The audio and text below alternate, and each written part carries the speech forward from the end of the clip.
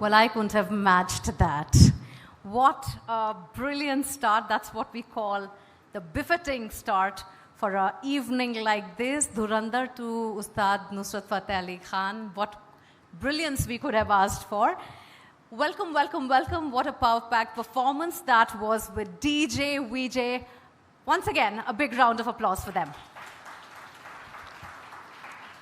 All right, with that, good afternoon, ladies and gentlemen, and welcome to Forbes India and CNBC-TV18 presents Exotel EngageX 2026, a flagship platform on the future of customer experience. Today we gather at the intersection of technology, intelligence, and human connection. Because across industries, across markets, and across the world, one thing has become abundantly clear. Customer experience is no longer just a business function. It is defining battleground for growth, loyalty, relevance, and trust. The shift is already underway, and powering this transformation is a new era of AI-led engagement, real-time decision-making, and enterprises bold enough to completely reimagine how they connect with people today. And thus, today is a celebration of exactly that ambition. We are also very thrilled to announce our partnership with Grow Billion Trees initiative as part of this effort to combat climate change. A tree will be planted in the name of each panelist here today participating in our discussions. And so together, we can help create a greener future, one tree at a time. And before we begin this day, let's take a moment to experience the vision, philosophy, and innovation driving one of the key forces behind this gathering, Exotel. Can we have the AV, please? Every morning starts the same way. The attention, that feeling that you matter. The small rituals that tell you, today is yours. He stopped for his usual cup of coffee. Same cafe, same order. But this time, his card was declined. A call to the care center would fix this. Press 1 for English. Press 2 for card services. Press 4 to report a transaction. Your call is important to us. He reached someone. They asked for his details, who he was, what went wrong. Then they transferred him. He told a new person what happened. Then he told someone else, then someone else. Each one starting from the beginning. Each one asking him to prove he was himself. He came home. The dog was at the door. No questions, no forms, no proof required. Just the certainty of being known. What if every call felt like coming home to someone who knows you? Exotel remembers every conversation, every context, every time. Exotel, like a friend.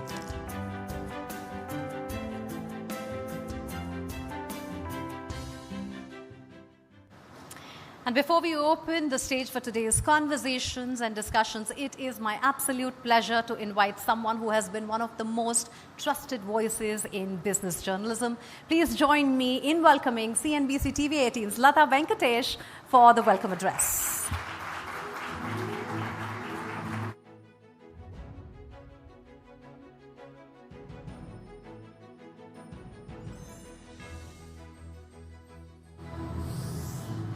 Thank you, Mugdha. You always make me feel good.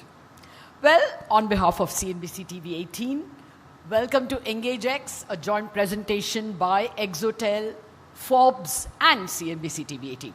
Thank you, all of you, for braving this May heat and being with us at this mid-afternoon.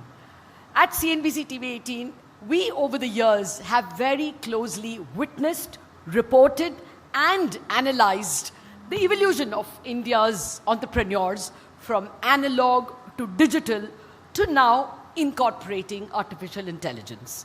And through every phase, one thing has remained a constant. Businesses that succeed are those that are able to build long-term trust with their customers, lasting trust. This used to be true of the sector I covered most, banking and insurance, but today, it is common to almost every company, e-commerce companies, platforms to logistics companies, hospitality companies. This trust is true of everyone. The company that wins is the company that can be trusted to deliver.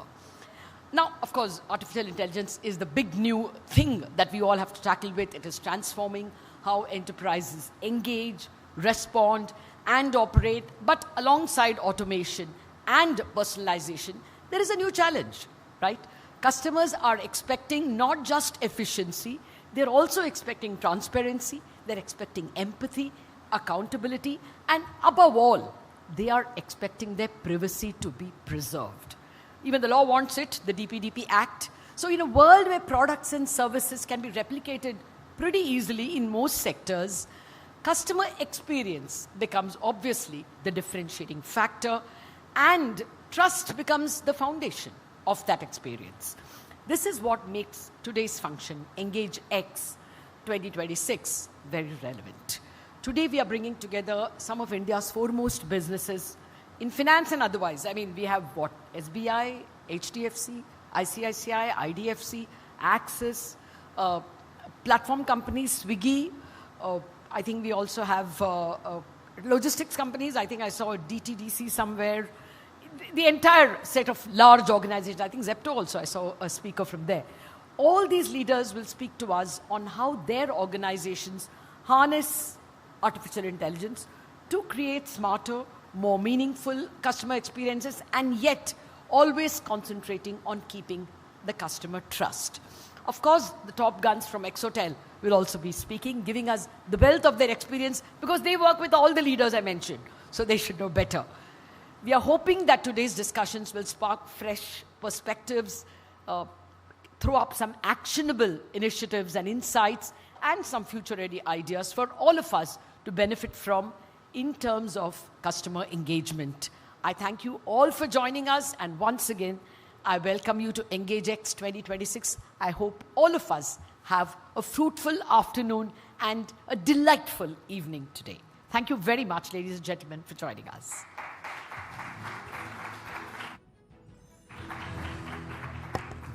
Thank you, Lata, for that perfect opening.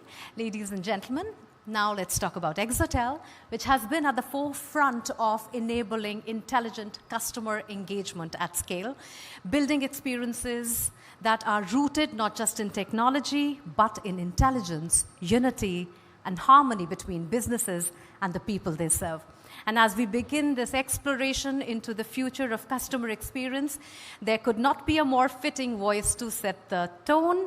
Please join me in welcoming Shivakumar Ganesan, co-founder and CEO of Exotel. All yours.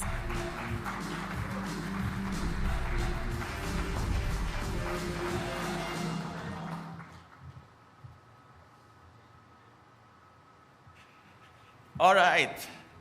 Thank you so much. Welcome to EngageX, everyone. All the Exotel people, CNBC, and Forbes people, can you guys make some noise? Come on. All right. So that's the voice behind the people who have set up this stage for us, who set up EngageX for us. So can we give them a big round of applause? Thank you for putting this together. So Shivku, meet everyone. Everyone meet Shivku. Pleasure to be here, and I welcome you all. And about a year ago, I think, around about a year ago, in a similar stage at EngageX 2025, I spoke about things like autonomous contact centers, agent-monitored contact centers, agenoids. These were some of the ideas that we sort of talked about, and we initiated the thought of harmony, the vision of harmony, about which I'll speak about in a little while. And about 6 months ago, at the Gartner Kochi event, we showcased harmony for the first time, and some of you might have been there, and you may have experienced it. And so that translated a vision into reality for us. And about 3 months ago, we actually had one large enterprise customer going live on Harmony platform as well. So Harmony has now gone from vision to outcome. And through this process, the outcome has taught us this. And for those of you who's not able to read it, it says, AI in the loop, strike off, human in the loop. That's what it says.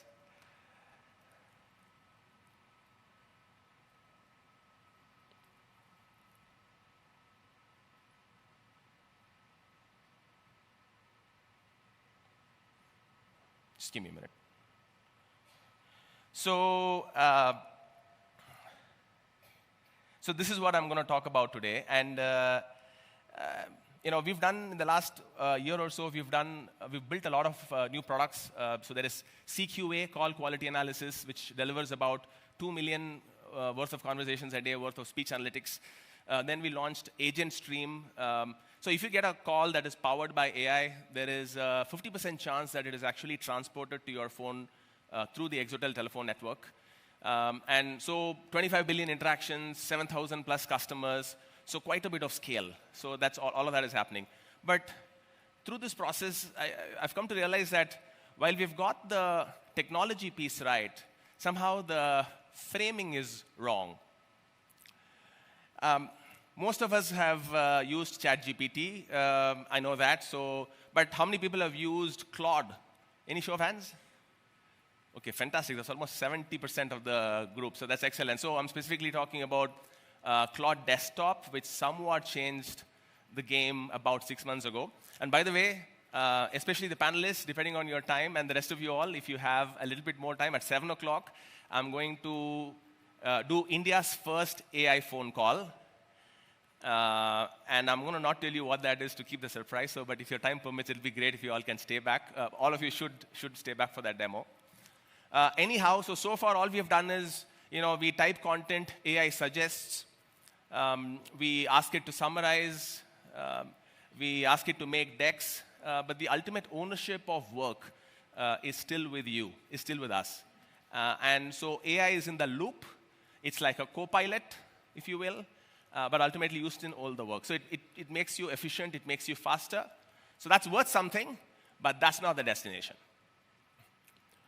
What I want to talk about is human in the loop, which is an entirely different thing altogether.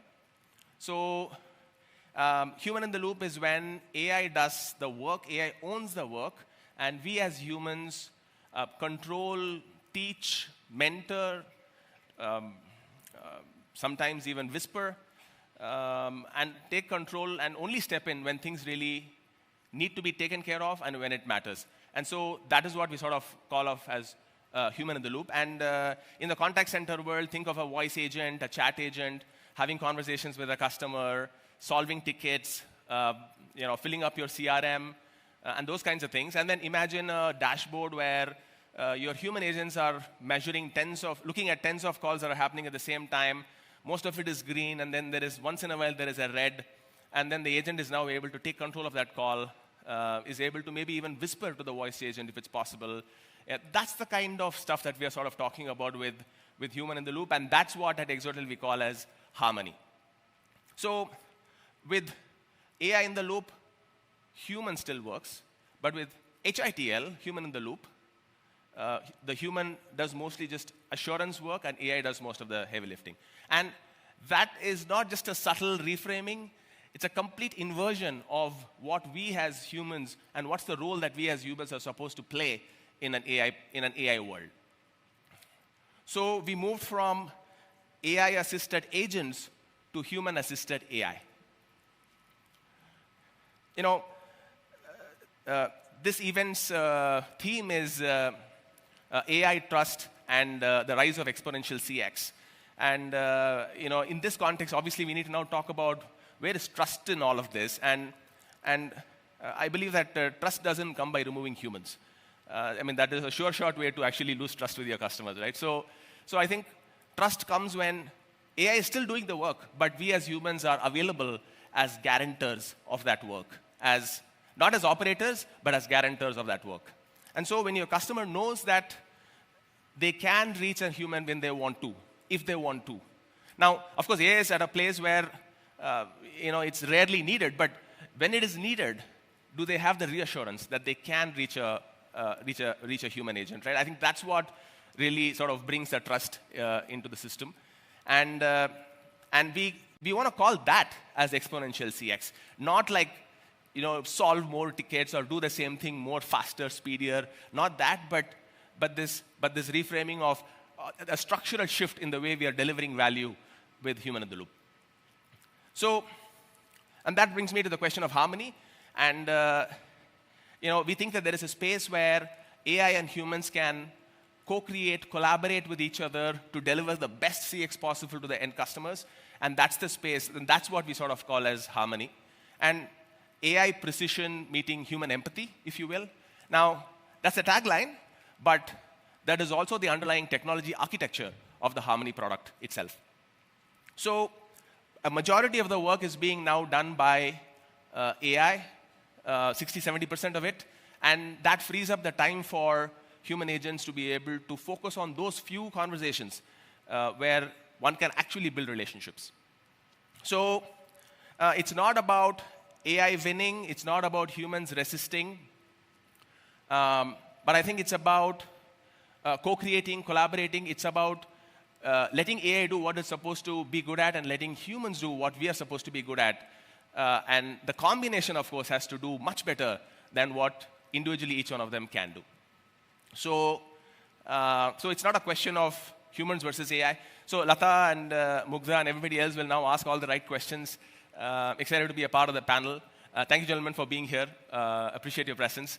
And before I turn it over, I wanted to just leave a thought with all of you. So the question is not humans versus AI. I think the real question is, have you found your harmony?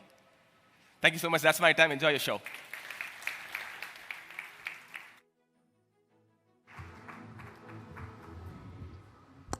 Thank you so much for that powerful address and start, and for setting the tone once again, Shivakumar. Now we are looking at our first panel. In an increasingly digital-first economy, trust has become one of the most valuable currencies a business can build. And customers today are making decisions not just based on products or pricing, but on transparency.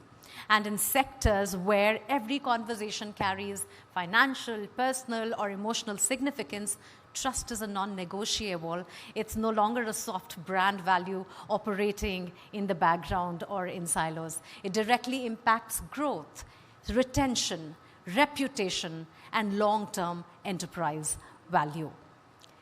So our first session this evening explores exactly that idea. Trust is not a brand attribute, it's an economic asset. To moderate this conversation, I would request Lata to join us back on stage.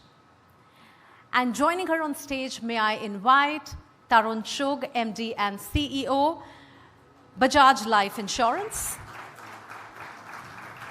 Alok Agrawal, CEO, Muthoot HomeFin, Dheeraj Relly, MD and CEO, HDFC Securities, Raju Dotti, COO and L&T Finance, and may I have Shivakumar once again back, co-founder and CEO, ladies and gentlemen, Exotel.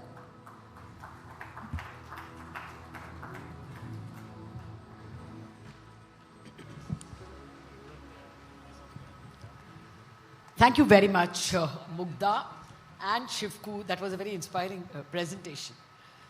And it's a nice name, Shivku. Well, the others have been introduced, and perhaps many of them don't need an introduction. But the topic does. You know, we are being told to discuss that a brand is not just an indication of reputation. It's also an economic asset, and that's the point. We have brands all over. Everyone over here, whether it's L&T or HDFC or Bajaj, or for that matter, Exotel, everyone here is a brand, but we always think of brand as something which gives us recognition. We are today trying to discuss that brand is not just about reputation, it's about leveraging it because it is trusted. So that's the discussion. How do you leverage it to gain more trust? Because trust is at the bottom of the businesses that we are doing. Let me start with you, Shivku. Since you provide the technology, can you speak to us about technological changes that build trust? How do you see the connection? Yeah, no, I think oftentimes we tend to use technology as something that keeps humans away, if you know what I mean, like put people on phones, put people on TVs. I think technology is a little bit like, I mean, all technology has good and bad, right? So I think the question really is, ultimately one needs to ask, what are we trying to do here? And so can we now put technology to good use to further whatever it is, the deep-rooted desires of humans? I think that's the right way to think about it. And that is somewhat my vision with Harmony as well. Technology helps, but I think ultimately it needs to help humans. I think. Of course, but since you all are the tech company here, is that something that you all keep thinking about? Is it part of your design when you design your technology that I must ensure this builds trust? No, absolutely. I think, ultimately we are at the service of somebody, right? So I'm at the service of my customers here. So, if that's not important, then what is, right? Like, what exactly is, letting me turn up to work every day? So I think ability to keep their trust so that we can go back for more. I think that's the way to think about it. Yeah. Okay. Fine. Let me come to Tarun and check out how you look at trust. Now, here, I would assume of all of us, people are trusting you, or I would be trusting Bajaj Alliance to service me for the next 30 years when I pay for a policy. So, how do you think of trust? How do you ensure that your millions of customers trust you for the next 30 years? It is a pickle. It's not an easy one, this one. You're talking of a product which once bought is a low engagement product. At the same time, it's a relationship which is 20 to 30 years at the very least, could be longer. But trust is at the center of it because it's possibly the most trusted product you could possibly have in your basket. The way I would, though, voice it is like, trust is like a ledger you develop year on year at every moment of truth that the customer interacts with you. One bad experience and you've kind of lost the trust. So every point is a very critical touch point because it's a rare one. It'll happen once a year maybe, but that interaction has to be rich. And what you take out of it is the economics of it. So if I look at the topic and the fact that how do you monetize that trust is something that becomes critical. So how we monetize usually, and that's how I know that my customers are still trusting me, is whether they are coming back, and kind of Shivku talked about it. Can you go back to the same insurance company and buy another policy? And for example, today we have about 25% of our every year customers are repeat customers. So that's like a good place to be in. But it becomes very difficult, to be able to keep the experience constantly positive. And two things become difficult, particularly. One is to be able to measure it. Like a silent customer, how do you measure the customer is happy or not? But persistency. Persistency ratios are not an indication of trust. It is of course. But, we all talk of persistency, and in CNBC you do take up persistency a lot. Sometimes it's good for the customer not to be persistent in a unit-linked policy because he or she has made the money and then decides to put the rest in a 4-5% guaranteed fund. So it's fully paid up. Yeah, it's fully paid up. So the product is like that. So coming back to what I was saying is how do you measure the fact that there is constant trust? And second, how do you, when the customer does come to you, you have various touch points. You have an Exotel Connect, you have various, an IVR, or you have a website, and you have your agent, and you have your branch, and you have so on and so forth. How do you start from the place where the customer left last time? So he or she doesn't have to start all over again, telling you what the issue was, etc., etc. So that gets to be the toughest part. So the answer there is only possibly one, that if there is an omni-channel experience you can give, which is a very good English to use, but not an easy one to provide. It's not an easy one to provide. Fair point. Apologies about the alliance part. We went to town when they separated from you. Yes, it's only Bajaj Insurance. Dheeraj, let me ask you to approach from a different angle. You all have become from what was a brick and mortar company to almost entirely digital. Now, when you go that way, as Shivku was pointing out, there will be less and less human interaction and more digital interactions. How do you ensure that trust remains? Ultimately, we are still a country where we would like the hand-holding, the human hand-holding. So how do you all ensure that when you go to digital, the trust still remains? So you're right, Lata, that now we are completely a digital company, and 93% of our customer use digital properties to transact with us. But having said that, I think let me start with first on trust. For me, trust is availability and adherence to certain quality standards. Availability is the most critical thing. Like, let's say you go to a parking and you want to start your car, you have keys, and you switch on the ignition, you are sure that the car will start and you will be able to go to the place you are looking forward to. Same thing when it used to happen in a brick and mortar ecosystem for branches of banks, that 10 o'clock is the time when branch opens. You go at 10 o'clock, somebody will be there to service you, somebody will attend to you as per your requirement and meet or exceed your expectations. That has equally transpired to now digital properties, because digital properties are available 24/7 as and when customer has time and they are looking forward to check their portfolio. When they open their app, they log in, the app will tell them exactly what they are looking forward for. So that is something which is very, very critical and important. Availability and also adhering to the certain quality standards. On top of it, now customers are looking forward for a greater experience. They don't want to spend, it's not their core activity that they would spend all the time on particular application. They are looking forward for a precise, simple, straight, credible answers. I want to look at my portfolio. What's the value of my portfolio? Has it increased, decreased on today, or since the time I am holding it in the context of our business? They should get to see that very clearly, and they have a trust that the calculations are absolutely impeccable and there is no validation that they need. Yeah. Got your point. The point is, even when they check 24 hours, is it possible for them to get a human voice at the end? Is that also something that has to be welded when you shift from a branch-led model to a digital model? See, if we serve customers across all geographies, not in India only, and customer also operate at a different time zones also. Within India also, they have their own way of engaging with with us. So that way, it's humanly impossible to service them 24/7 with the brick and mortar ecosystem.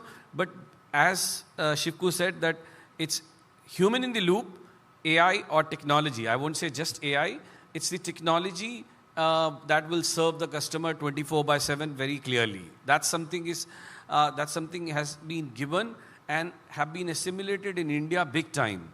So it's not only confined to financial services space, it is the way of life for most of us now. Yeah, I request you all to hold a little, because we're recording what you're saying. We'll hold you to it.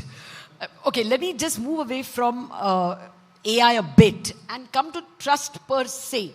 Alok, your, Muthoot is the giant, and now into home finance. We have always identified it with gold, and it's absolutely the leader in that business.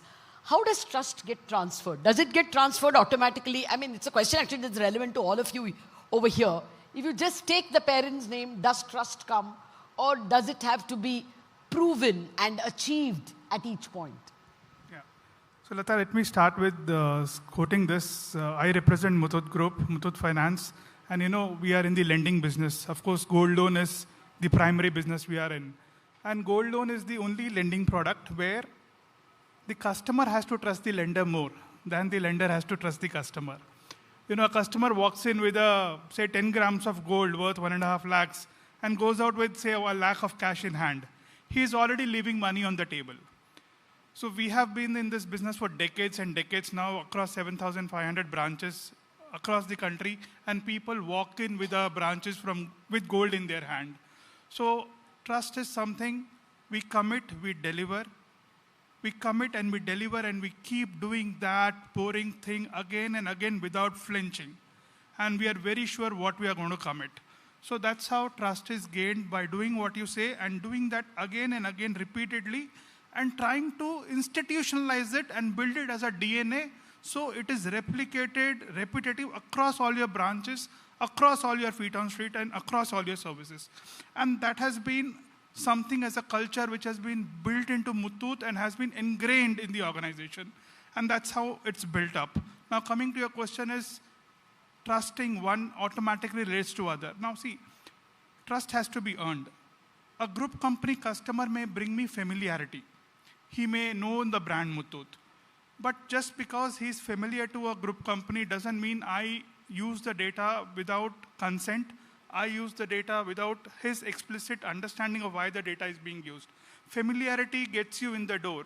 But if I am doing actions and things which are breaking a customer trust, I may lose him even from the primary business. So what I do is I build in ways and means to educate the customer what are the other products and services available at a time convenient to him. See, gold loan is a short tenured product, 3 months, 6 months at max. I handle affordable housing. Now, typically, my customer would buy a house somewhere in the age group of 30 to 45. And he will buy only one house in his lifetime. So in that sweet spot of 15 years, I have to catch him when he's planning to buy a house. He may borrow a gold loan for a marriage, for education, for medical expense, for refurbishment, for whatever. Yeah, he's a repeat customer. But for me to catch him at the right time when he wants a home loan is very difficult stroke of luck. Unless he walks into the branch and sees that, okay, Muthoot offers home loan and inquires voluntarily. And that time, how quickly we are able to turn it around and serve him and ensure we deliver what we commit is what gets the customer committed for life. And that's what we try and do repeatedly. I think the common thing running from all of you is that, yes, the brand gets you the customer. He only comes, it helps him enter the door, but thereafter keeping him is a repeat performance of efficiency and transparency. Actually, Raju, you are in a more advantageous position in the sense that L&T Finance renders a range of your service infrastructure, SME, MSME, retail as well. How is trust the common factor? Just talk to us about what you see common in all these activities. So good afternoon all. Actually, when all of them were talking, my attention was half at them and half at the constituents which comprises L&T Finance. So when it comes to the customers, look at the Shibu's end. He is creating a technology from the urban center. I am not diminishing, by the way, but he is creating a technology from the urban center. He uses Amazon, Netflix, and many other very suave technological platforms. Everyone, for all of us for that matter. But we have to now cater to customers who are spread across the width and breadth of the country. So when we look at the customers, L&T Finance, we have a customer who is a lady in a village who borrows as little as 55,000 rupees, whose husband is working in a city as a migrant. When you understand that customer and that customer's need, your build-up of the technology is going to be different than when it comes to what Alok mentioned about the gold loan. Now the gold loan is also, the gold is provided by the hungry customer, but many a times it is the gold that belongs to a lady that is most of the time Sridhan. So when you understand the sentiment behind it, then you will understand that there is a very little scope, or in fact there is no scope to be breached when this interaction happens. And then many other products basically come in over there. As far as we are concerned, and for that matter all banks, NBFCs, as well as the nationalized banks are concerned, we are that way regulated. RBI has come up with some kind of a regulation for us to behave in a particular manner. But when it comes to the AI, all that they have come up with something called free AI framework. That is the framework for responsible and ethical enablement of AI. And there's a framework which consists of few hundred pages. RBI at this point in time has not yet come, and I think they will not probably very soon come as to how would we go ahead and regulate this particular behavior between a customer and a regulated entity. As they say, when the food is getting cooked in the kitchen, one should not enter into the kitchen because kitchen is messy. All that we are seeing is around is the messiness. But within that, the scope to bridge the trust for the customer is almost zero. And that is where I think whether it is a regulated entity doing this secured product or an unsecured product. Sometimes people say that when it comes to the secured product, as he mentioned just now, that he has pledged the gold. When it comes to the home loan, he is going to give the deposit of the title deeds to you for a loan which will be there for 20 years. That customer is going to definitely look at the brand's value. He is going to hand over the title deeds of the paper of his house, which he expects, when I repay the loan, must come back to me. So I wouldn't really say that the brand has minimal value. All the players have the value in the ecosystem, be it the brand, be it the customer's trust that we need to win. But the center of it is the employee. Employee which deals with all these customers, if one of they end up faltering, it creates the damage for the entire brand. That is true. One bad apple can make it extremely difficult for the rest of the business and even allied businesses perhaps to get the next customer. Okay, let me it's not, okay, RBI has not stepped in and put in any ethical rules on AI and how you use it to breach or not breach privacy rules, but the DPDP Act has already come. So, let me start with the DPDP Act, Shivku. When you see the industry, do you find them capable of not breaching the DPDP Act, or are you finding many of them kind of scampering, oh my God, we didn't think of this, now we have to cover this part, which is not yet secure, either through, masking the number. Are you finding the industry unprepared for the DPDP Act? See, frankly, the industry and Exotel, we are all scampering. So, I think, okay, customer privacy is real. I don't want anybody to get my number. So, that's how the world thinks about it. So, that's for sure. And then there is, I don't know, mythos and things like that is going to come soon. So God knows what is about to happen to all the buggy code that we've written. So, I think it's very important to pay attention to security in general, privacy in general in this day and age, because there's a lot of power with tech now in many people's hands. So I think the general direction of where, let's say, the industry is going, where the regulators are growing, I think that's fine. But I think sometimes the speed with which they do things, the extent to which they do things, the reaction times that is available, some of these things are a little hard to follow.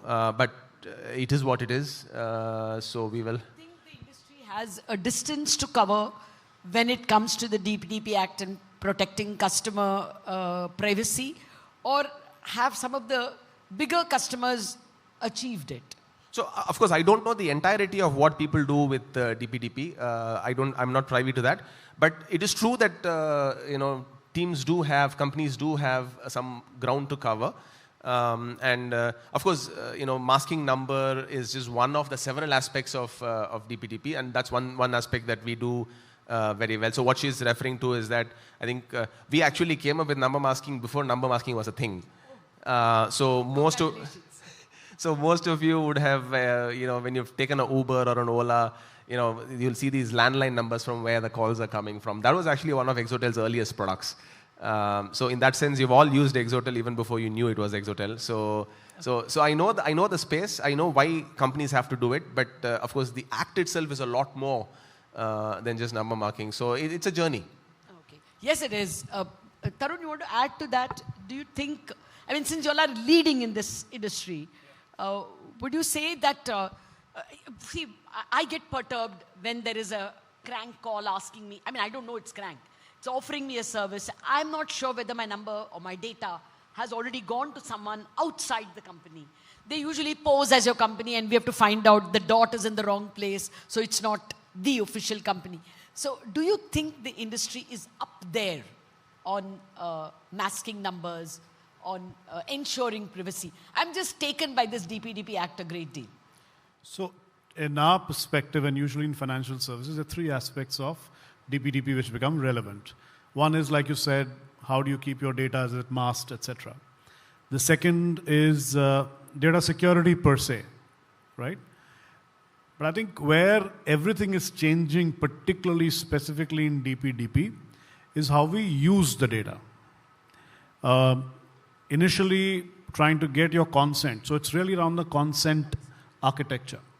Earlier, if there could be, there was a hidden consent in a form somewhere, you would just tick it, or if you even if you don't tick it, it's assumed it's there. And we can use it the way we want. Now it is specific. As per the DPDP, it is for a purpose, and it is revocable. So I can just revoke it as a customer, right? So now this aspect is something that the industry will have to get used to.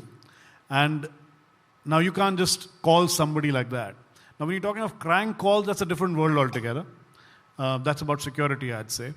But I think the consent architecture is where we all need to now. And that's, I think, what Shivku's saying we all have to grapple with and try to solve for it. So it'll become very critical that what is the consent infrastructure we're building? What are the do's and don'ts we're building in the processes? Are people aware that you can't do this beyond a certain extent? Does a customer really know, that he or she can revoke this consent? The customer, have you even written your document in such a way that a customer now knows that, look, I have to give a consent? Or is it somebody just called you and said, sir, sign kar dijiye, theek hai? So the world is changing. And I think it is a huge change. Trainings have to be done. People have to be understood. Now, I might keep the data the way I do, right? And I'll be able to handle the consent architecture. But if I have 200,000 advisors, I have 28,000 employees, I'm talking about Bajaj Life, and all these people, now a salesperson may just keep your data in his textbook. And what am I supposed to do about that? But maybe I'll be held responsible. So it's things like that which are the things that are unknown as of now. And I think that's what we'll have to grapple with. The technology is there. Yeah. But beyond that is where behaviors is where it comes in. I agree. You're looking at it from the corporate angle. And let me react as a customer. That consent is given almost like a checkbox. We don't even read. Have you checked this box after reading the terms and conditions? How many of us have read any term and condition? Whether you're reading Guardian newspaper or whether you're applying for a loan, we just check it without consideration. So let me before you give it off, and specifically to this, there is this entire discussion around the government, which hasn't yet surfaced, but I can sense it's coming, is around dark patterns. Are you really declaring clearly what you're talking about? The government is talking about that. So these kind of things will get addressed. Okay. The sheer size of the document we sign deters us from reading every word. So someday that will have to change. Does Exotel deal with that? Usually the consent form is so much and also ran, so much not considered by the customer. Are you all in the technology to make it more relevant to the customer, getting his informed consent? A little bit. Of course, we have our DLT platform, and there's a little bit of work that we do there. But actually, we are also subject to similar regulations. So we actually come under the Department of Telecommunication. So we have our own forms, which we actually distribute to all of them to fill. So okay. I think I'll move away from DPDP for a bit and get to the other point, which AI will bring to the fore even more. And I think I would like actually more of you to react to that. When AI is able to give you so much about the customer, you're able to reach the customer for other products. Tell me, Dheeraj, at what point are you able to, stop from being a nag? Because you know so much about the customer, you're constantly giving them products. So do you all also think about that I should not go to the customer too persistently? So my take on data privacy is that data privacy has to be a proposition and not anymore a compliance. That's something would be actually changing the mindset at all our companies level and CXOs level. Then we will be able to do justice to it. You said that we are signing so many terms and conditions, and That's where you can leverage even AI also. You can put the terms and condition, upload them to Perplexity or ChatGPT and ask that, are these terms and condition draconian or favorable? Which one I should be actually looking at more closely and get an answer to that. For a full 4 pages terms and conditions can be summarized for you to look at only 30 words, which you can actually read it more carefully. And if you are not comfortable, you should not be compliant with that. I think that deserves a round of applause. Thank you very much. So that's where I think the AI has many use cases. AI can actually improve the way we operate, work, and respond to various situations in life. It's all about leveraging it. In fact, I was looking at one video and I really liked about that particular content. And I said, I put that video to Perplexity, which I use more often. And I said, give me an Indian context to it and summarize it for me. And it could able to tell me that, in the global context, this was the thing, but I think you are not, I used word translate it to you. So the Perplexity corrected, I will not translate it, but I would give you a perspective on the same. So that's how the AI is getting evolved and becoming more and more relevant and meaningful for you.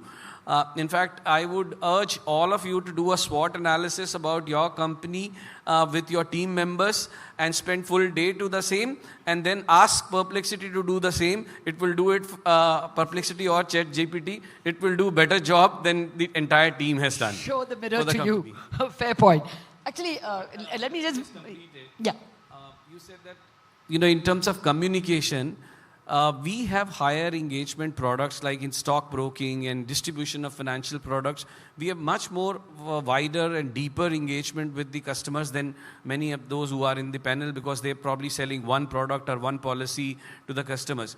That's where, we have been working on to go to a hyper-personalized content for the customers. I'll give you an example. Let's say a company A has declared a dividend. How do you expect your 1 lakh customers who have their demat balances on that particular stock to know about it? It's not their core job to track when a company is declaring dividend, when dividend will get paid. There is a different date on which dividend is declared, different day on dividend is paid. You are not going to expect this for customers to track it for themselves. So that's where hyper-personalization is important and relevant, and you give them the right nudges, right information, then only they will remain engaged. If you send them a generic communication, let me tell you now, customers are sick and tired of generic communications, and they are absolutely not up for the same. Okay. Now, I want to come to Raju for another question, but let me just finish this hyper-personalization. Tarun, very often when I have told people, I was speaking to this person from this bank or this NBFC, can you please tell them not to nag me with any more messages? This is very often a point that comes to me. As if I can tell them that. But Tarun, this hyper-personalization can become a double-edged sword. So is that something up there that it is not a trust factor as much as something that may keep the customer, keep you at arm's length? Is that a thought that comes when you are designing your AI and your hyper-personalization? Yeah, I think the core point there that comes when you think about this is, A, the proposition that Dheeraj talked about. Is it meaningful enough to the customer for him or her to feel that my information was used properly? I think that's the only question we are talking about really here. But if you use my information improperly, then I'm going to be really unhappy with you. And I'm going to be asking you so many other things. If you're not keeping my information secure, well, then God help you. So I think that's the crux of all of it. So whenever we're designing this entire thought process, that what should we do with all the personalization or the hyper-personalization, that becomes a core question you've got to ask yourself. Yeah, what's in it for me? Okay, let me just digress to another point, because when I was reading up for what is a difficult topic for me, I heard that L&T Finance has a very impressive AI stack, that you'll have something called Project Cyclops for underwriting and Project Nostradamus for portfolio prediction.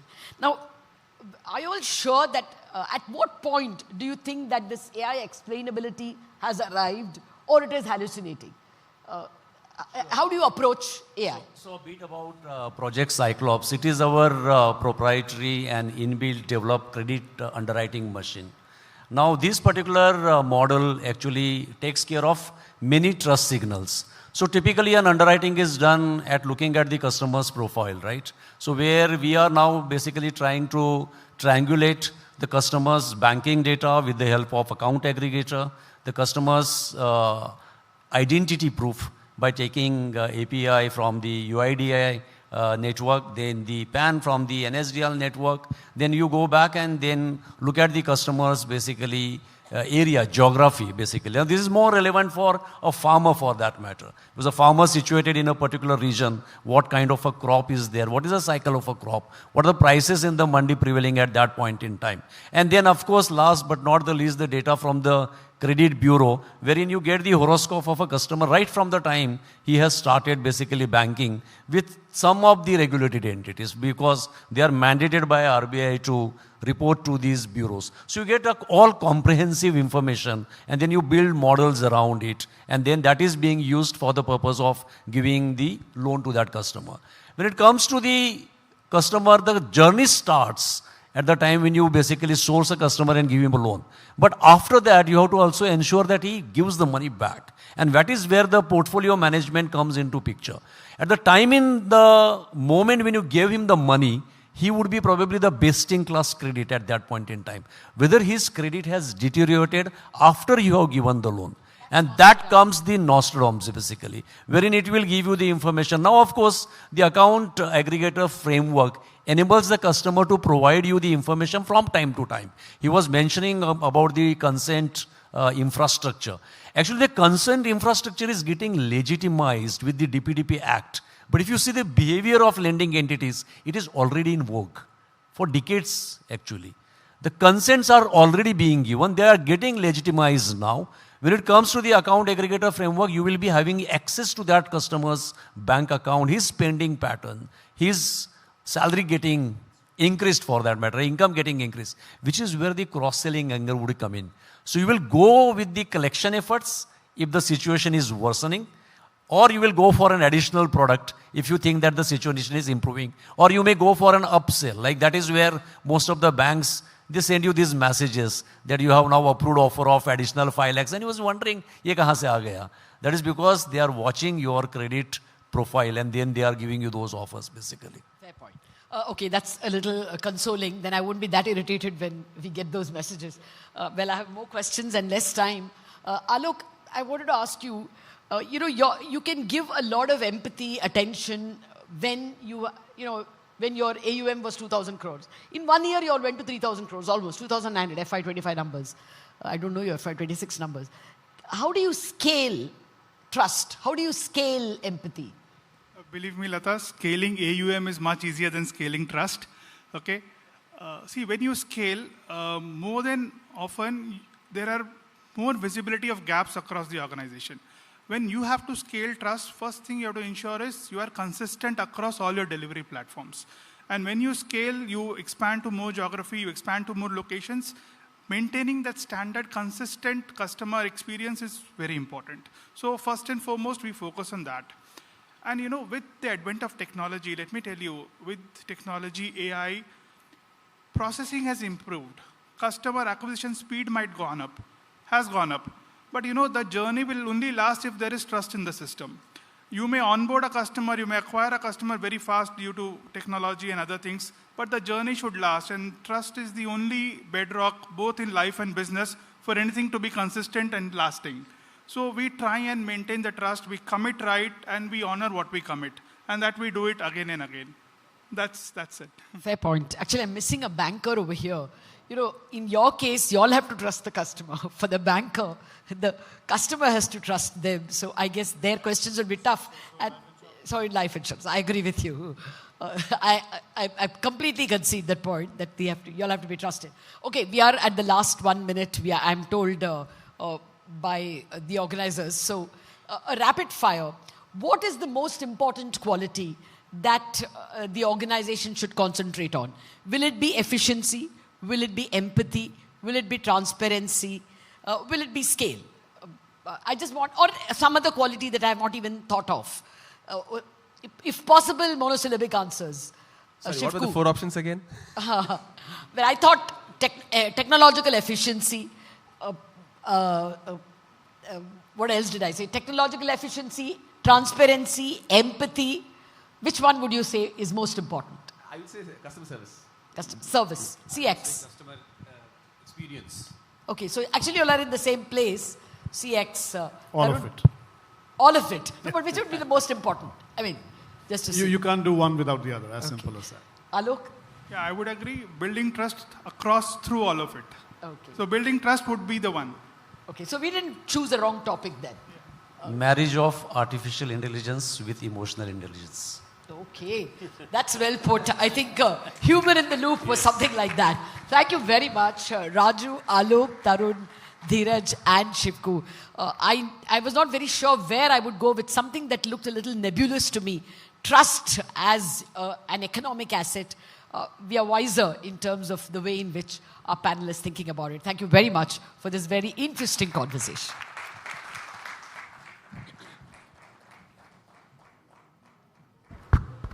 Okay, I'm being told by this remote AI that there are some certificates waiting for all of you. Yes.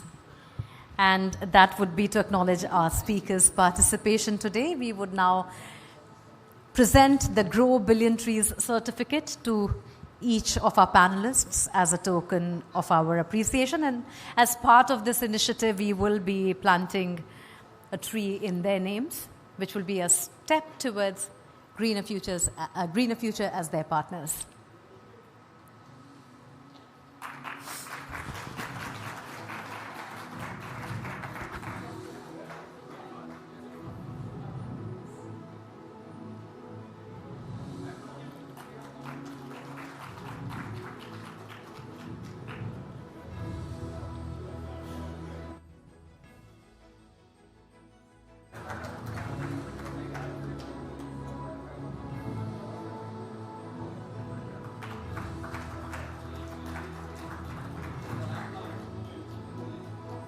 Once again. Thank you, gentlemen. Thank you so much. Thank you, Lata. Can we have a photo up, please? All of you, can I request you to come in the middle of the stage?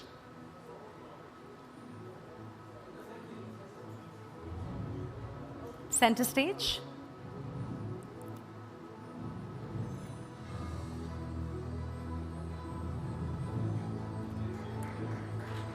Thank you.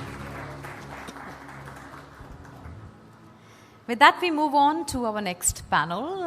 As enterprises continue to scale in an AI-driven world, customer experience is no longer being shaped by isolated touch points. It is being built on intelligent systems that can learn from behavior, predict needs in real time, and continuously evolve with every interaction. Now, the future of CX will belong to organizations that move beyond reactive engagement towards infrastructure that is adaptive, anticipatory, and deeply personalized at scale. Our next session is building CX that learns, predicts, and compounds, and it will explore exactly the shift that I was talking about. To moderate this panel, may I welcome Mridu Bhandari, Senior Anchor and Consulting Editor, Network 18, to the stage. And joining Mridu here, Vijay Bahu Joshi, Associate Vice President and Head of Experience Design, Reliance Jio.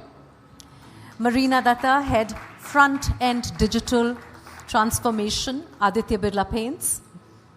Rohan Shajair, VP Product, Last Mile and Customer Experience at Swiggy. All yours, Mridu. Thank you, Mugdha. Hello and welcome, everyone. Well, for years, customer experience was largely reactive. A complaint came in, a response went out. But today, we are entering an era where customer experience is beginning to learn, predict, and even compound over time. The real question today is not how good is your customer service, it is how intelligent is the infrastructure behind your customer service. Because increasingly, competitive advantage is coming not just from better products or services, it's coming from systems that can anticipate friction, coordinate responses across functions, personalize interactions at scale, and most importantly, do all of this while building trust. To unpack what this intelligence layer in CX really looks like in practice, we have three leaders building it at scale across telecom, manufacturing, and digital commerce. Marina and gentlemen, thank you very much for joining us here today. Well, let's begin with a sort of a quick warm-up. So maybe perhaps one-line answers from each of you on one big customer behavior or one big customer signal that enterprises today are perhaps underestimating right now. Vijay Bahu, do you want to start? Yeah, this is a slight of a bitter pill since I'm a practicing designer and part of several forums where ethnographic studies are conducted.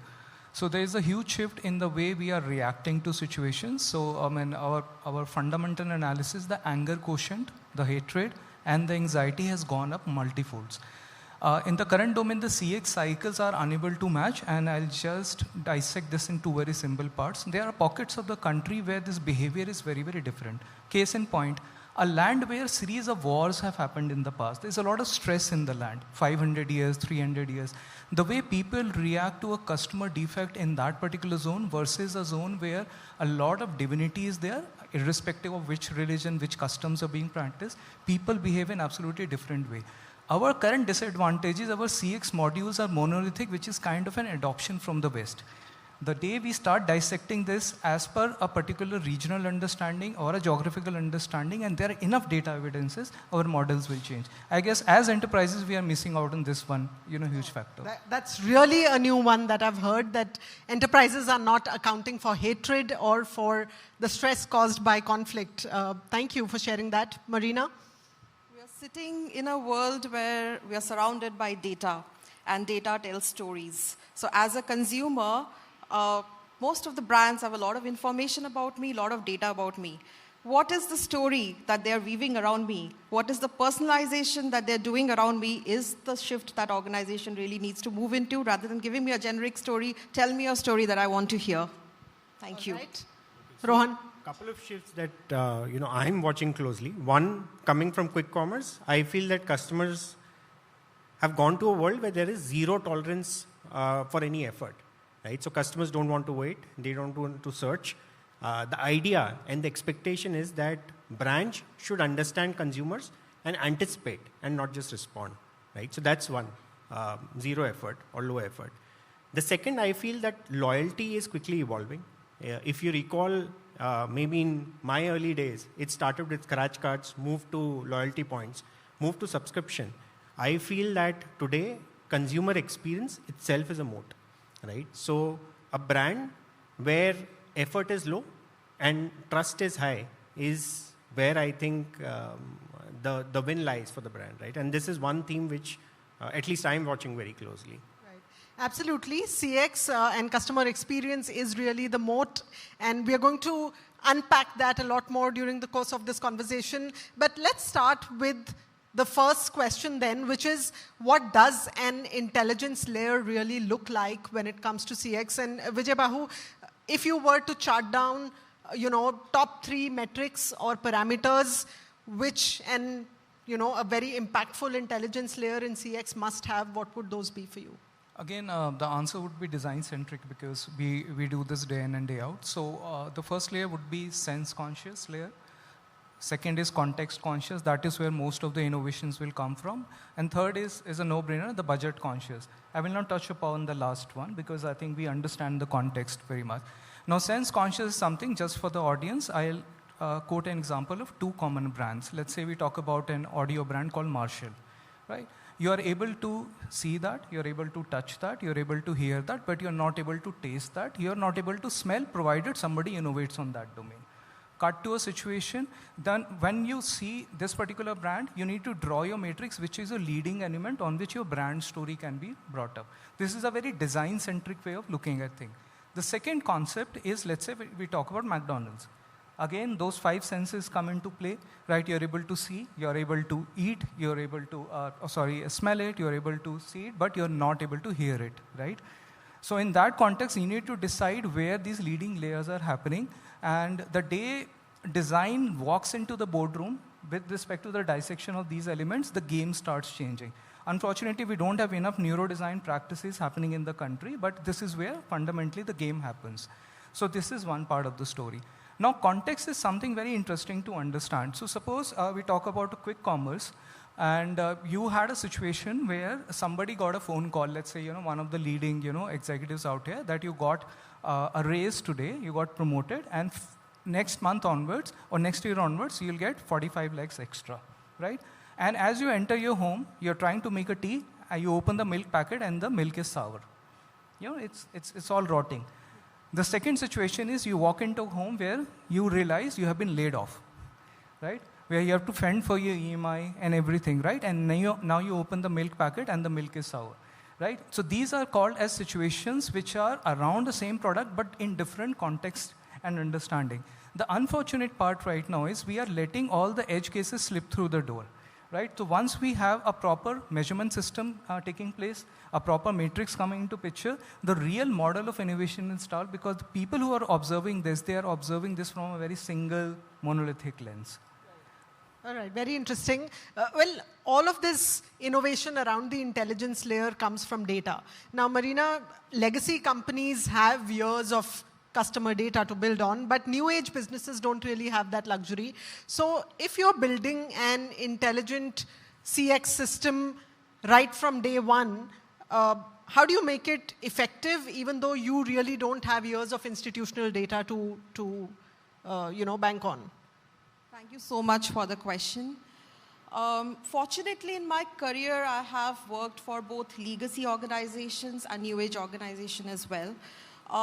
I will go to a little bit of the fundamentals here. So I think before moving to data, let's get to the systems. I think as an advantage, what new age organization has today is that they're starting from ground zero, which means that they have the ability to create connected digital ecosystems. In the world of CPG, where I come from, typically, if you look at the field teams, they have some systems called as the Salesforce automation systems. Our dealers are under dealer management systems. Enterprise-wise, we have ERP. For customers, we have customer application, websites, and for customer complaints, there is a CRM. So keeping all of this, now imagine all of these systems are talking to each other real time. What is the power of data that is getting generated? And on top of this, if you add the data intelligence layer to it, it's like cherry on the top. So what I'm primarily trying to explain here is that while legacy organization might have years of historical data, not necessarily they do have the advantage of a connected ecosystem, because they come from 50 to 100 years, and their systems have also evolved over 50 to 100 years. I would also like to give an example of one legacy organization who is a global OTT player, and they wanted to break into the Indian OTT segment. Typically what happened during this period was that they didn't have much information about the viewership of the Indian OTT market, and hence, there's something called as borrowed intelligence. What they did was they had global viewership, and looking at this global viewership data, they extrapolated that to India, and they were very smart. What they did was they personalized it very quickly to fit to the Indian consumers. I think smarter ways of gathering data is also pretty much possible, and it enhances the customer experience in a very big way. Thank you. Right, absolutely. Rohan, building on that, now at Swiggy, you're in charge of not just gathering customer intelligence, but also acting on it in real time. So what does that really tell us about the intelligence architecture at Swiggy? And does it make decision making much faster or simply more complex?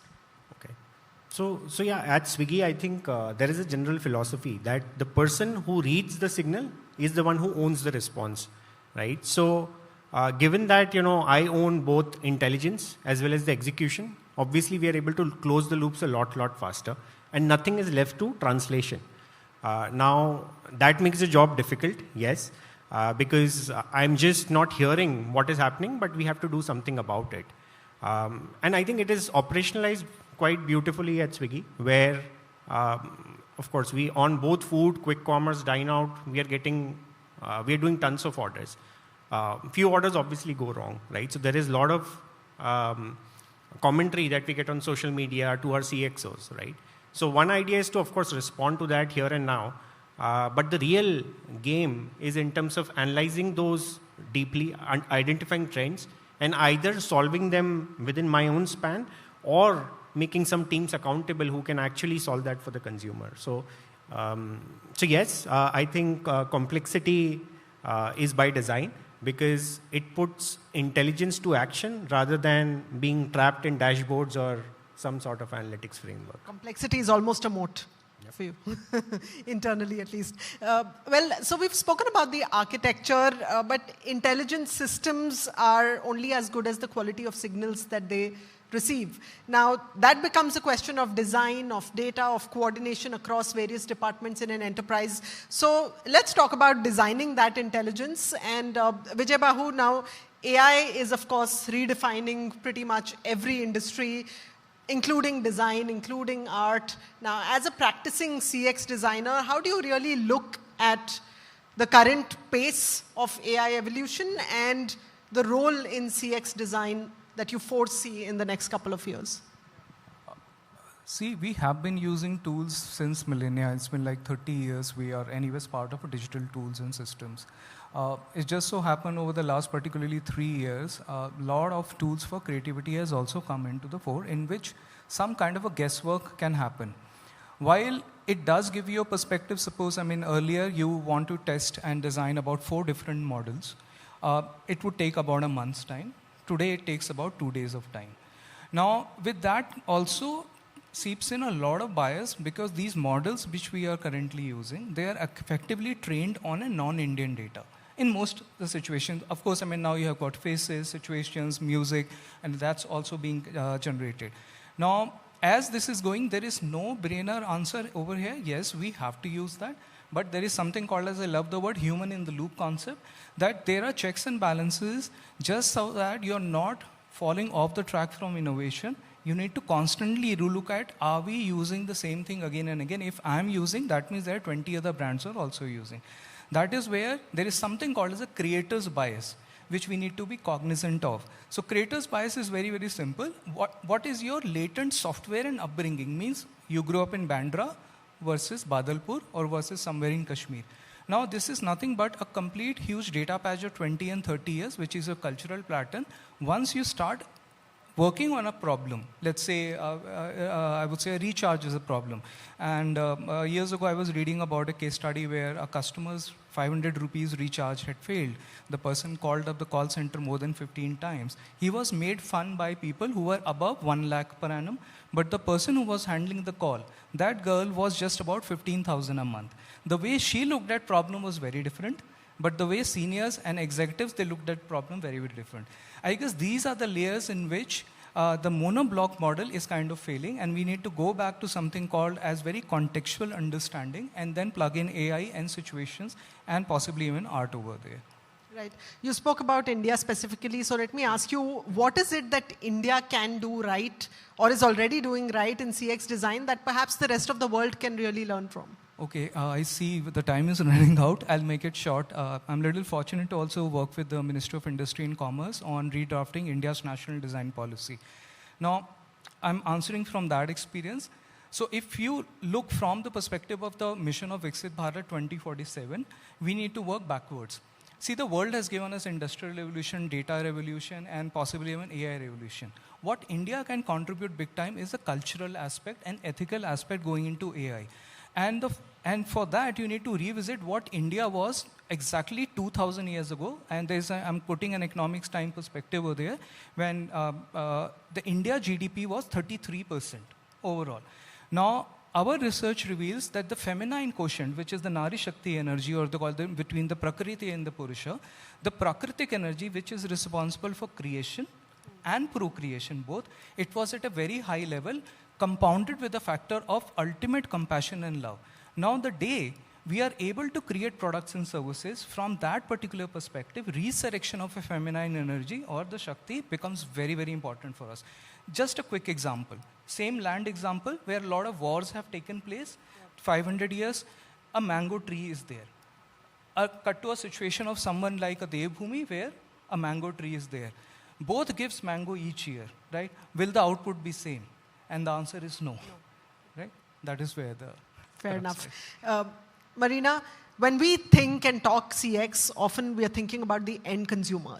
Now, in a B2, B2C business, you are one step removed from the final consumer. Now, when you don't have a vision into that interaction, how do you really design the intelligence layer in CX? That's a very, very interesting question and a big business problem across 6 industries where I've worked so far. The access to direct consumer data. Now look at FMCG, where the industry that I predominantly come from. It's a dealer and a distributor-led industry, so where you barely have an interaction with the end customer. So then how does brands really go about capturing customer insights, influence the customer experience? Let me explain this simplistically by 2 examples. The first one would be possibly, all of us book cabs, right, during our work hours, etc. In any of these cabs, when we book these, it's usually through apps which these organizations have. The interaction with this app and the customer interaction is limited. The main point of interaction is when the customer really sits in the cab and what is the kind of driver behavior is happening, which way is the route designed, how is the driver traveling, what's about the cleanliness of the car. Now imagine a brand having no control on all of this. So how does the brand really influence customer experience is the big question. So what typically such brands do is they have a method of taking ratings after each ride, right? They also track your ride. So they also know the deviation that's happening. They do driver behavioral analytics. Another pertinent example will be hotels. Whenever you go to any hotels, typically the platforms through which you book your hotels, they barely have less influence on you. The more customer experience really happens at the moment of truth between the hoteliers and you. Then how does these big brands really control the experience again there? This is again through ratings. I think signals are very, very important, and they can be achieved through these methods, through ratings, through feedbacks, and incorporating them and enhancing the customer experience. Thank you. All right, so let's also talk about the Swiggy experience. Now, at Swiggy, the post-order window lasts just moments. Seconds. Now, that means you're trying to solve problems sometimes before the customer even realizes that there might be a problem. How do you build intelligence systems that are proactive in such a compressed time frame? And how does that really impact the way you communicate with your customer post the order? Yeah, so I think the post-order is in fact fairly brutal, right? Because sometimes you have minutes and even seconds to respond before the experience turns into a bad memory, right? So I think what we have done over a period of time is move to a world where we know for a fact that it's not about responding fast, but it is about anticipating what could go wrong and then plan your actions accordingly. Over a period of time, especially with the advent of AI, what has gotten easier is to build a proactive and a reactive service recovery mechanism. And this is also developed over a period of time. So for context, earlier we used to have, let's say, X number of signals. Today, as we stand, we have like 4X number of signals, and they range all the way from predicting delay, to predicting traffic, to what is happening at the restaurant, to what is happening with the delivery partner, to is it raining or not raining. Based on that, vast majority of issues we are able to preempt and fix them before customer actually realizes. Now, of those that come to us and consumers are aggrieved, again, the way the systems are built, we are able to assess consumer intent, sentiment, and the full context of the order to actually make AI actionable and not just conversational, right? So yeah, that's been our journey. And I can't say that, or I can't pretend or say that, this is, the journey is complete. There is a lot of work to be done, but the ambition is very, very clear that the conversation needs to shift from being reactive to very, very proactive. And us reaching out to the consumer with a resolution and not really an apology, right? So that's the world that we're trying to move towards. Right. And I want to pick up on the flip side of being proactive or predictive. Vijay Bahu, now as predictive intelligence becomes more and more powerful, the chances of human biases creeping in are also increasing, right? Now, how should companies think about preventing human bias from quietly creeping into CX design? I'll be brief in that. So one of the biases, one segment of the biases come from the tools that we use, the suggestions, our prompts, and whatever we receive. The second biases come from the upbringing. I've already spoken about that. I guess there is now time and enough, I think, background research is happening that it's time that we shift the concept of user centricity to the designer or creator centricity. Just allow me 2 minutes to explain. So there is something called as your role of human body in sensing a situation. Suppose you are a radio or a camera. If there is a dust on the lens, your capacitors are not working, one of your light sensors are not operating properly. So there is very definite answer that your things are not happening. Case in point, your kidneys, they handle the logic in the decision making. Liver manages all courage-based decision making. Gut, which is your intestine, they are your second best sensing organ. Now we have studied in the past, and this is a very different answer out there. If you are working on a women-centric subject and you had non-vegetarian food for 7 days, and you go out and study the field, and males are studying and females are studying, your way of looking at a problem is very different versus a lemon water-based diet for 7 days, right? So I think there are now researches happening all across, particularly in the AI realm, where they are started looking after the people who are at the helm of these affairs, who are actually creators. No phones for 7 days, right? No screen time, right? They have to sleep properly, and then it's their body which starts attracting innovative answers and questions, whatever it is, and then they go back to the drawing board and create product and services that we end up started using. Very, very interesting, but very hard to implement at scale across the globe, don't you think? Marina, one of the other big enterprise challenges is data silos. Now, the same intelligence may or may not be available to, let's say, the manufacturing department, distribution, sales, HR, finance, across the organization. So how do you make sure that intelligence actually travels to all departments and drives coordinated action across business functions? Because that's something that especially large legacy organizations are really grappling with. Thank you so much for the question. I think everybody in this room will probably relate to that question. Today, data typically resides in silos, and predominantly also because most of the organization, matrixed organization, functional silos also exist. Then what really is the solution? How do we break into these data silos? So one couple of practical ways in which this can be done, and many organizations are doing it, is building common KPIs across functions. There are other ways in which, for example, the narrative really needs to change from whether it's only data and insight or whether it's data and insight leading to some decisions. Let me explain this by giving us a gold standard example. I'm not taking the name of the brand, but it's in the e-commerce space, a global brand again. So typically, whenever there is a customer complaint happening, immediately the seller ratings gets adjusted. If there is a delivery delay that is happening, the logistic team springs into action and they will change the delivery partner. If there is a product concern, product quality related concern, the sourcing team's place. So see what's happening here is you're breaking the functional silos and data is really driving decisions. I think this is where I feel that most organizations should also move into, be it legacy organizations or new age firms as well. Thank you. All right, so let's close out this conversation with a look at the future. And Rohan, if I can come to you, give us a quick sense of where Swiggy is at when it comes to agentic AI. Where are you in that journey? And what will the Swiggy of, let's say, 5 years from now look and feel like in terms of CX? So I think, I feel for us from here, context is going to be everything.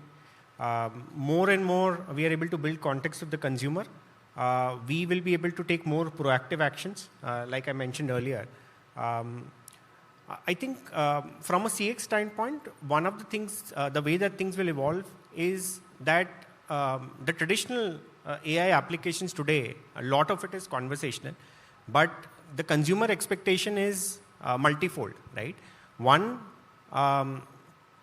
people don't really like talking to bots, right? So how can you make bots be closer and closer to humans, right?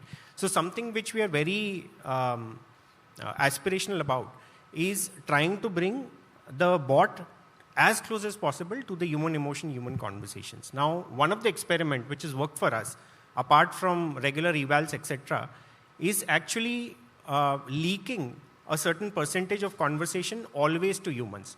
And it is not that machines cannot solve these conversations, but the idea is that what are the communication strategies, what is the context that humans are able to use better, where the experience delivered by machines is diverging from what is delivered by humans, right? And that is a constant loop that we are trying to build into our AI systems, which is evolving the kind of signals that we are consuming and the conversational strategy for every situation and every consumer.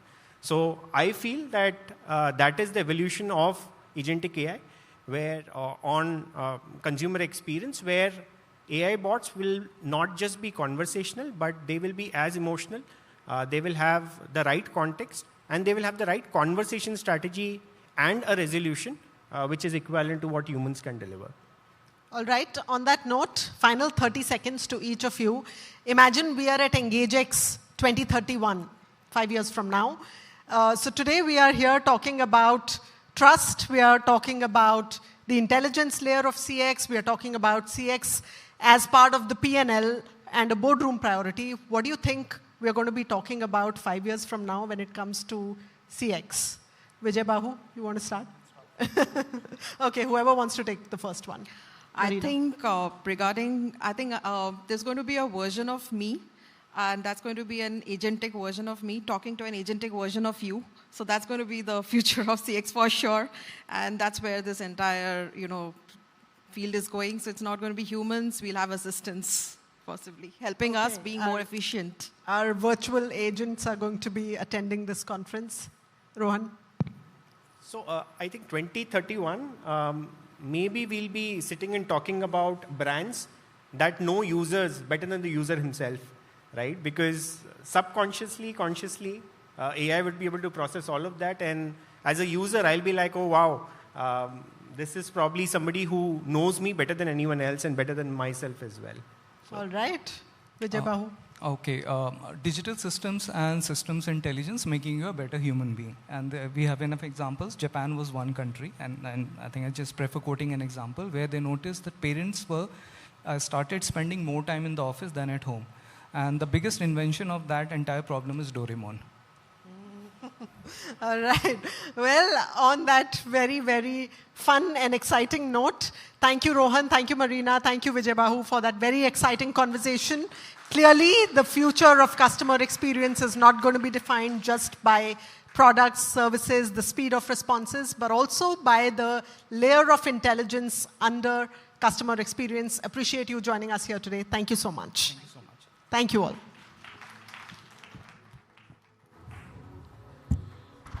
Mridu, may I please request you to do the honors?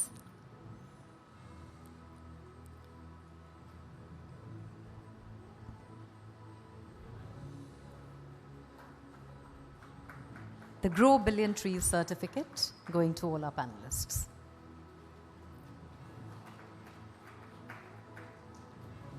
I do know, Mridu, 2031, we would have made something of the trees at least.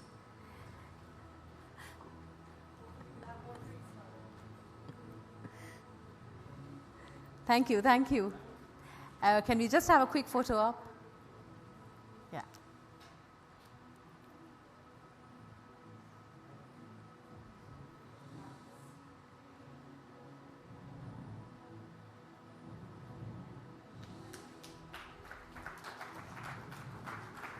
Thank you, dear. Thank you. On to our next session, which will celebrate champions of CX. At a time when customer loyalty is built through interaction, organizations are realizing that exceptional CX is not created through technology alone, but through consistency, responsiveness, and empathy. And because the customer doesn't see your text stack, they see your last conversation and how you have interacted with them, right? And few brands understand that better than Blue Dart, a company that has built its reputation on reliability, precision timing, and customer trust over decades of service and operational excellence. But before we lead into the session, please turn your attention towards the screen. We have something very special for you. Every great conversation is a duet. One carries the wisdom of centuries. Every gesture a memory, every movement a meaning. Intelligence so deep it lives in the body. The other, a new form of the same intelligence, born from every conversation ever held. Built to listen deeply, remember completely, and act before you even have to ask. One moves, the other anticipates. One speaks, the other already knows. Together, they reach what neither could alone. A dance born in India, a harmony built for the world.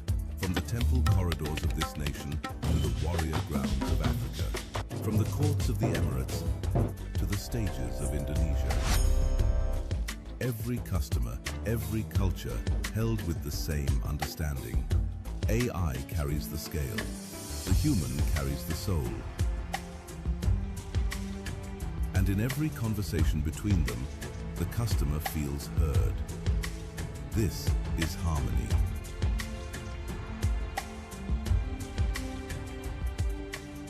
AI carries sales, human carry conversation and soul. All right, to lead our next session celebrating champions of CX, may I please welcome Gaurav Agrawal, Chief Business Officer, Exotel. And he will be taking us through the PowerPoint presentation, of course, and then have a very special guest.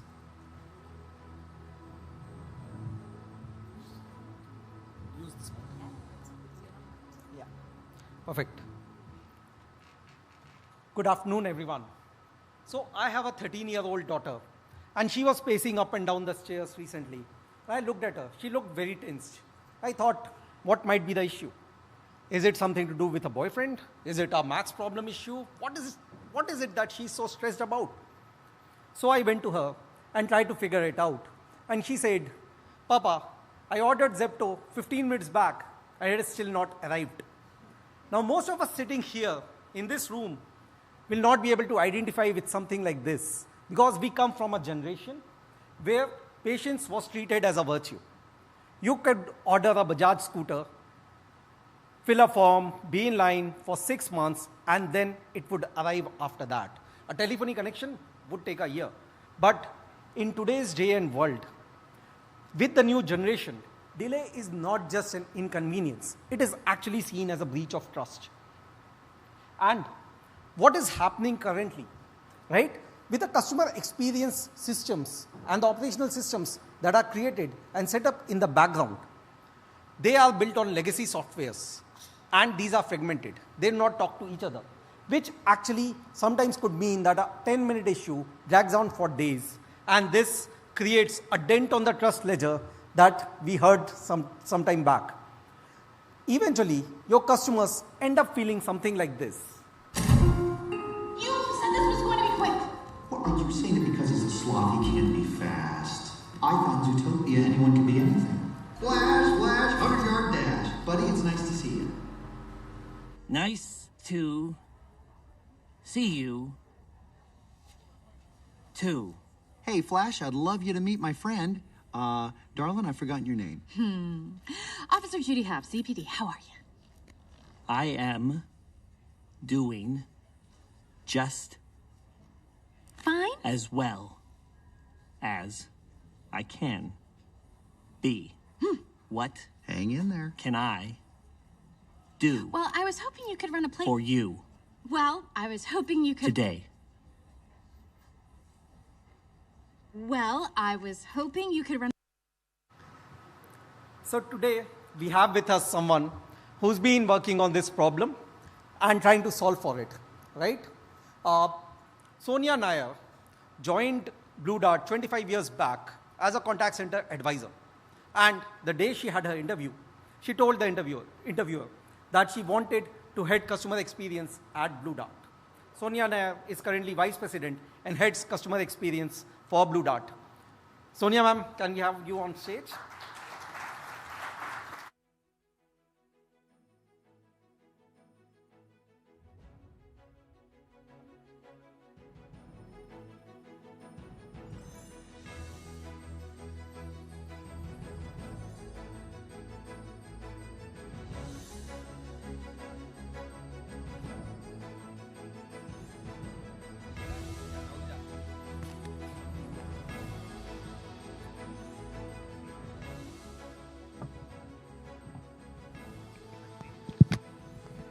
Thanks a lot for joining this session.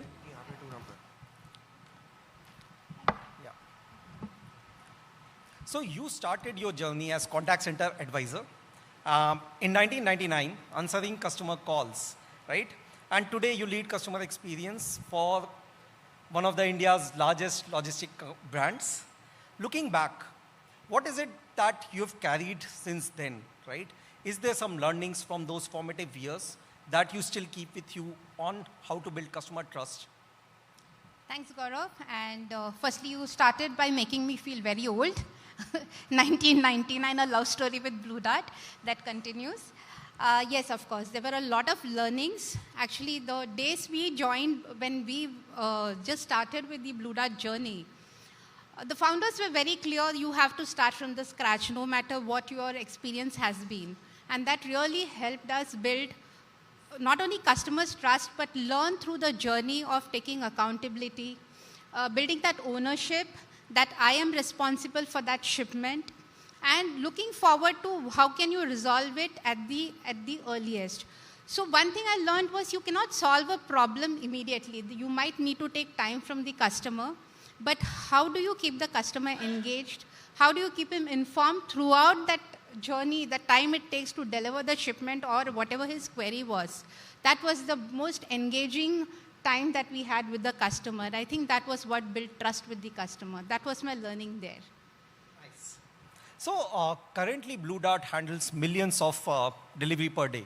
But for the customer, right, it is one parcel, and that is very, very precious to them. Now, customers today, on customer engagement, they expect something that is proactive, intelligent, and real time, rather than something that is just tracking of shipments. So when did you realize that this is not just an operational challenge, but has become a customer design challenge for you? So Gaurav, when we started, I think Blue Dart was at the forefront of technology. We were much ahead of the curve. We did have a lot of applications in place where, customers could get information on their own. We didn't have to give them information. But the journey then was shipment picked up, shipment delivered. Nothing in between that. But what changed was the e-com boom that came in, or the e-tail segment that came into play. I need all the information on the mobile. I have everything handy. And that's when the anxiety level started building in. Customers wanted more of predictive and information rather than, you telling them, okay, it will be delivered as per this time. So that built the anxiety, that brought in a lot of change that we had to build in. We had to do a lot of tailor-made programs for our customers. So earlier we did have applications that used to tell customer what's happening to the shipments. But this change brought in a lot of API integrations with the customers. There were a lot of tailor-made reports. Like I said, every customer wanted their piece of information to come in their manner. And a lot of such changes pushed us into the forefront of bringing in changes as required by the customer. So that was a big change for us.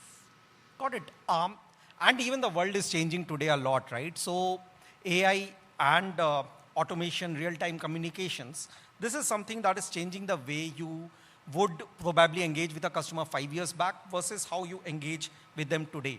For you, how has that journey been? What has been the changes and learnings for you in last 5 years? And what would you say something that was impossible probably 5 years back has been made possible now and you are able to achieve it?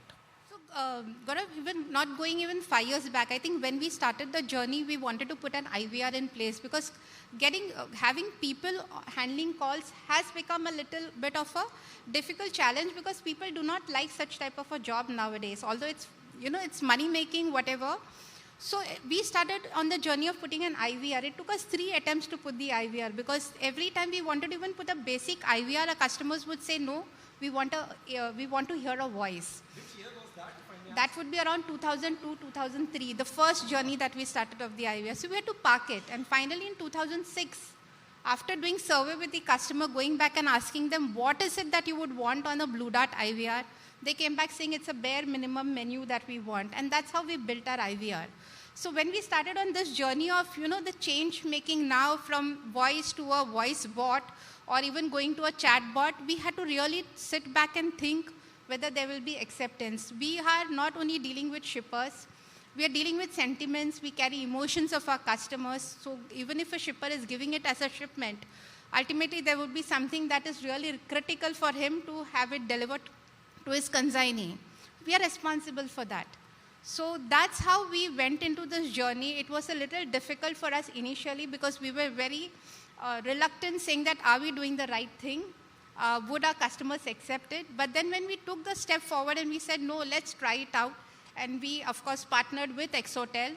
The journey was seamless, and we are seeing a very good voice coming from customers saying they're happy that we have gone ahead and taken that step. So that was how the journey started. So actually, if you can tell about a customer interaction probably that you had, and I'm not talking about metrics or anything, but it is a personal interaction with a customer or a moment where you realized that the entire journey that you are taking, transformation journey that you are doing, customer engagement layer, the way that you are changing it, it is having an impact, and that made you really happy. So I would not talk about our journey now that we have taken with the bot, but a journey prior to that, I could talk about a COVID situation where I feel somewhere the human connect is very, very important. During COVID, we were being in essential services. We were working right from day one. We used to handle very critical shipments at that point of time. And there was one customer I still remember. She was in the northern part of India. And it was a cancer patient for whom she had ordered some medicines. And there were interstate restrictions. People were not allowed to move. We were not allowed to cross borders. But the way our operations, our customer service, and our network team coordinated, we were able to deliver that shipment when the entry barrier was removed for certain hours. So it was pretty early in the morning when the entry barriers were opened up. We didn't cross the border, but we had our teams waiting on the other side. Our team waiting on this side. We handed over the parcel. The shipment got delivered. Even today when I think about it, I do get goosebumps. I get very emotional because what ultimately the customer said was, thank you for not disappearing on the excuse of COVID and delivering the shipment. It was for his mother. And that, I think, when I look back, there are many such instances that we have which connects, that human connect. Thank you very much. That human connect is very much required. I think AI will definitely help. We will be, AI will lead the way, but there has to be the human connect to ultimately look at the emotional part of it. I can say that even I have some goosebumps now just listening to this story. Very touching one. Thanks a lot for sharing this. So moving ahead, right? Exotel has had the privilege of working closely with Blue Dart on some of these journeys and transformations that you've been working on, right?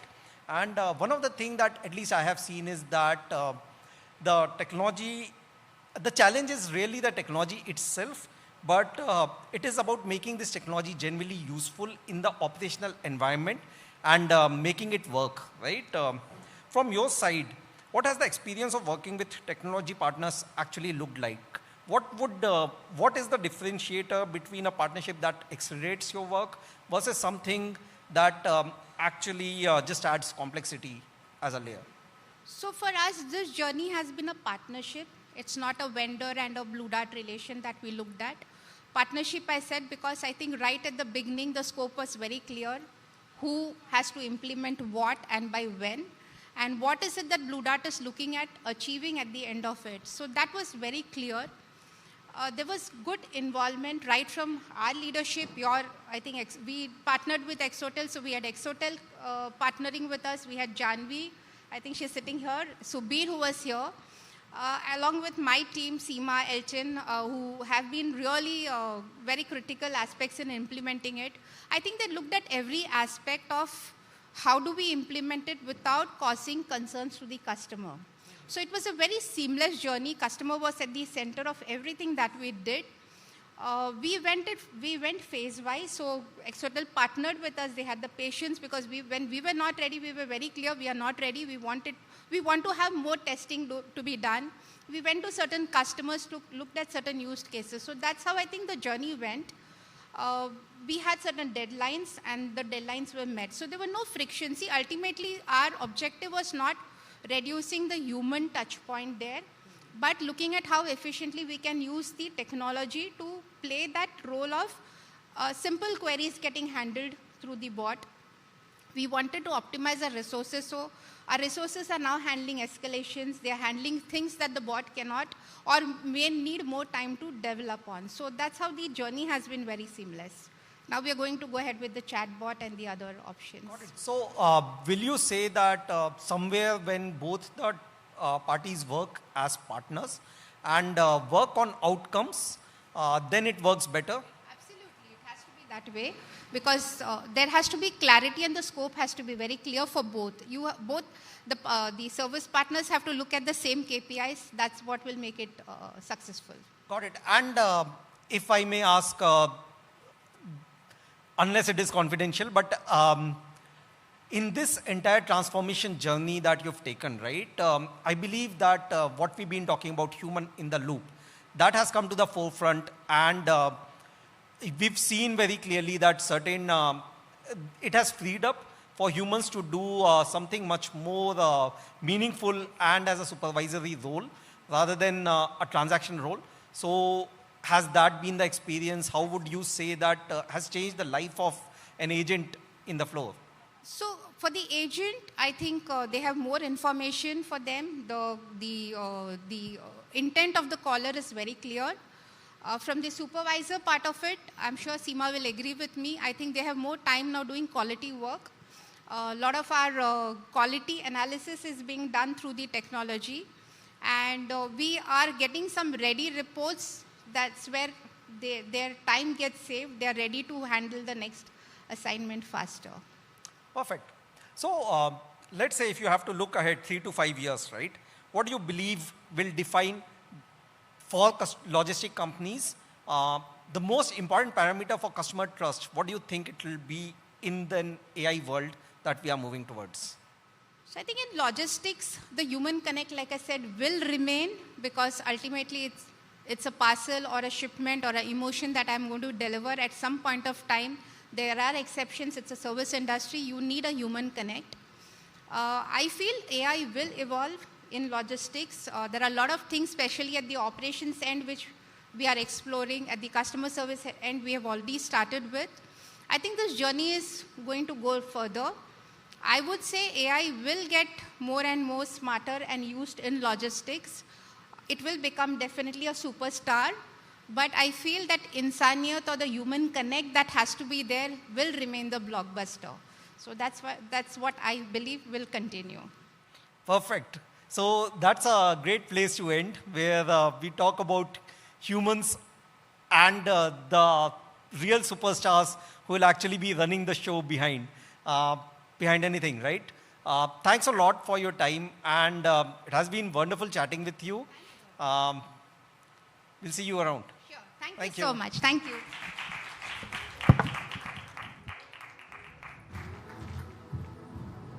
Sonia, may I please request both of you to stay here?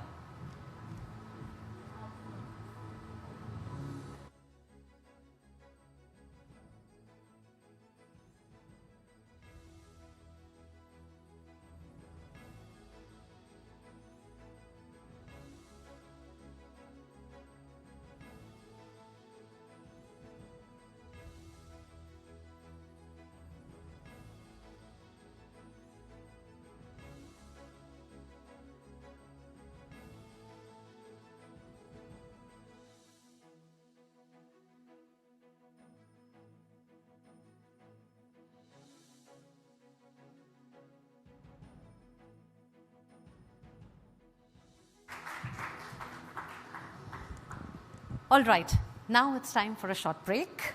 I'm sure everybody is in need of coffee and chai.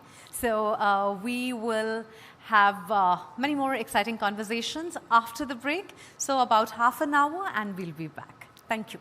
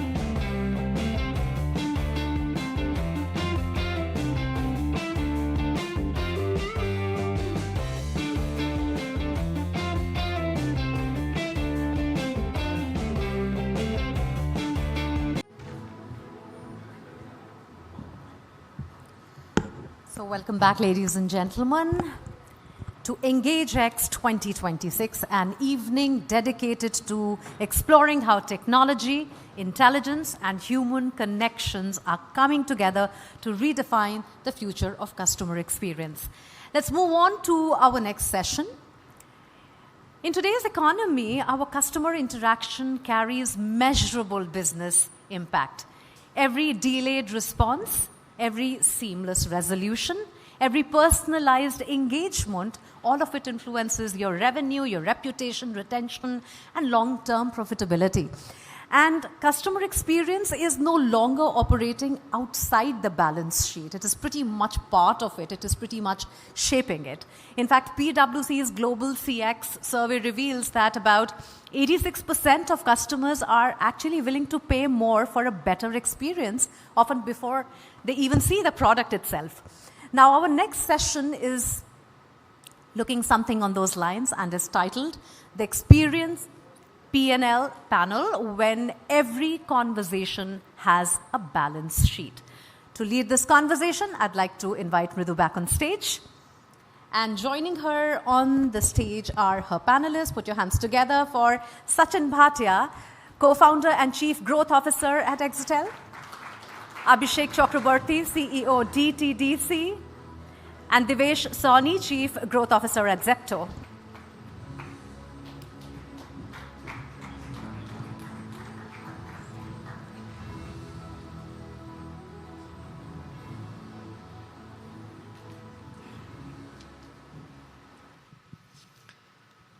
Good evening, everyone.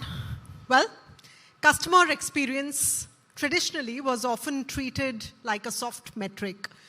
Important, certainly, but difficult to measure and even more difficult to connect directly to business outcomes. Today, that conversation is rapidly changing, especially in forward-looking enterprises, because customer experience sits squarely at the intersection of growth, profitability, retention, operational efficiency, and trust. CX is no longer just a service function. It is a boardroom priority. It is a balance sheet priority. But the big question that businesses today are grappling with is, how do we prove that experience creates measurable enterprise value? And that's what we are going to unpack with this stellar panel. 3 leaders who are building and measuring customer experience at massive scale across logistics, quick commerce, and AI-led customer engagement. Thank you very much for joining us today, gentlemen.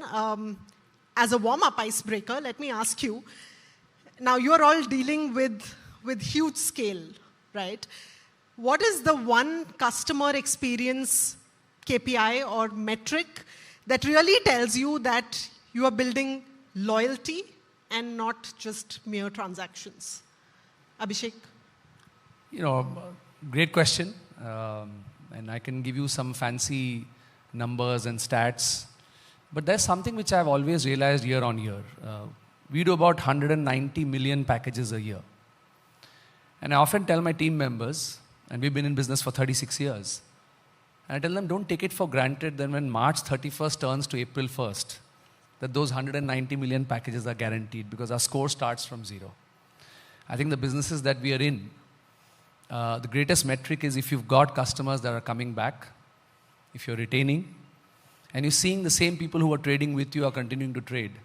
I think that always remains as the simplest way, because acquiring new customers can be done in various forms, but retaining and having them come back to you year on year, to me, that's the simplest metric of whether you're connecting with your customers or not.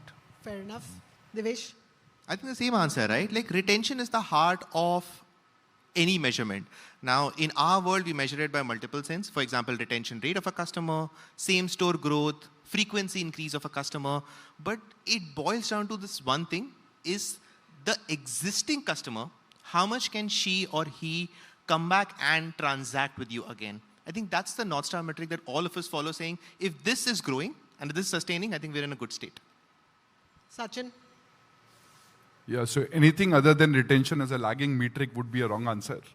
But for example, in our space, there are 2 matrices, net retention and gross retention. And we do the stricter one, which is gross retention, which means that even if I have sold new products, whether my old SKU is organically increasing or not. So that's for my business. But for the consumer side, I think the leading indicator that I feel is the most indicative of retention is effort score. I think the patience in the economy, the patience in the generations is reducing, and if you can reduce the overall effort of making the transaction or doing whatever, I think that will be a very, very good indicator of lagging indicator, which is retention. Right. And all of these signals that you receive from customer behavior eventually, point you towards answering that big question of when does customer experience really become a growth engine? So, Devesh, if I can come to you first. Now, Zepto scaled from roughly 500,000 daily orders to 1.7 million in just about 5 quarters. Now, at that speed, how do you maintain the quality of customer interactions? And if you had to pick one thing that really compounds trust and loyalty at scale, what would that be for you? Yeah, I think the big thing is I obviously won't comment on the numbers, but in terms of scale, we're way beyond the numbers you quoted. But irrespective of that, the fundamentals of quick commerce is 4 factors: speed, pricing, quality, and assortment. Right? From a customer lens, these 4 factors matter to you. And if you can repeatedly deliver on all the 4 parameters together, you will create a positive flywheel for yourself where the customers come again and again. So as I said, the measurement of can the customer transact again? But the reality before that is, are we delivering on all of these 4 parameters consistently for a customer? For example, is my ETA breaching 15 minutes, 12 minutes, so on and so forth? Is my pricing competitive with respect to multiple players in the market? Is any search happening on my platform in which I'm not able to provide an assortment, or I'm going out of stock, right? These are the lead indicators where your customer parameters can transact, and you can identify way before a churn and way before a customer nuance, before even the customer interacts with you. So I think for us, all the measurement of these factors while the customer is on the app or is not coming on the app helps us define that sustainable flywheel. And the best part is you can correct yourself immediately based on how each of these fare for a customer. Right. And Sachin, coming to Exotel now, Exotel returned to profitability in 2025 after a loss-making FY24. And interestingly, you did this not by pulling back on investment, but actually embedding AI deeper into customer journeys. What were some of the insights you found during that time, about the relationship between customer experiences and sustained profitability? Any data, any insights that you can share from that? So I think there was a tailwind that really helped us. I think voice AI in a market like India was taking up and taking off like crazy, and Exotel was the largest infrastructure provider for voice, which had API support. So that, of course, helped us. But I think we have been in existence now as a combined company. I think we started engaging with customer experience teams in 2006. Like Motilal Oswal, I saw the name here. They have been a customer since 2008. And one of the modes that we had was distribution. So when the technology became ripe that this could be really used in some of the customer engagement use cases, Exotel was one of the choices that customers had that, can you guys also do this? And I think we responded fast to that. So today, both for voice for AI, we have about 45% market share in India. And then our own AI products in the customer engagement space are also growing at triple-digit things. So both those things helped. Returning to profitability, I think me and Shivku both are dhanda people. We understand that at least in B2B, you are here to make profits, and at a unit level, it has to be profitable for the company.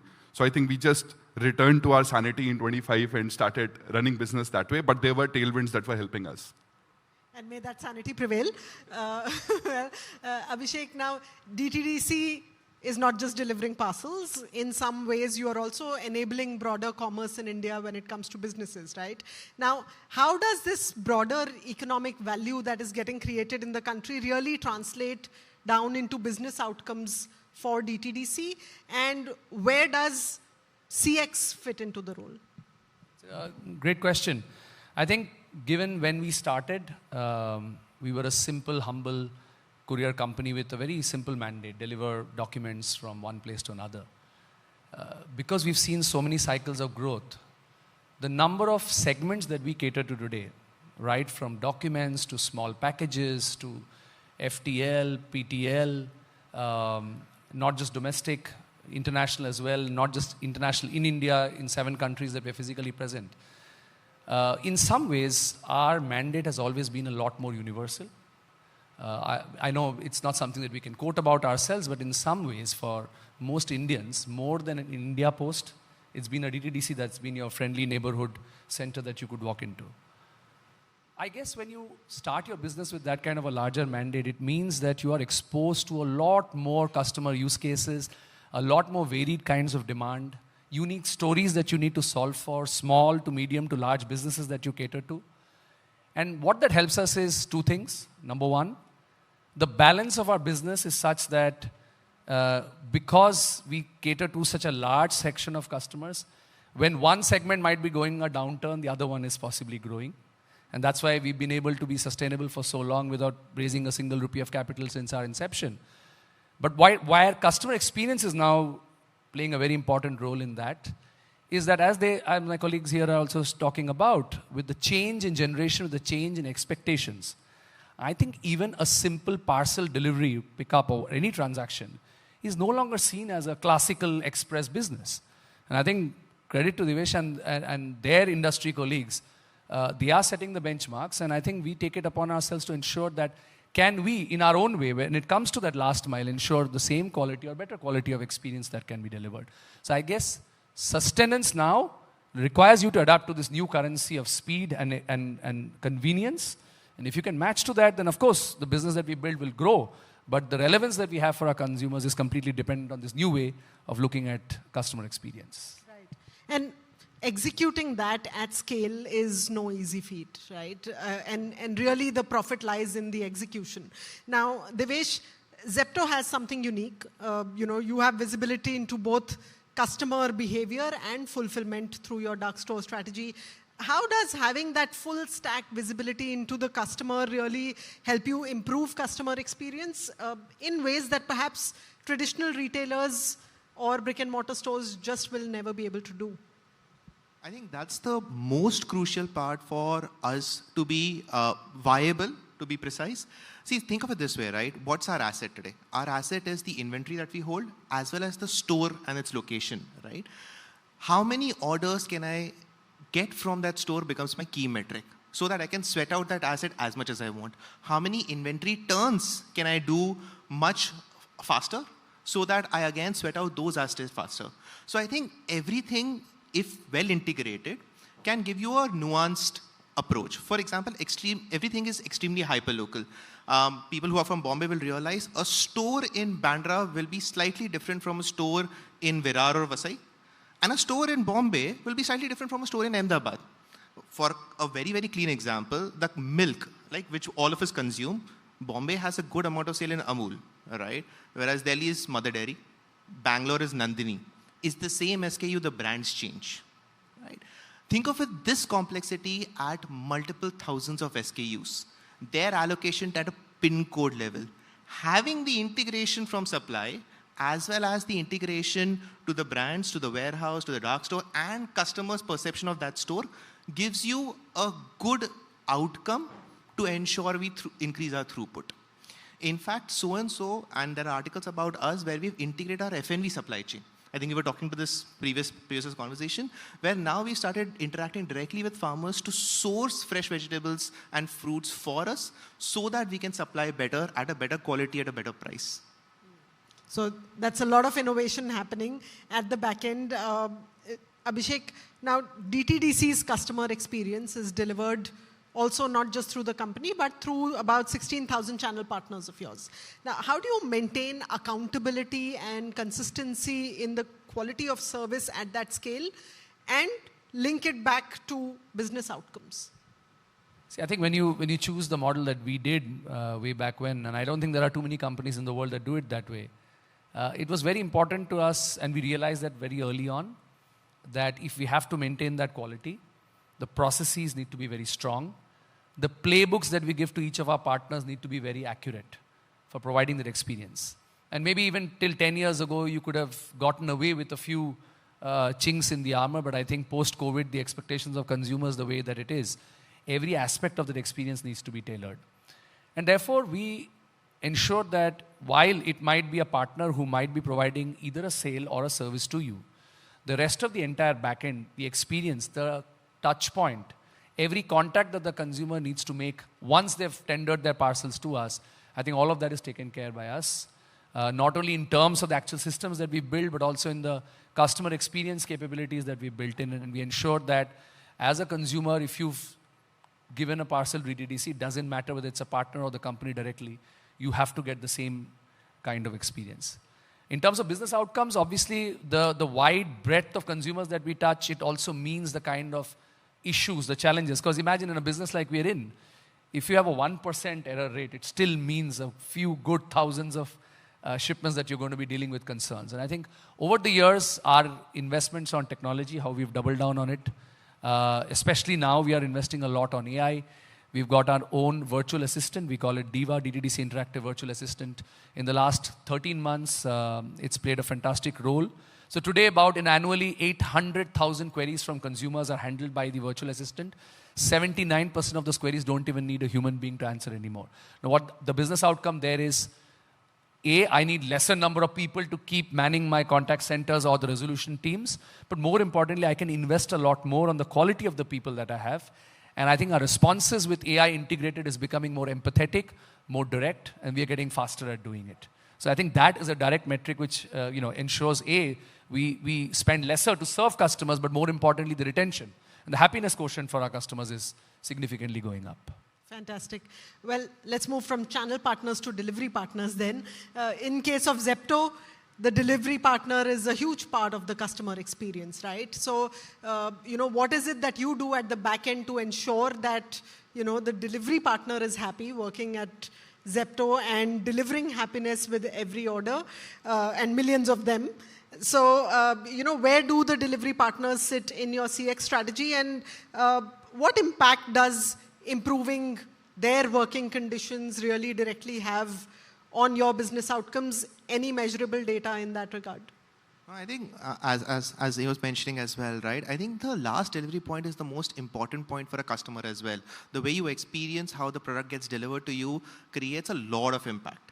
And to ensure that happens, there's a sustainable thing that we keep on doing with the delivery partners. There are separate channels for escalations, there are separate channels for structures. We're working along with the government for regulations as well. We're working on multiple aspects to make their lives better too, right? And there also an automation and systemic things play a significant role to it.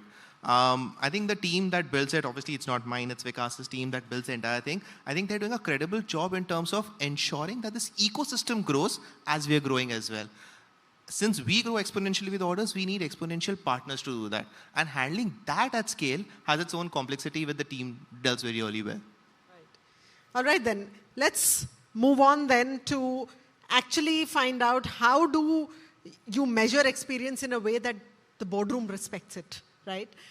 Sachin, now NPS alone probably just doesn't cut it in the boardroom anymore. In the AI age, companies need smarter, more outcome-linked, more customer-connected interactions, metrics. You talked about retention, growth. We're talking about risk as well. Now, given Exotel's visibility across thousands of enterprises, what are some of the most meaningful CX KPIs that boardrooms are today looking at, and have these changed over the last, say, 5 to 7 years? So before I come to KPIs, let me tell you two stories. So imagine that you just landed in Mumbai and your luggage has not reached, and you have gone to the counter, you have spoken to the contact center, and then you receive an NPS form. How would you rate us between 1 to 10? This happens with all of us. Now, I compare it to, let's say I am having a good discussion with my life partner, and she has been speaking, and then I ask her that, how are you feeling? Right? She has been speaking. So she'll say, were you not listening? So I think one of the issues with NPS today is, first of all, the response rates are like, how many of you have filled an NPS form in the last 30 days? right? So that's the reality of NPS, right? You fill it when either you're really, really pissed or you have a lot of time at hand. On the contrary, how many times would a customer have spoken to one touch point in the last 6 months, 1 year? That number would at least be 70% of the times, 80% of the times. So I think with one of the things that we are evangelizing is that one place where nobody's thinking about AI is, of course, everybody is saying it can reduce effort, but I think the amount of analytics and insights that can come from just listening to those conversations and analyzing them from different cuts is, I think, mind-boggling. So for a boardroom today to understand that what are the top 4 problems, 3 problems last week, last month my customer faced, and can we just go and fix them, I think is a very, very measurable. People spend research, NPS, mystery surveys just to identify what are the problems. I'm saying the customers are already telling you what are the problems. You just need to listen to those problems. So imagine as a CEO, if you could listen to every conversation that your customer is doing. That's gold dust, right? That's possible today. So how would organizations use it? I think that is left to the organization then. Do you want to reduce cost to serve? Do you want to improve a certain segment? But just that availability of what are my customers saying, I think is a mind-boggling thing that AI brings to the table, and not just at an operational level, but at a strategic level, at the boardrooms, being right front and center, that what are the top problems my customers are facing without asking anyone. Right? I think that's the biggest power in the CX space that I feel. Apart from reduction of cost and reduction of effort, I think listening to customers is very, very powerful with AI. Right. Both of your companies doing that already? Yes, I think, as he rightly mentioned, it's not about the metric. It's about, are you listening enough? And based is that, are you taking the decisions, the projects, the initiatives? So for us, when we started investing on the data sets, something called sentiment analysis started coming out very clearly. And when you put a score to that, you suddenly see certain issues and matters start bubbling up. And I'll give you a very live example. So we were looking at our inbound deliveries into Gurgaon. And we found that while our quality of service wasn't bad, but there was a lot of pinging that consumers were doing about a certain issue, which was completely oblivious to the top management. And when we went deeper, the simple problem that came up was, anybody here who's been to Gurgaon, the whole of Gurgaon has got only 2 or 3 pin codes. It's a massive area, right? And therefore, unlike everything else that works for the rest of our business, only on the basis of those 1 or 2 pin codes to try to triangulate to an area, to a building, to the changing demographics. There's a village on one side, there's a large corporate tower on another. It was causing huge amounts of confusion. Now, listening to that, when we went deeper and probed, we understood that what consumers said, that if you could make a system which allows you to divide pin codes in Gurgaon into smaller units, which are not married to what the postal system would provide, it would make our life easier. We would be able to reference to that. And that led to a AI machine learning-led product. We call it GeoZone Sort Assist. So now we have hexagonal 9 square meter boxes that we make. We cover whole country, can be divided into it. And now our riders no longer need to know the exact address. We triangulate it. We don't even use Google Maps. We effectively use that. And we are sharing that hexa grid with our customers to say, you pick your hexa grid and tell us. We next time don't even need to save your actual long-drawn addresses. Now, in Gurgaon, as a pilot, when we did it, it had huge benefit to us. The success rate went up. The noise went down, and the fact, the repeat, again, the retention and the repeat buys from customers, for our D2C consumers, that was a huge, huge benefit. So I think listening to consumers, but using data, and not just having lots of these surveys or calls or NPS, I think I fully agree with him. That was a differentiator for us. Fantastic. And in case of Zepto, what has listening to the consumers with AI really led to some interesting findings? See, the good part for us is the customer interacts with us much more than a normal app, right? Think of a grocery app where you open the app every day, every alternate day, every once in 3 days. I think what we capture well is the behavior of the customer on the app, right? So before even you get to the expectation of saying the customer is to come and say something to us, either positive or negative, we would identify that beforehand. right? The kind of browse patterns, the kind of unfulfilled carts, the kind of out-of-stock SKUs if you've seen it, the kind of timelines, the kind of surges because of lesser riders in the system. All those factors get captured at a level, and at each store level, these guys are taking actions to ensure that these parameters improve. Which basically means that without even the customer speaking, you understand by the app open of the customer what she or he wants to see, right? And what they're facing right now, and they may not need to speak. Speaking becomes an escalation in our sense, right? Where the customer had to go such an extent that something went wrong. I think that for us is extremely, how would I put it, far gone in the system before we even could take care of it. So I think for us also there are stages in which we do that, and the way we interact with the customer also there are stages which we do that. So I think they play an important role so that the customer never reaches a chat. Wonderful. Well, Sachin, in that case, is the demand for AI-led CX infrastructure really increasing now? Is there greater adoption happening across industries? And what is driving the demand? Is it still a cost-cutting measure, or as a chief growth officer, do you see companies vying for growth now with this infrastructure? Now that we don't have CFOs in the room, we can talk freely. So I see three vectors in which people are thinking about it. One is understanding customer behavior, which is what the first dimension we talked about. There is definitely customer effort reduction, which is not necessarily meaning cost reduction. I'll give you one simple example, right? Every incoming call still has an IVR. And I fail to understand why. Like, why should there be an IVR at all? There should be a voice which asks you, what do you want? And then route you to a human being. Even if you don't want any automation. Why should there be a press 1 for sales, press 2 for service, press 1 for English? This all should go away, right? So this is where you're reducing effort. And the third is where you are augmenting a human being or taking some of the repetitive tasks and basically having AI solve it for you. One very interesting area where people are using AI very nicely is what people generally call personalization, which is developing a deep understanding of if Mugdha has come to us, why has she come to us? Like how he was talking about, right? So you had a chat in the afternoon. Now you have called in the evening. Can I just understand that most likely the cause is, and instead of saying, how can I help you? Hey, is your call about the lost card that you reported in the afternoon, right? Those are low-hanging fruits or dimensions in which I'm seeing effort reduction, listening to customers, and then actual automation. Those are the three areas where we are seeing, and depending on who we are talking to and are they public, at what stage are they growing, they talk different things. All right. Well, since we are pretty much timed out, let's do a quick round and let's keep it brief of looking into the future, looking ahead. Devesh, if you look at the future for Zepto beyond fast deliveries, discounts, what is the real moat of customer experience going to be over the next couple of years?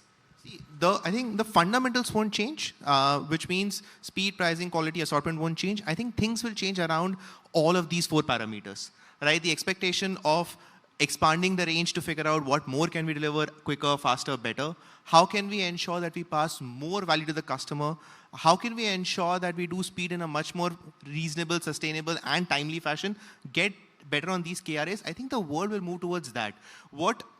While the fundamentals don't change, I think the world around will change in terms of the expectations. I think now customer expects a lot more from us, right?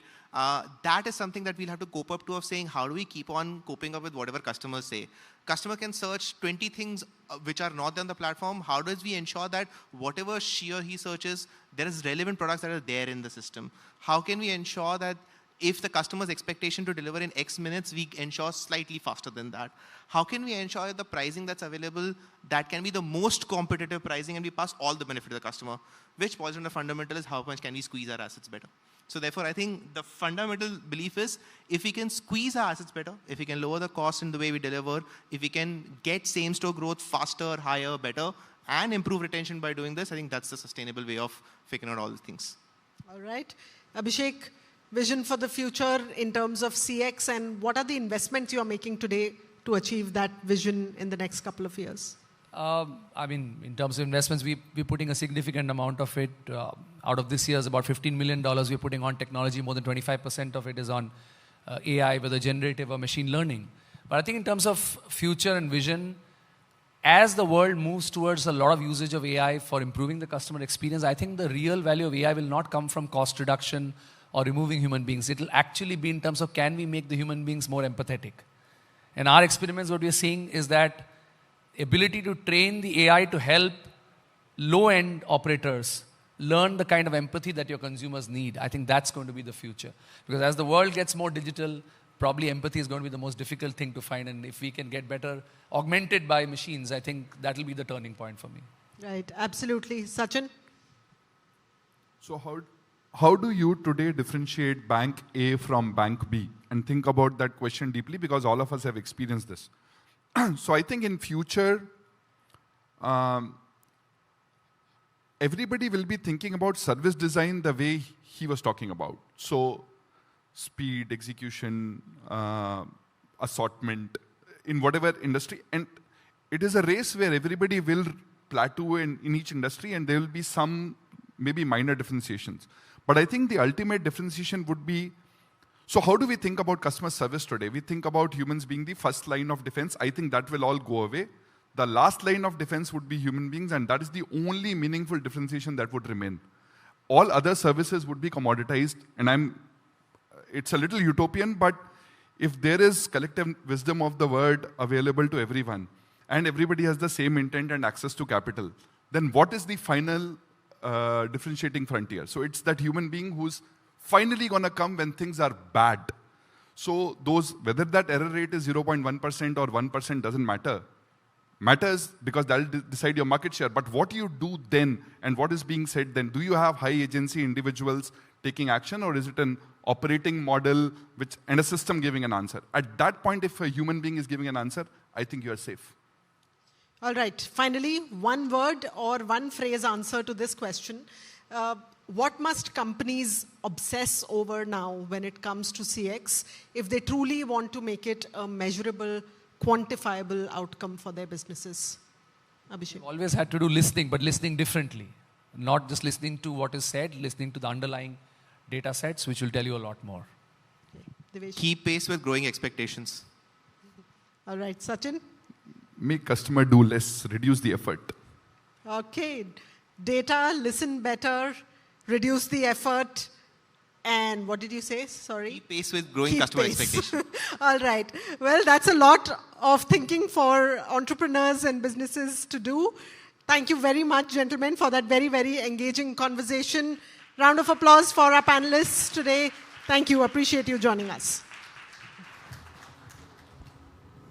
A photo op and our Green Billion Tree Initiative.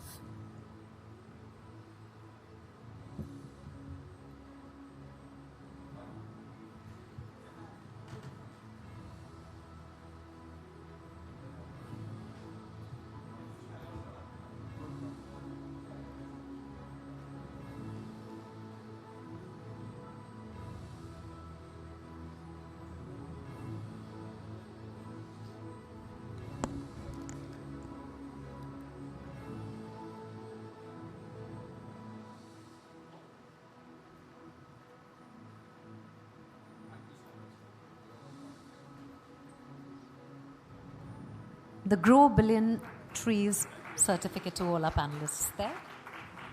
We have had a picture. Did we have a picture? All right, great.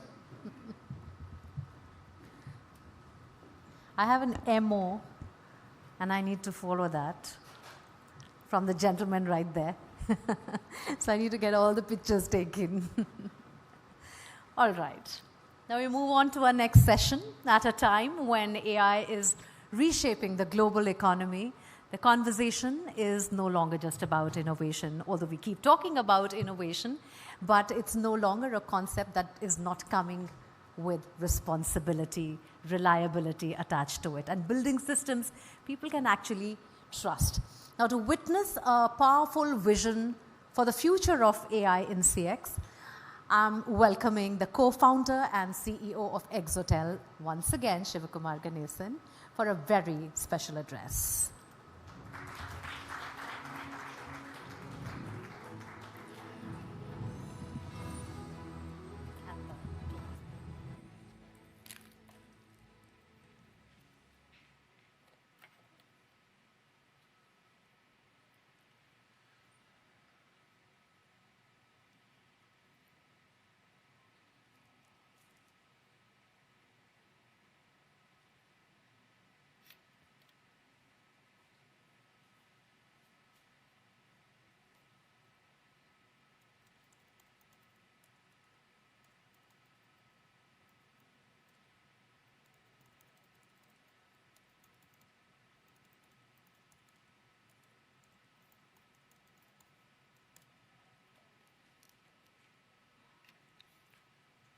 That's just me trying to do a rain check whether everything is working fine or not. Give me a minute, guys. No, I don't want that. No, just give me a minute.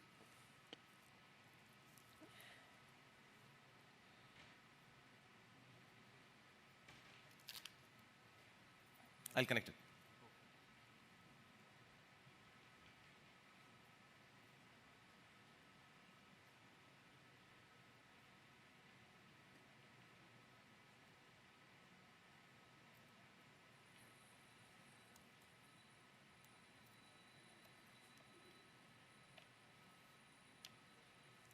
Okay, this will be worth your wait, provided we have everything that goes up on the screen.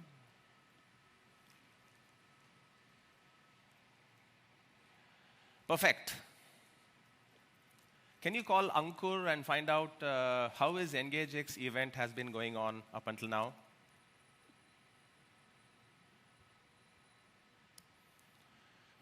Okay, so we have a lot of time to talk about because AI is still really, really slow. My name is Rajesh Dogra, and I'm the Chief Customer Experience Officer of Air India, for those of you who have the agenda in front of you. No, he's right here. I just hacked into his conversation. Thank you for letting me, Mr. Rajesh. So behind me, I have Claude Desktop. How many of you have used Claude? Desktop version? Fantastic, excellent. You guys are on the right tool. So, so what I'm now trying to do here is to try to actually give voice to Claude. Now, depending on how much experience you've had, I don't know. I mean, I've been looking at this for the last 1 week, and I still find it quite incredible. A little bit like how, you understand the physics of how an aeroplane works, but you still feel magical that you're able to fly. It's a little bit like that for me. And so what I'm basically now asking Claude to do is to call Ankur up. And so Exotel has MCP, which stands for Model Context Protocol. You don't need to know the details. You can think of it as like an API using which AI systems can talk to API systems like Exotel. Ankur, just cut me once you get the call, when you do get the call. So that's Ankur, my Chief of Staff. I hope it got the number correct. It did.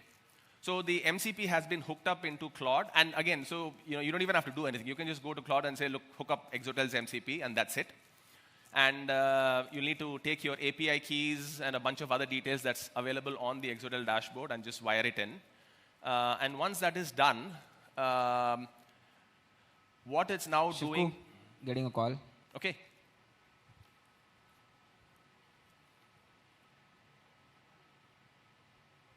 Hi, Ankur. I'm calling on behalf of Shivakumar Ganesan. Wanted to know how the EngageX event has been going so far. So far, so good. It is house full. Good luck. Got it. So the event is house full and going well. I'll pass that back to Shivku. Thank you for your time. Okay, this is proceeding much better than I expected. So what just happened is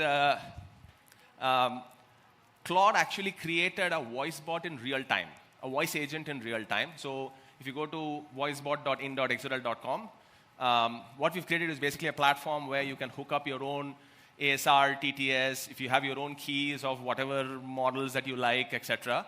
Okay, let's just see what it has to say.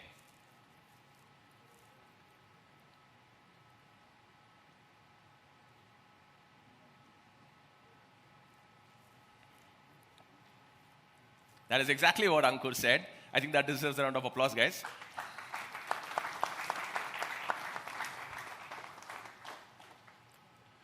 Can you check when my flight from Mumbai to Bangalore is tomorrow?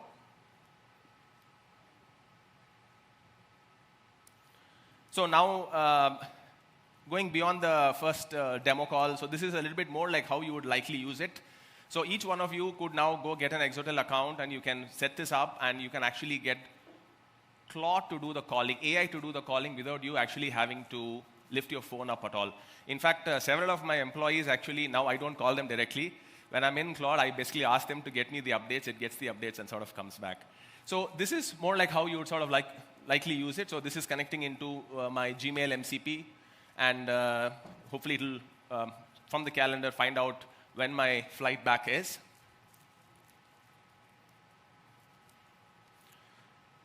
Okay, so going back to, while it's doing that, so going back, what just happened was Claude actually created a voice agent in real time. It actually prompted the voice bot completely in real time as well. So it's not like I sat and told it what to do.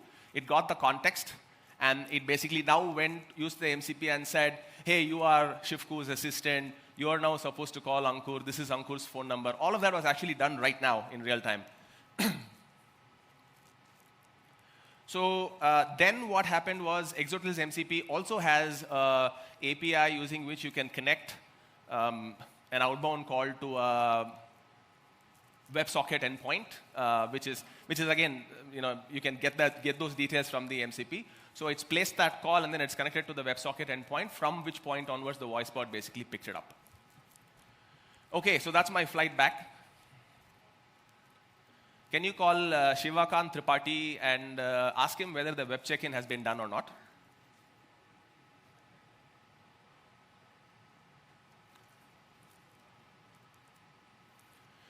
So I wanted to sort of show this particular demo because it's a lot more realistic. So it's actually picking up the context from what happened prior, and then it's using that context to create the voice agent in real time and make that call out. And you'll also notice that the tone and the tenor of how the voice agents speak actually is picked up from my brand voice, which is also something that I've already wired into my Claude. So it uses the same brand voice for composing my emails. It uses the same brand voice for creating the agents as well. Okay, so it got the number of Shivakant. Are you there somewhere, Shivakant? All right, maybe you can just stand up and ensure that you have the mic close.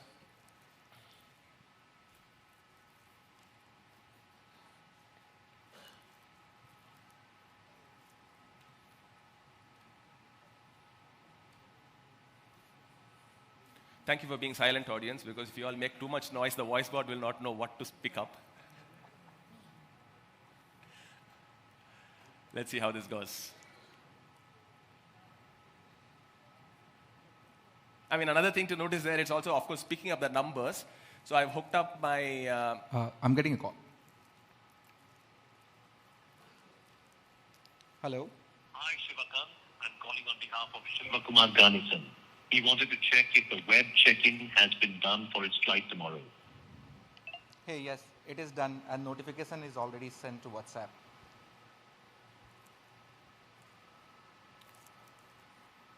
Okay, he's got the call. Let's see if it comes through. So what I was saying was that it's actually even picking up the phone number from the org directory. So it's actually hooked up to my Google Workspace. So it knows the numbers from there. So that's where it's picking it up from. And okay, so it got that as well. So now, it's basically getting the information that the call is now done also from the Exotel's MCP. So it's been polling for whether the call's been done or not, and so now it's got it. So web check-in's done, boarding pass sent to WhatsApp already. Excellent. Let's take this a little bit further now. Okay, be my collections dialer and / collect all the money that you can. The Excel sheet is right here.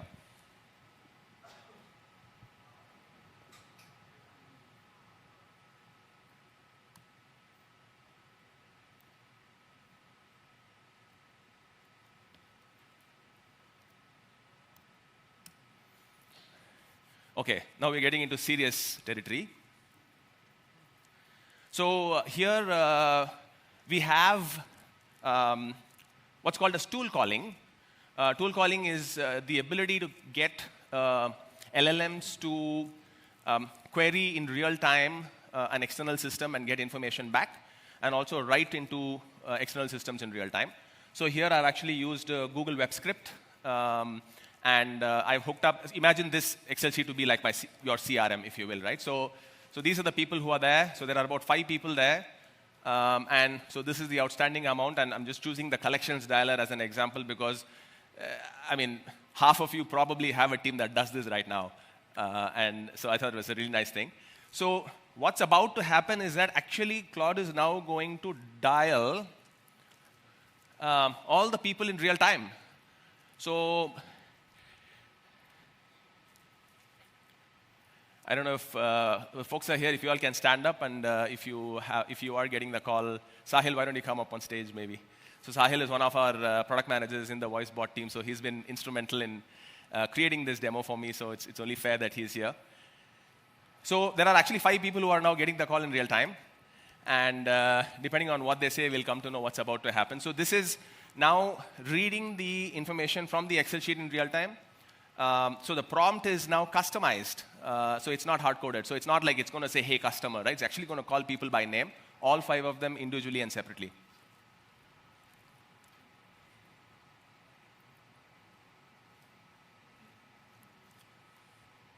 Claude only knows if it's going to happen, guys. We'll see.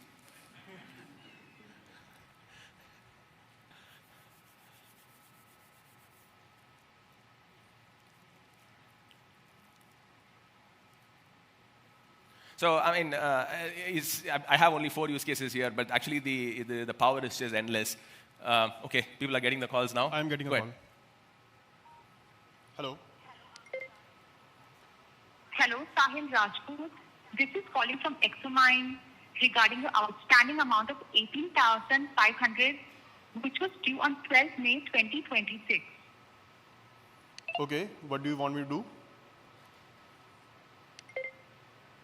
I'm calling to discuss your outstanding payment of 18,500 rupees that was due on 12th May 2026. When can we expect this payment to be cleared? I can pay mostly by tomorrow, if that's okay. Okay, just to confirm, your promise to pay date is tomorrow. Is that correct? Yeah, that's correct.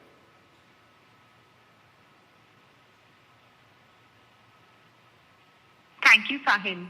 We've noted your promise to pay by tomorrow. Have a good day. Yeah, you too. Woo!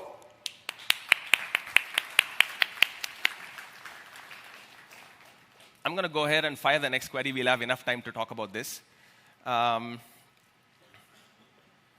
I am Shivku, and I'm a relationship manager, and these are my customers. Ensure that you're on top of all of my accounts.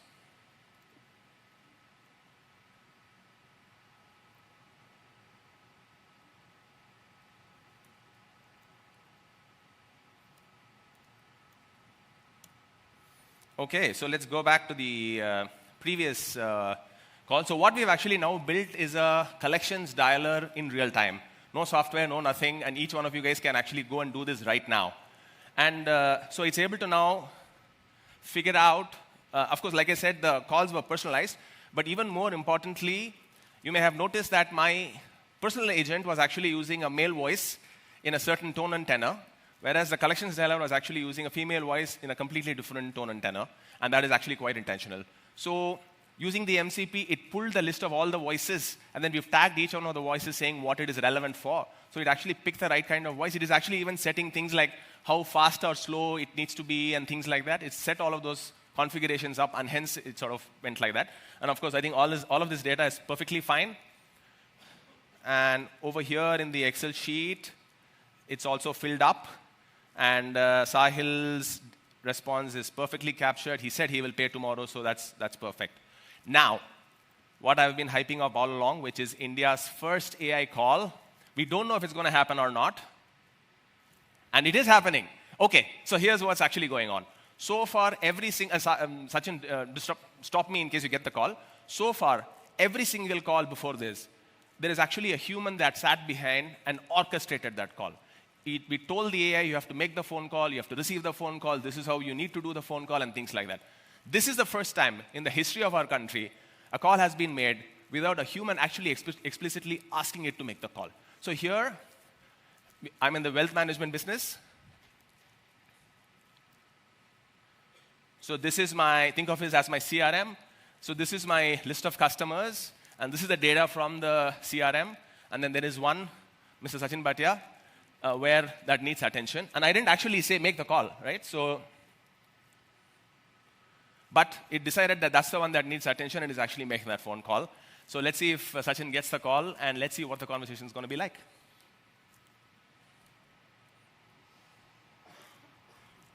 Hello.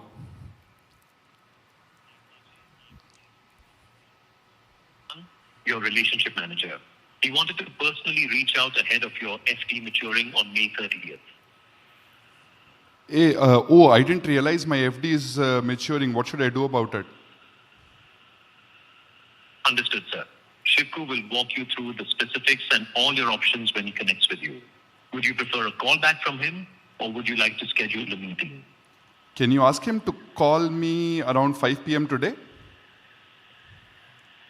Got it, sir. I have noted that you would like a call back from Shivku around 5 p.m. today. Shivku will follow up. Thank you for your time, Sachin. Yeah, make sure you also tell him that I'm confused about, because the markets are down, should I invest this in equity or should I keep it in fixed income? Understood, sir. I will make sure to let him know that you are considering the current market conditions and are deciding between equity and fixed income.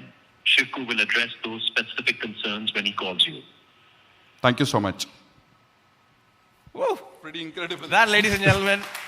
Now, I don't know if you guys realize, but we have not prompted the bot to answer these questions. There is no configuration that we have done. This is AI taking decisions on its own. And I think that is the future. That's what Shivku wants to tell us all. Excellent. All right, last 30 seconds. Let's see if Claude will get this right, and then I'm out of here. Oh, it's going ahead and calling another person, which we don't want. So we'll stop it here, but I think you guys get the point. So that, ladies and gentlemen, was India's first AI phone call. Thank you so much. Woo-hoo!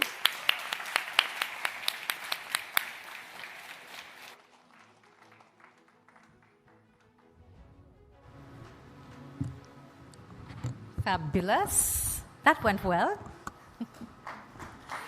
Big round of applause. All right, with that, we are moving on to our next session in an industry as complex and emotionally charged as aviation. Customer experience plays a defining role in shaping trust, loyalty, and brand perception. So yes, we are moving gears and moving to the aviation industry. And a few brands in India are undergoing a customer transformation journey as ambitious and closely watched and scrutinized as Air India. Now, to lead our next session, named When Business Becomes Best Friend, I'm inviting Nalini Thakur, Assistant Editor, Forbes India. Put your hands together. And joining her is a visionary leader who is one of the most ambitious customer transformation journeys, who's facilitating one of the most transformational journeys in India in aviation today, reimagining experiences across every customer touch point, from airports and in-flight services to digital support and cabin experience. A Tata veteran with deep expertise in large-scale public service transformations. He has previously led the iconic Passport Seva program at TCS, helping redefine passport services for millions of Indians globally. Please put your hands together for Rajesh Dogra, Chief Customer Experience Officer at Air India.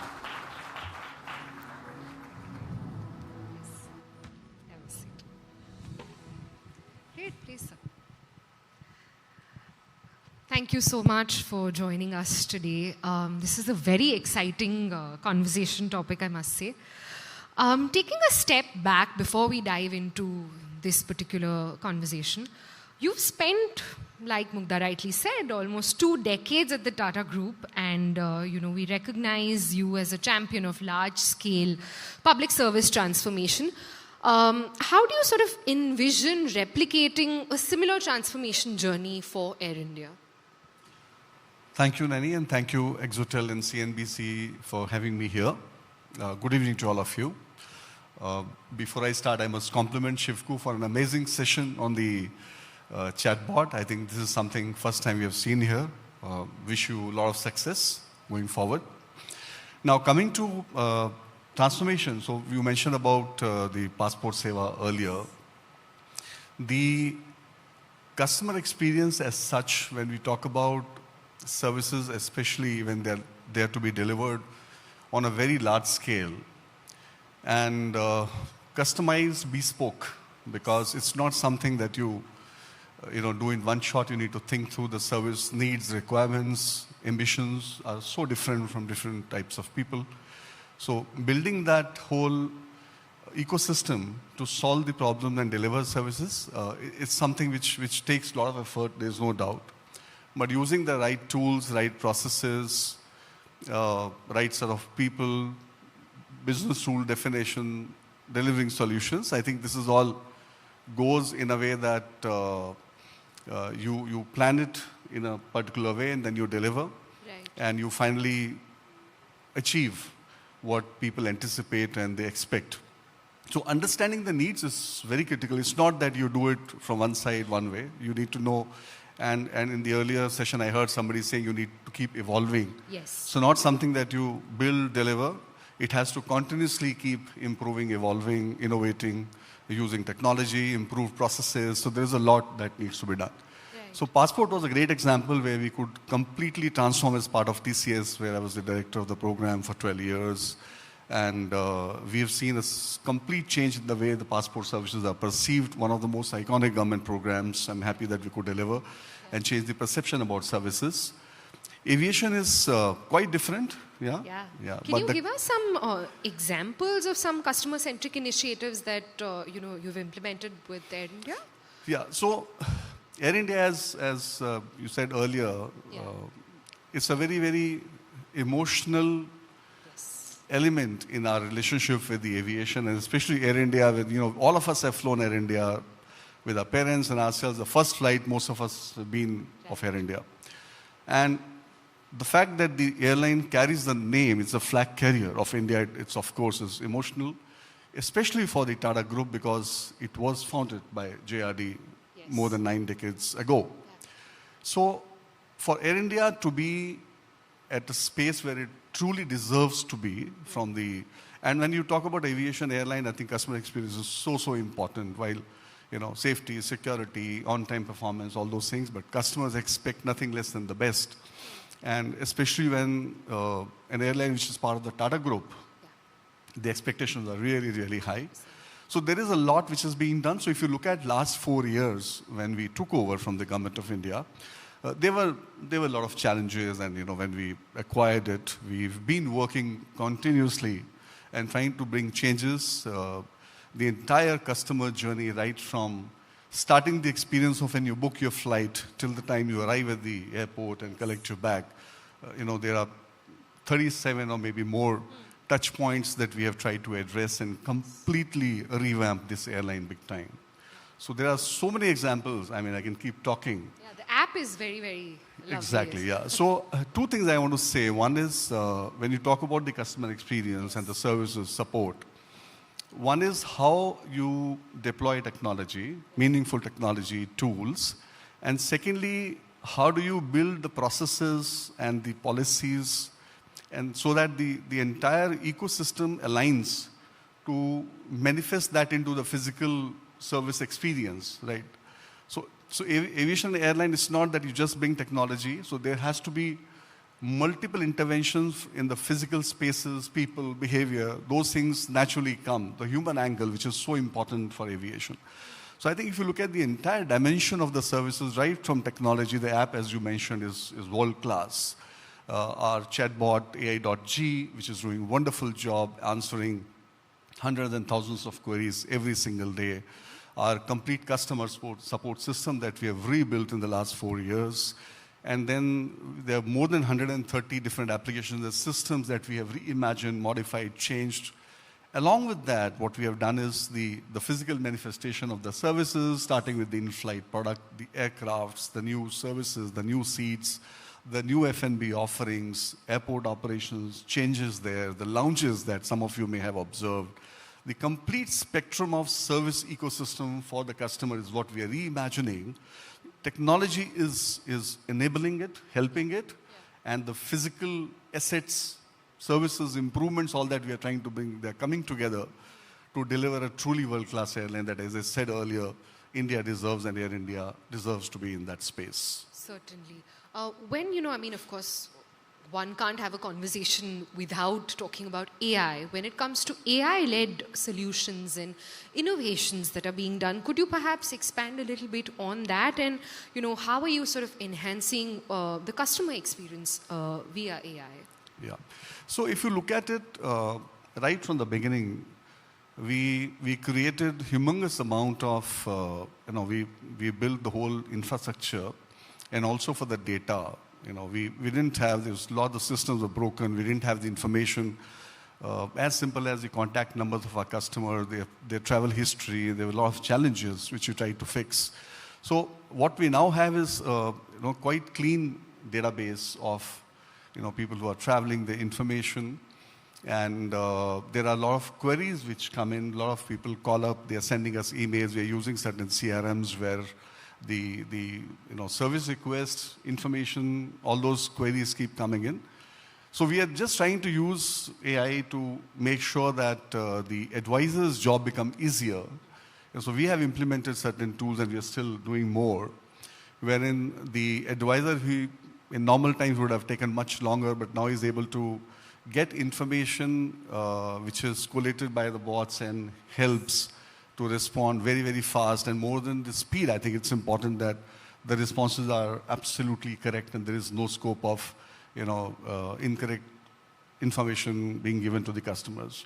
So we have tools which are now helping us. We're also working on, as I mentioned about the AI.G, wherein many thousands of people are writing to us and they're getting information, whether it is related to the time of the flight when it's taking off, the different routes which we are flying on, and what are the facilities available, information about a particular PNR.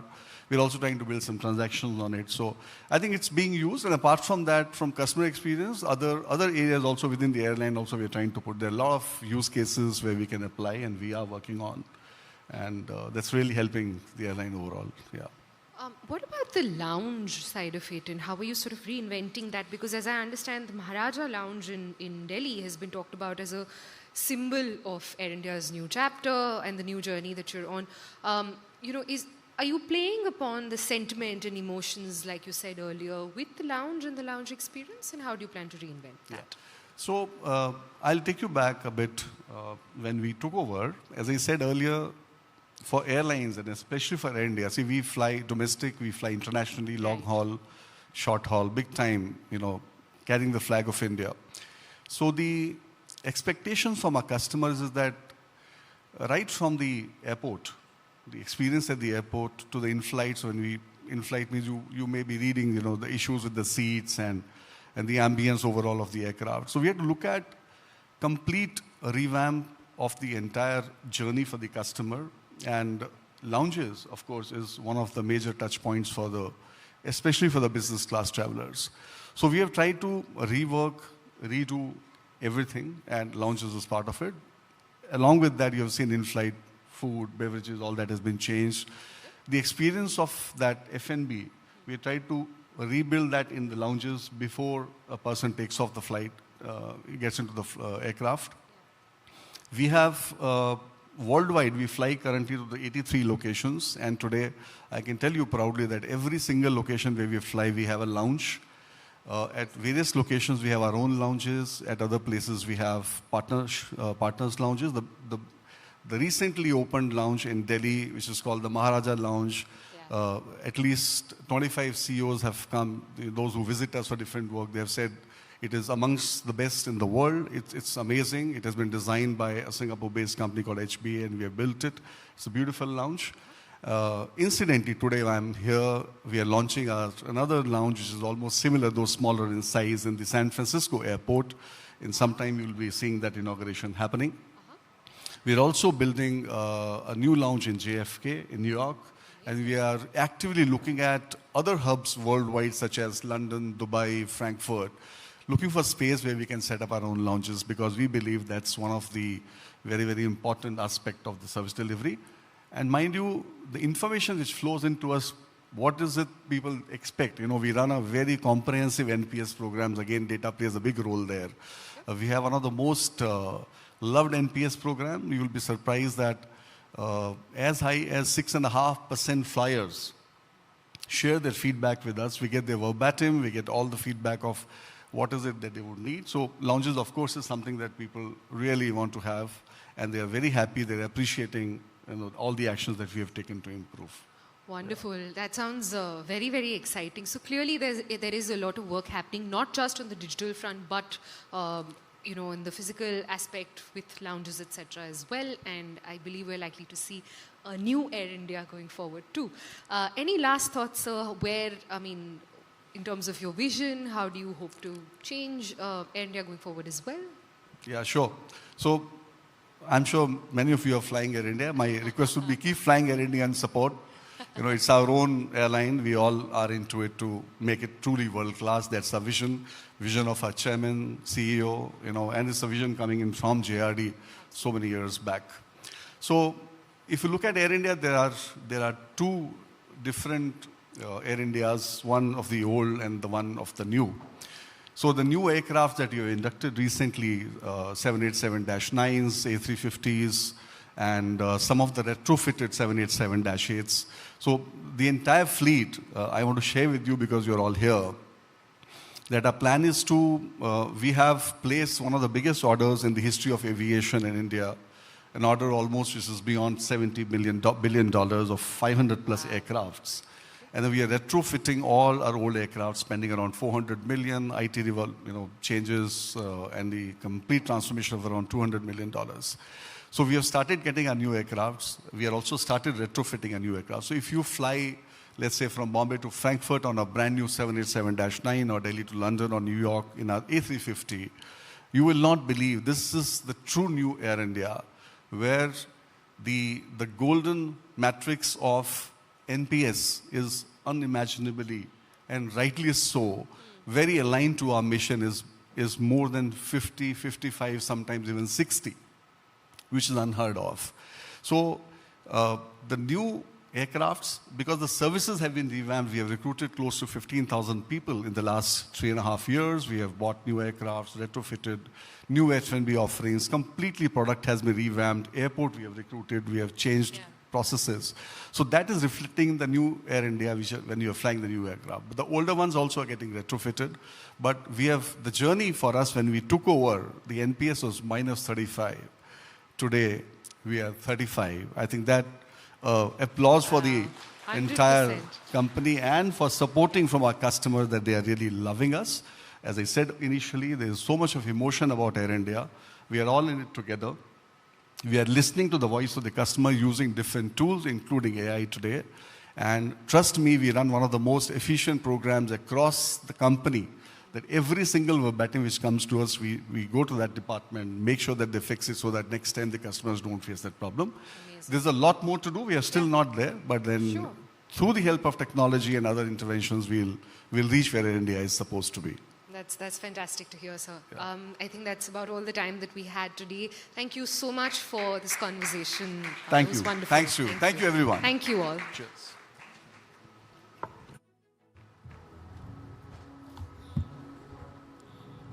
Neni, I'll request you and Mr. Dogra both to stay here.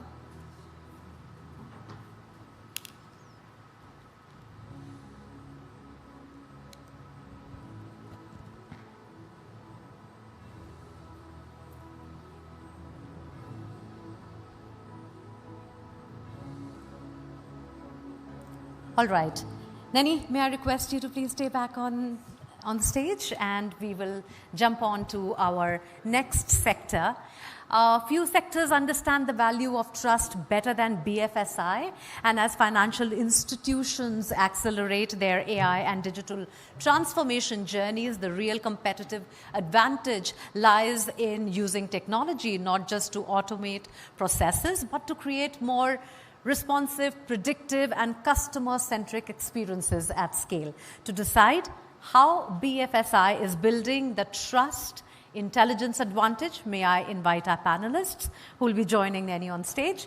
Vijay Rajgopal, Head BFSI and FinTech, Go-to-Market, AWS. And Girish Sehgal, Chief Health, UWN Claims, Customer Service and Operations, ICICI Lombard General Insurance. Welcome, gentlemen. Over to you, Neni.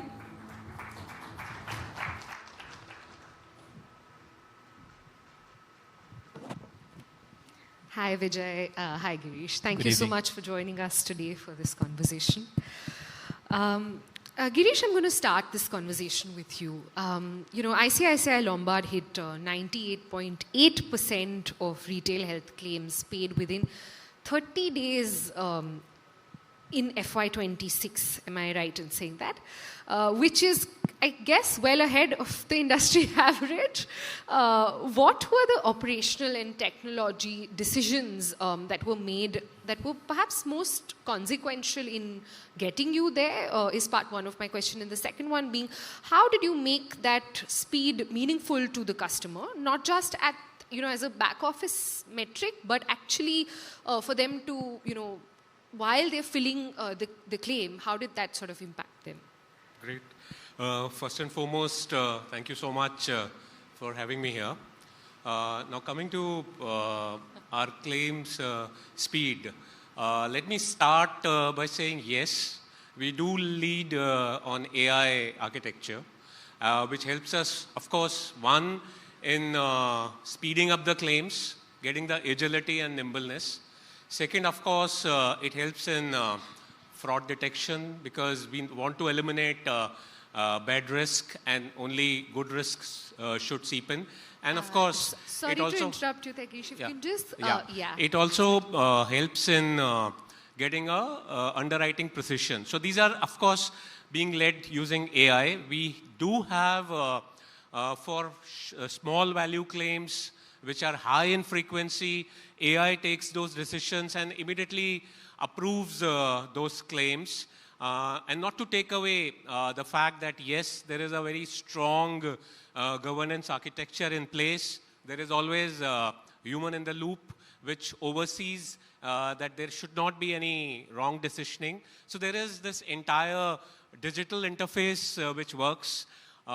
If you look at delays largely, the delays are only because the documents are physical. There are handoffs which happen. So we have mandated that it has to be only digital interface. All claim intimations happen through our IL Take Care app. Once the claims are inverted, there is an AI engine which works, which tells the customer to move ahead or to get some new documents. Right. And once it is inverted, there is the AI engine which gets into play with a human in the loop. And hence, that's actually leads to a lot of speed that we get and the 99% number that you referred. 98.8%. Yeah, 98.8% number that you referred to. In terms of touch points, yes, there are dynamic updates which keep going to clients at every stage through our WhatsApp chatbot or through the app, similar to Amazon, where you keep getting updates when you order something. So you are informed at every stage. So while AI is helping us in speeding up the things, customer experience is paramount, and it is a certainty with ICICI Lombard. Can we see that go up to 100% this Of course, that's the intent. Thank you so much. Vijay, coming to you, AWS sort of sits at this unique intersection where there's global AI capability on one side and then there's the Indian BFSI on the other. Now, from that vantage point, what are some advantages that Indian BFSI AI deployments have that perhaps no other algorithmic sophistication would? Sure. Thanks, Naini, and good evening to all of you. To quickly just introduce myself, so I lead the go-to-market for AWS. I'm the country head for BFSI and FinTech GTM. Really a pleasure to be amidst all of you today evening, and along with Girish and Naini as well. I think we are at the intersection, and like you rightly said, I really truly believe that we are fortunate to be in a country which probably has arguably the world's best digital ecosystem. Right? We are talking of confluence of UPI, Aadhaar, account aggregation, OCEN, etc., which today a lot of countries envy us for that, right? Because it gives us a treasure trove of data. And imagine 2,000 crore transactions in a month, which is the current volume of UPI, processing almost 20 to 30 lakh crores of rupees. That's enormous. What that does is it leaves behind a lot of data trail and allows firms to experiment and build literally, as you say, you build for billions when you're building in India, right? And that really drives a lot of scale, right? So there is a lot of very rich payment ecosystem data that's there. The second thing is, India has a heterogeneity, right? So you look at multilingual, right, from digital natives to seasoned users to all kinds of variety in terms of the user base. Right? Like, so for anyone trying to adopt new use cases, new solutions, India becomes a beautiful playing ground, right? Because you can experiment, you can try out things, and it'll be challenging because of the heterogeneity, but if you're able to make it work, then replicating it across the world becomes easier. Right? That, in some sense, if you look at, I mean, we saw this awesome voice AI call that happened. Look at the number of regional languages that people have to cover to really cover the length and breadth of India. Like, no other country really comes even close, right? And that's the intersection we are in. And the third element, I would say, Naini, is that there is a trust element that's all pervasive to BFSI, right? And we are very clearly realizing that it's not about building AI in silos, right? It's about building AI, which is interconnected across systems. That is going to deliver value for you, and it has to be built in a manner which is built on trust, because BFSI is all about trust. It's explainable. It's auditable, and it is something seamless, right? Absolutely, right? So those are the three things that really make this unique. Very, very interesting, Vijay. Girish, coming back to you, AI health underwriting can identify risk with extraordinary granularity, but at the same time, there tend to be certain ethical questions. As always, there are its own risks, etc. How do you sort of balance this, the legitimate risk differentiation and the algorithmic discrimination? How do you sort of balance the two? I think great question. So like I said, we do use AI for risk selection to eliminate bad risk, get good risk insight, pricing accuracy, underwriting precision. But there is a strong governance architecture in place. There is always a human in the loop. And the heart of underwriting is always data. Yeah. Anything that you want to underwrite, you need data. And data is, of course, basis the consent of the customer. Data is put in. Data usage, we have to be very accountable for the usage of the data, with the DPDP also coming in and going to be effective very soon. So I think somewhere data holds the key. While we do use AI, and a lot of algorithms, but overall it has to be administered, and model has to be controlled by human in the loop clearly, and there has to be no bias in the model. There can't be whatever that we do. I think the underlying principle is underwriting, that whatever that we do is completely based on fairness. Completely based on fairness. Wow. That's a hard, I'm sure that's a big claim to be making, but I totally get where you're coming from. Vijay, coming back to you, what is perhaps the most significant tension between global cloud architecture standards and the Indian regulatory standards, and how is AWS navigating these? Well, that's a great question, because we keep hearing that, right? In an interconnected world, how does one balance this need for standardization, which is what global architectures do, and localization, which is what local regulatory organizations look for, right? Like, so how do you balance that?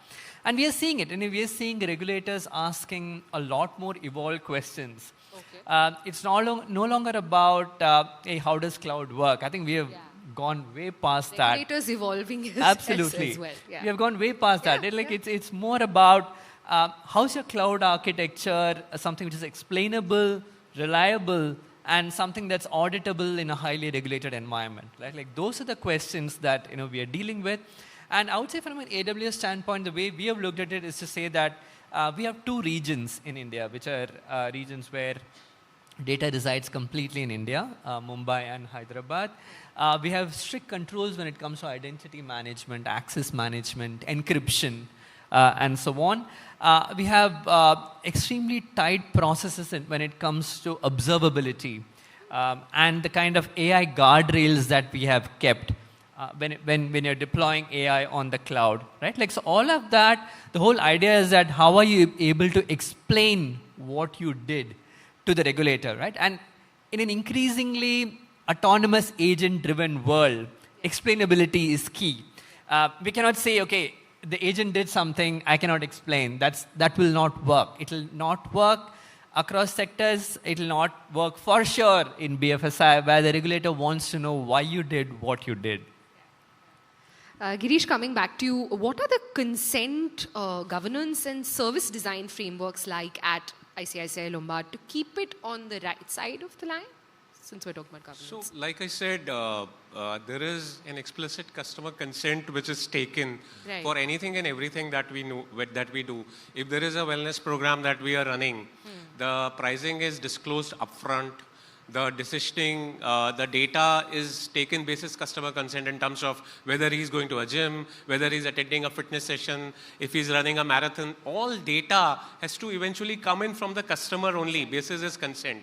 The usage of data is again based on his consent, and whatever is the output will be upfront told that yes, there would be rewards or wellness points which you can redeem later on. But anything and everything that we do, the data is the heart and soul, and the data comes from clients, and there are strict guardrails. The model, whatever that we work with, has a human in the loop, like I said, very, very stringently working together, and the decisioning is extremely, extremely fair. And let me put a caveat, we would always try to be fair to the customer and also fair to the organization. So both sides. Absolutely. Vijay, coming back to you, there's a lot of talk about governance by design. Yeah. But what does it actually look like at the cloud layer? Yeah.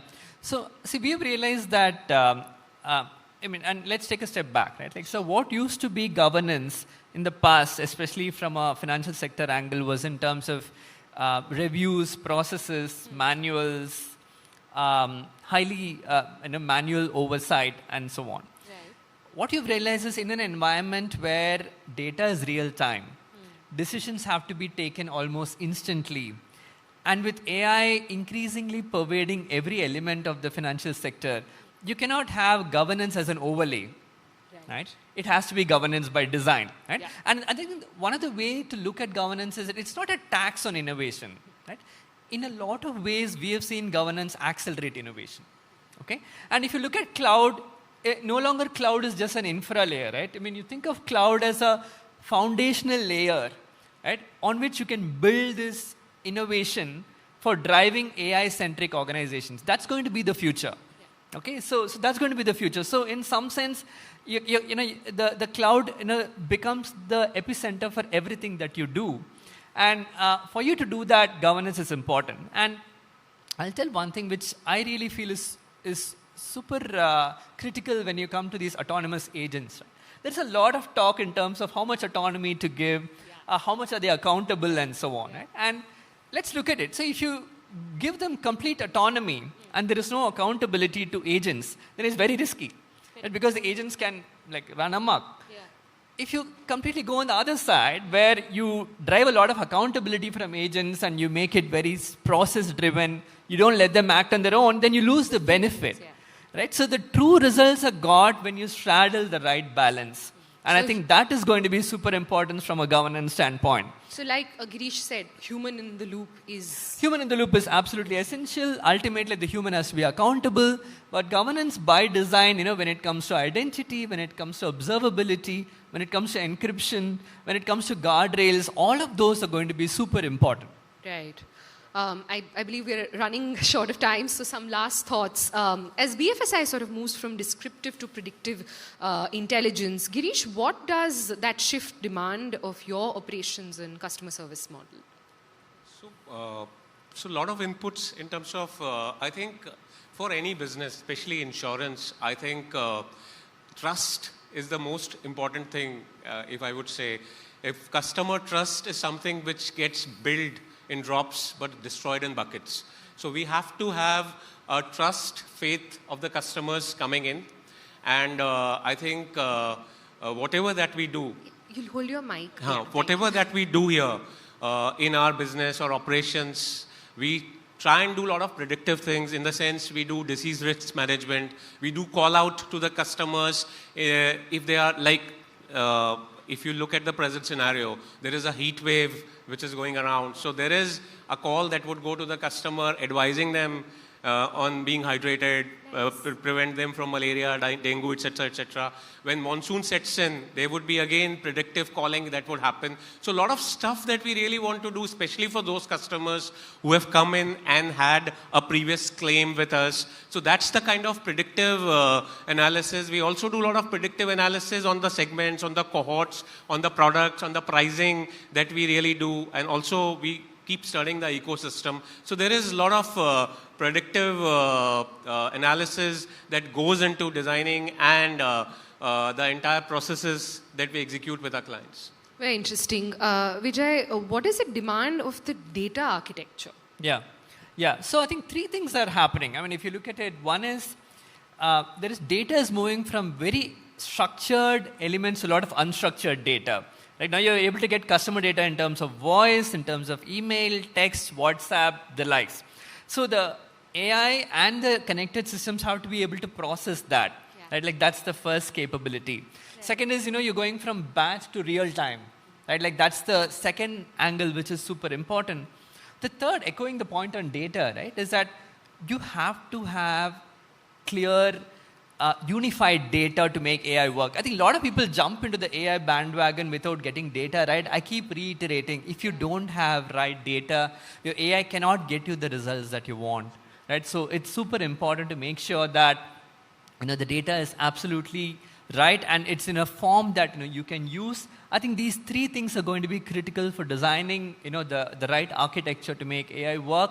And I think maybe one final comment I would leave is that think of AI as something that, it's truly multifunctional, right? Yes. It's not just a tech project. It's not isolated in one department. It has to be truly multifunctional. It has to be thought through with respect to what are my business goals that I want to achieve, right? AI is not a tech problem. It's a business problem. Start with what are the business goals I want to achieve? What's the ROI I want to get? Then look at how do I break it down across functions? And then your architecture will answer those questions when it comes to it. I think that's a great note to end this conversation on. Sure. Thank you both so much for your time. It was a wonderful conversation. Thank you. Thank you. Thank you.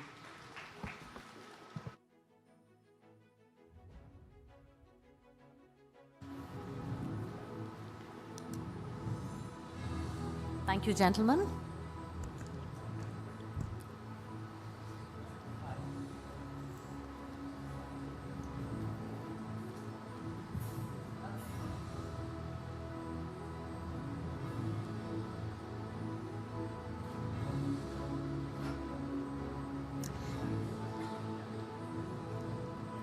Nanny, thank you so much. Thank you. We now move into our next fireside conversation at EngageX 2026, Trust, Transformation, and the Future of Banking. Banking today also is undergoing one of the most significant transformation in its history.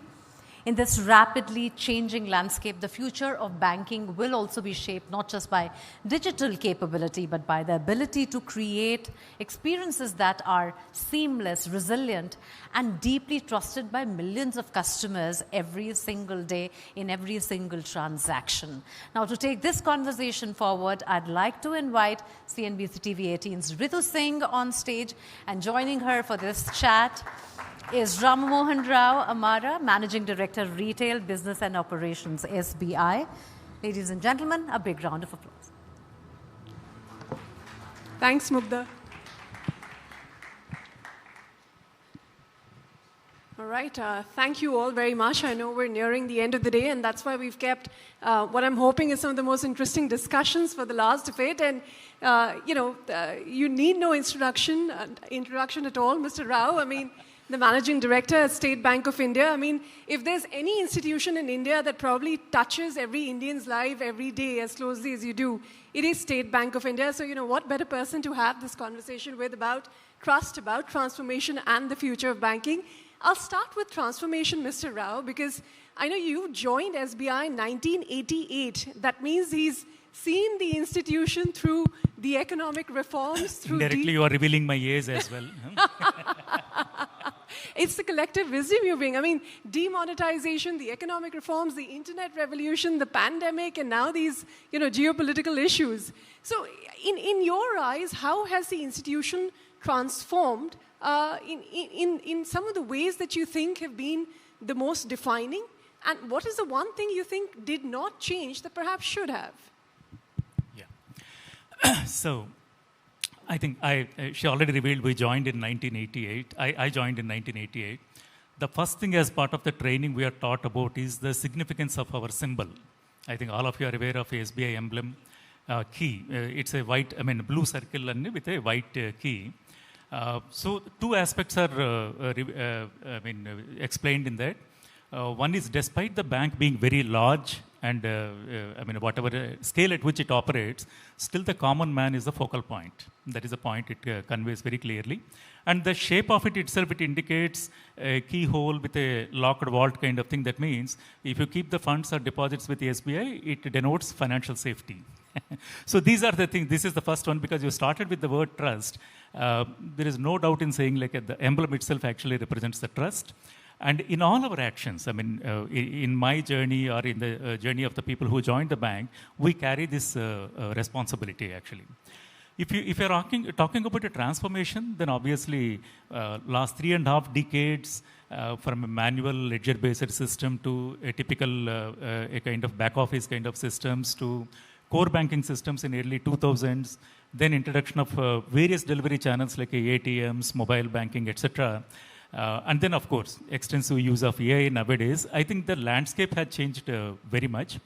But what has not changed is our approach to customer centricity. Whether any product design or a process design or any delivery channel we introduce, customer centricity is the key. In all our internal process approvals also, there is always a seat for somebody like a customer experience officer.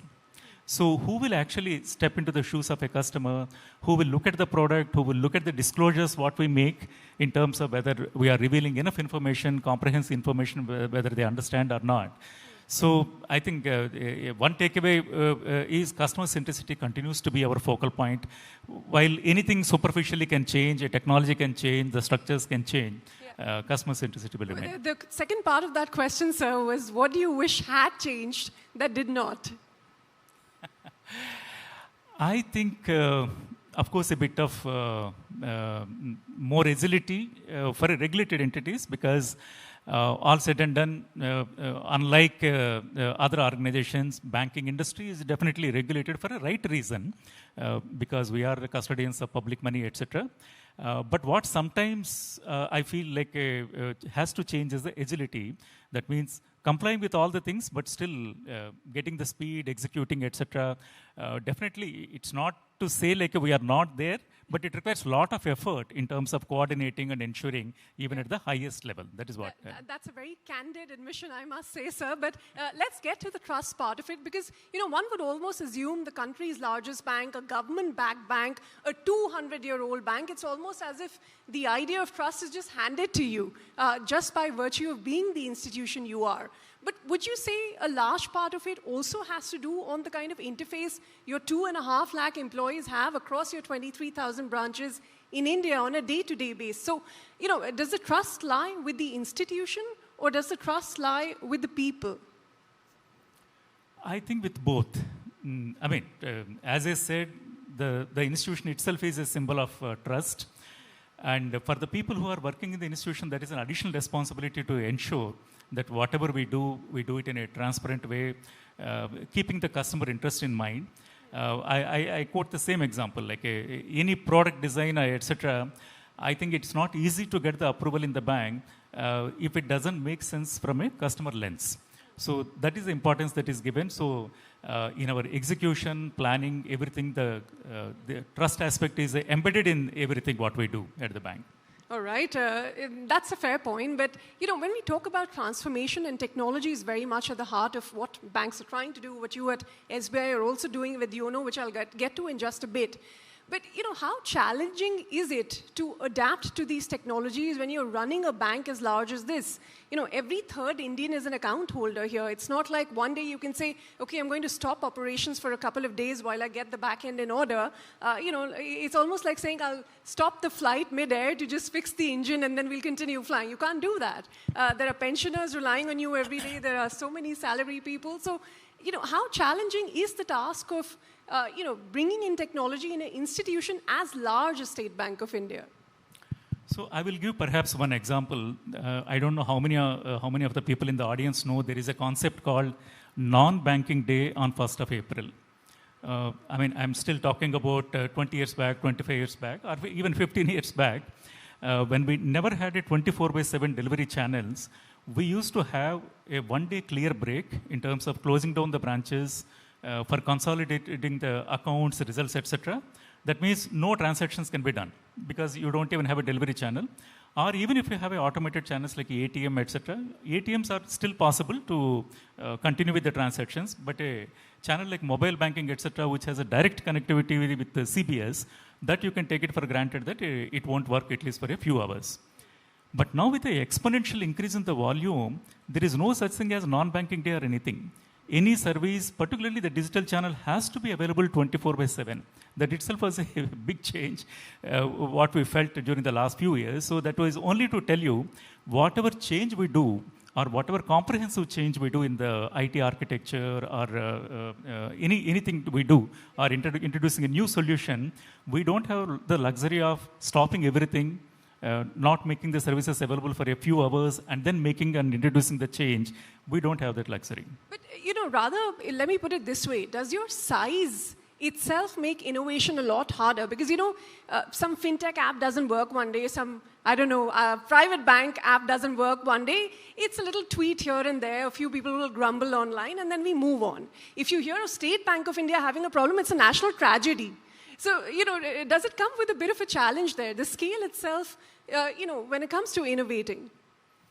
I think the expectation from us, from our team, from the top management also, is size cannot be the excuse. So that is a case with even external stakeholders like a customer also. With size, your expertise also has to be of that magnitude. That means it's an additional responsibility to ensure that a planning is perfect. We need to have a plan B, plan C also, if we're rolling out a new solution or a new app, etc.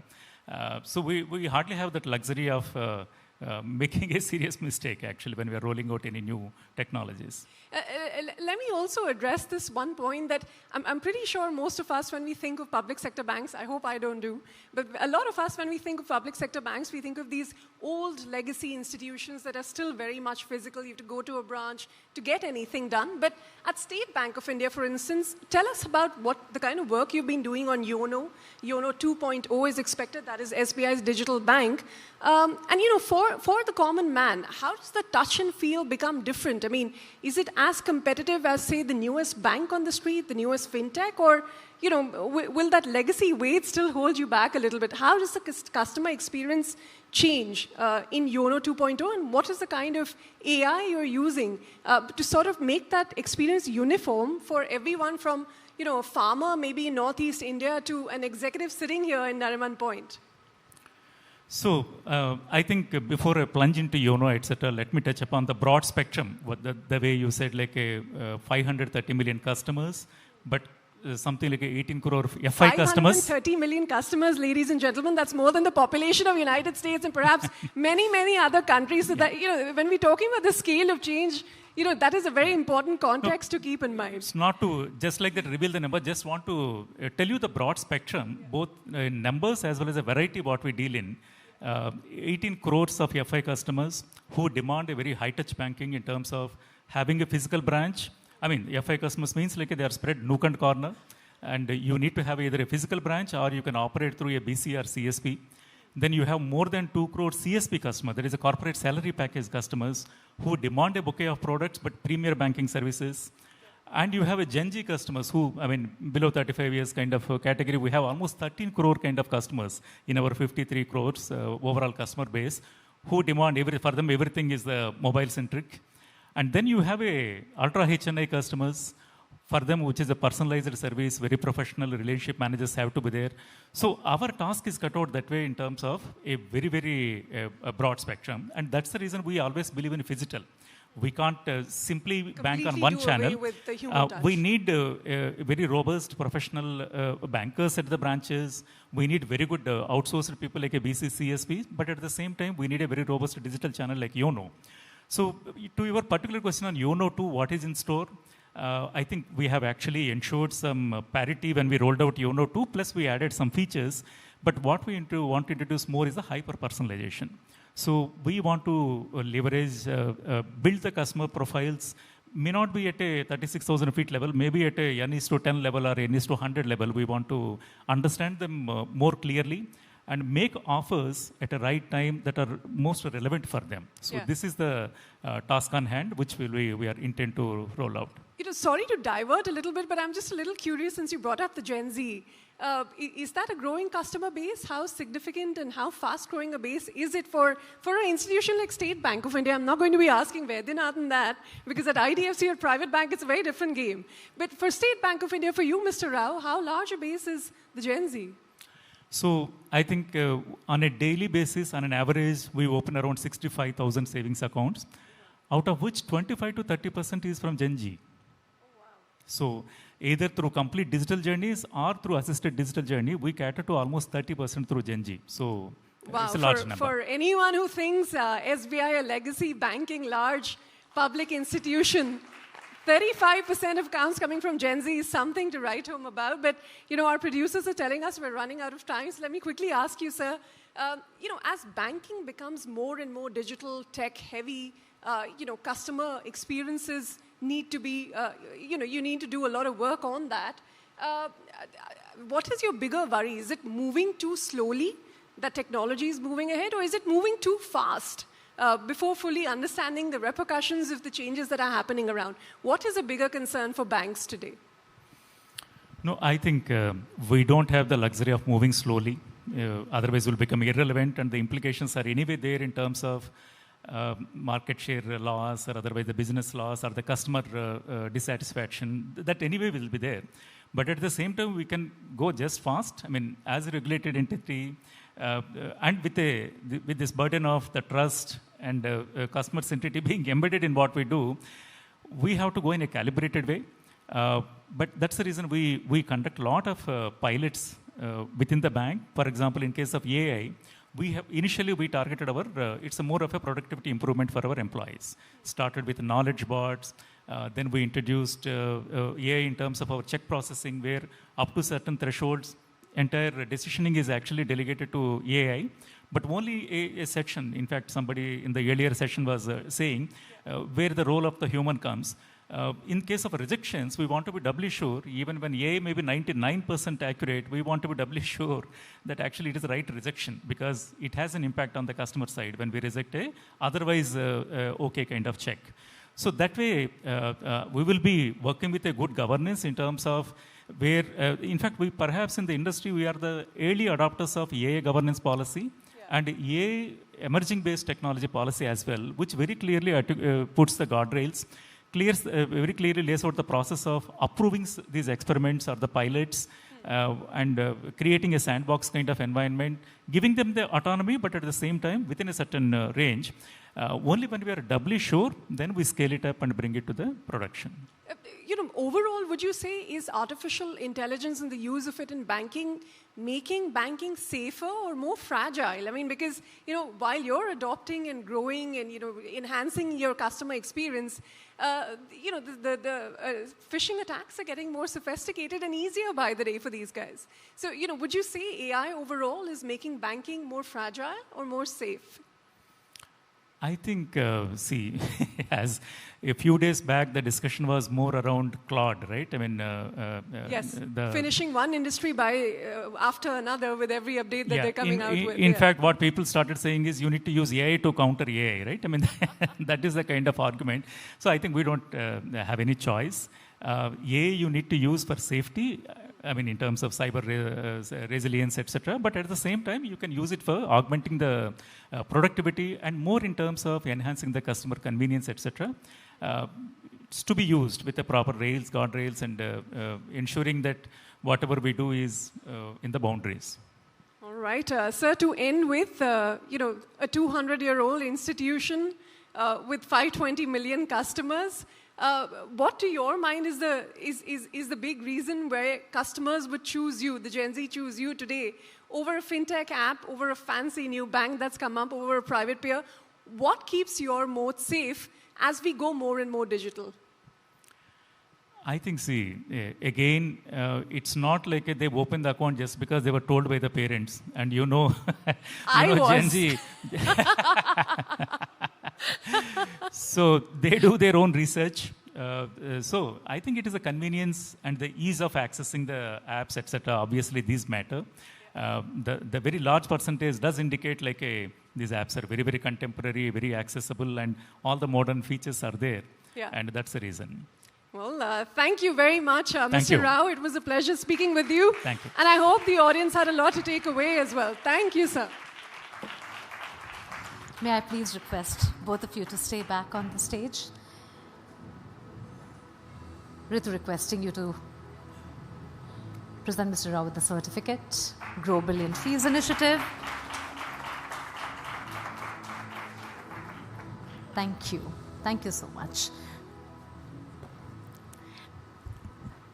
Thank you, Ritu, for staying back. And we move on to our next fireside. Well, in today's hyper-connected world, reputation can be built over decades and tested in moments. For institutions, especially in the financial sector, trust is no longer shaped only by financial strength or market presence. It is earned through transparency, consistency, customer experience, and digital reliability, all of which we have been talking about through the afternoon and now in the evening. To explore what it takes to win and retain India's trust, we have with us none other than V. Vaidyanathan, MD and CEO, IDFC First Bank.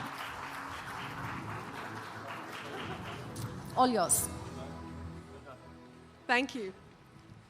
Thank you, Mr. Vaidyanathan. We spent the last few minutes talking about a 200-year-old institution, but now I'm going to ask why a bank that barely existed or didn't really exist a decade back is able to get 35 million customers, and what it takes to get there. First of all, you can call him Mr. Rao, you can call me Vaidya. Okay, it starts with that, okay? Okay, we'll call you Vaidya, but let me start with that trust aspect actually, and what it really means for someone like you. For SBI, it is, of course, the legacy. It's a 200-year-old institution. There is government backing, and inherently, the Indian Janta will trust someone with the PSU tag. What did it take for you to build the bank from scratch, from nothing, into the institution it is today, and retain that customer trust, which is quite visible in the kind of numbers we're seeing from you?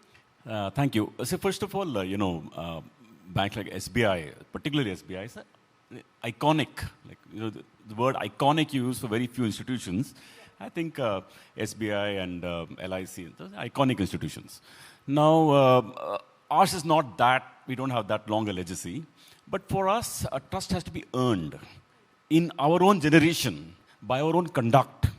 So the way we think about it is that, every act we do, every product we put out, every kind of feature we put out in our customer products, everything, and the way we conduct ourselves in the event of a crisis, they all add up to the experience and the trust. And that is how our life is different than from like an SBI, for example. Well, it is very different, but let me just push on that because, with no government backing, no clear big promoter per se, what did it take to really get these customers? In the sense that a lot has been, when you ask customers on the street, one of the big standout factors for IDFC has been your savings rate, for instance. When every other bank on the street is doing 3%, 4% on your savings, this is the only bank that was going with 7%. Of course, now you recently brought it down. But, was that, for instance, a standout strategy, something you did differently? No. See, rate, you can pay any rate you want. But if you don't enjoy trust, people will never leave deposits with you. Okay? And in fact, over time, we were paying higher rates because our cost of funds was 9%. Right? So we were paying 7, and 7 was a good trade. But over time, because we had a legacy institution where IDFC and Capital Force, a non-bank finance company, borrowing at 9%, we had to retire that debt, and 7 looked cheap. But now we brought it down 2.5%, just for information. So if you're opening an account at the IDFC Bank, just keep your expectations low. Okay, we pay 2.5%. Well, that's just given the circumstances and where everybody else is. I know, of course. But the point I'm going to say is that up to 3 lakhs, we pay 2.5. Above that, we pay more. The point is that rate alone doesn't get customers. That's the point I'm making. Right? Even today on fixed deposits. So what did you do differently? I'll come to that. For example, on fixed, our cost of funds today, just to put it, right, we are paying 6%. Now, all mid-tier banks are paying 6%. But you will see IDFC, for the last 5 years, 6, 7 years, has grown from 40,000 crores of deposits, 40,000 crores, so today we are 2.8 lakh crores.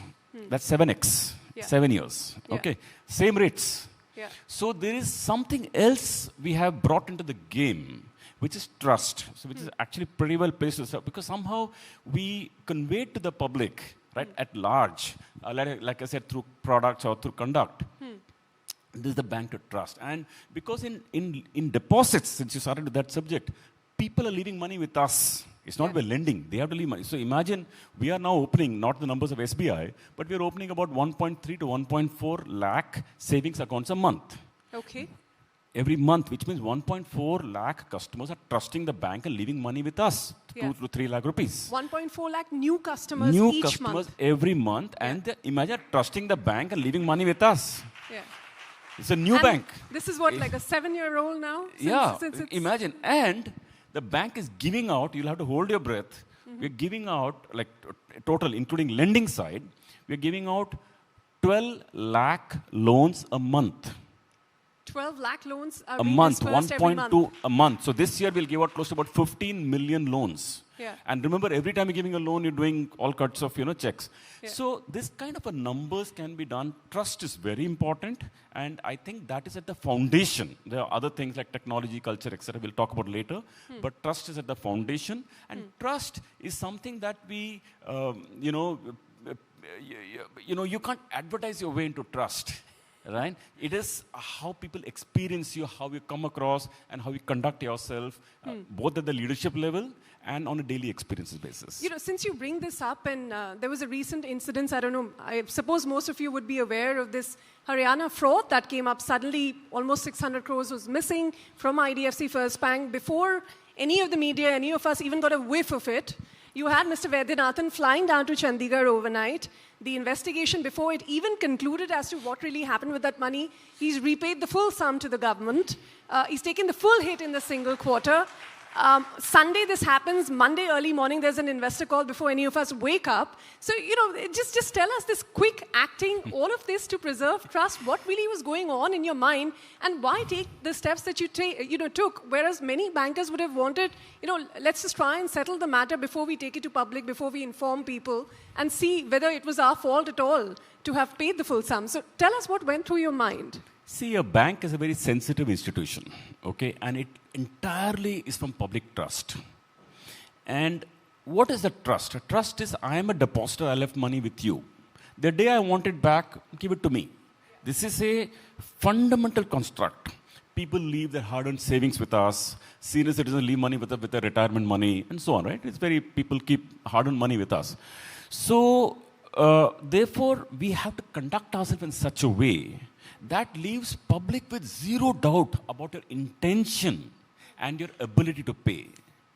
That is why, and also, we have we talk about it, but we are, as a bank, we always say customer first, and to say it is easy, to live it is very tough. It's also in your name. In fact, first. First. And in the slogan below, IDFC First, we write customer first boldly. Now, there's a crisis, to your point. First of all, it shouldn't have happened. It's it's quite bad. It happened with us, and we ran 7 years, 1,000 branches. I mean, we put up 1,000. Never happened, but it happened. Shouldn't have happened. It's a mistake at our end. We have done many things to fix it, but that's not the point for the discussion today. What we did was just to take you through that process. Since you said it, this happened Monday morning. Before the media could make stories out of this, we were, we were out there, and we said it ourselves, right? We took a proper. That afternoon, evening, we just flew to Chandigarh. We said, "Here's your money." And next morning, I called some of the leading channel newspapers and said, "Look, I want your front page tomorrow morning." And then we wrote out a message to Stock Exchange that this is paid, and we put out a front page ad saying that. Living by customer first values when it matters most. And we did it. The amazing thing, you'll see, Ritu, is that, money stayed with us and deposit didn't leave the bank. Not only did money stay with the bank, I think it even increased during the quarter. Yeah, I mean, I must say that normally when such a big setback happens, every Twitter channel and every YouTube and everyone was educating people about this issue, you'll be surprised.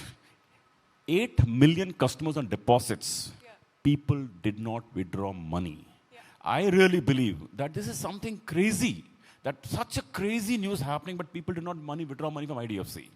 This quarter, our estimators will grow by 20% quarterly annualized, meaning this quarter 5%, which we annualized to 20%.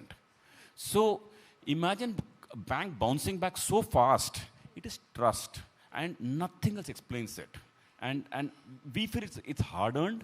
We feel it is a privilege. Somebody trusts us, and we have to live up to it, actually. But let me ask you this. What is the personal cost of building this trust? I mean, for instance, you had a pretty cushy job at Citi. You had a very good role at ICICI Bank. You quit that.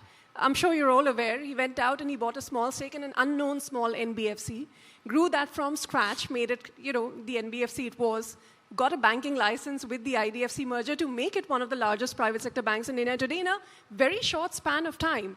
But being associated with a bank like that, building it from scratch, also comes with the fact that you have to be the face of every crisis. You have to be the face of every investor call where there's a loss. At what personal cost does that come, building this trust? No, when my former boss, Mr. K.V. Kamath, on some occasion told me that if you have a still mind, right, not cluttered, if you have a still mind, you can go through,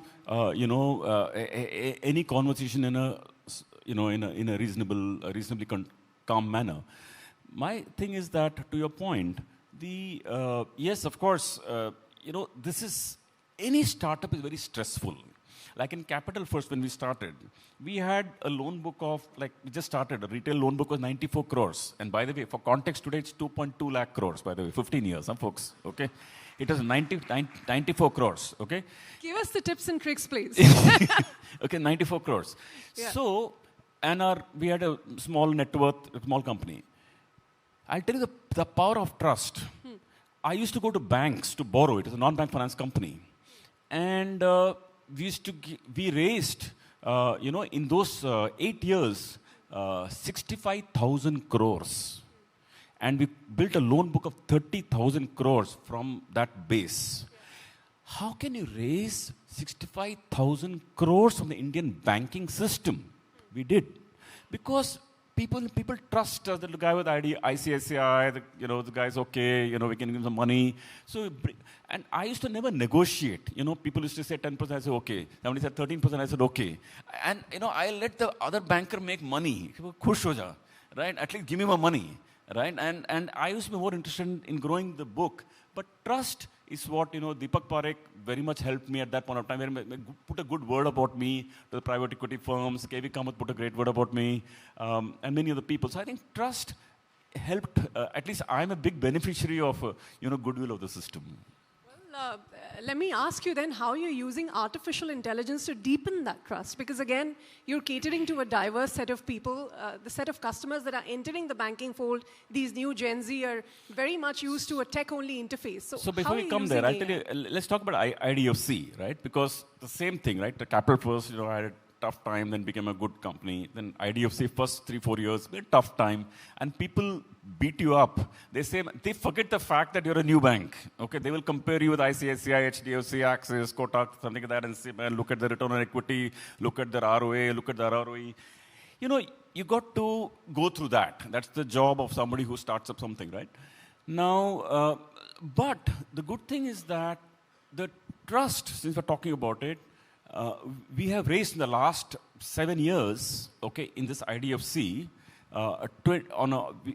20,000 crores of fresh equity capital. 21,000 crores. It's hard, right? So again, including twice over from the same private equity player in the NBFC and the bank. Twice over from the same entity. And when, 6 times somebody participates, we have raised 6 issues in the last 6 years. I'm not very happy the bank is, having to dilute, but it's part of setting up something. But the point I'm trying to say is that trust. Now, with regard to, so the short point is that we feel that this is a responsibility, we got to live up to it and, hold customers' money dear. Now, to your point about artificial intelligence, right, and how to think about that. The thing about the fact is that tech now, Ritu, is becoming a very powerful thing to improve customer experience. I'll give you a small example. Now, if you're a customer and you are somewhere overseas, somewhere, you swiped your credit card somewhere, it didn't work. Yeah. One way is to inform you, okay, your card is declined. It's of no use to you. But if a SMS said that, your card is declined for this reason, that's some use to you. But if the SMS, if WhatsApp came to you with a video, a message to it, saying that you are overseas, you have not switched on your international roaming button, please click this button, activate it, try again. That's value add. Real time. Then we know very well you're going to call the call center. So on a real time basis, this system will tell the call center that if this customer number calls, please tell them that, don't start with what's your mother. Press 1 for English. Press 1 for English. English. Press 2 for this problem. And press 9. And after press 9, say, what's your mother's maiden name? Right? Please hold. Please. You are number 6 in the queue. Yeah. And then you say, what's your mother's maiden name? What's your, color Meanwhile, we'll advertise for a bank. You listen to this repeat recorded message. So if the customer goes through all that, it's a harassment. But we said that, okay, now we know. Glad you're calling it that. I'm very glad to hear it. It is pure harassment. Okay.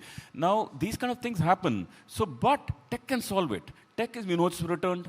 We inform the call center immediately, real time, and customer calls, if the customer calls, if they need to call at all, otherwise we can inform. And then the number picks up and says, okay, now we know it's because of this reason, please activate it.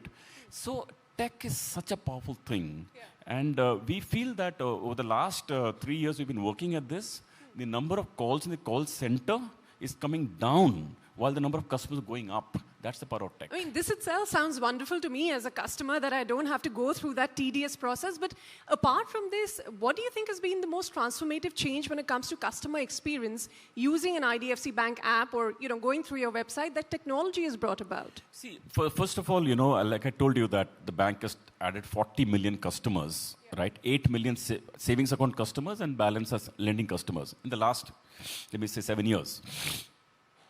Now, it is not possible to have done it over a 200-year period, right? We don't have 200 years. I have only a few years. So it's not possible. Only tech can make it happen.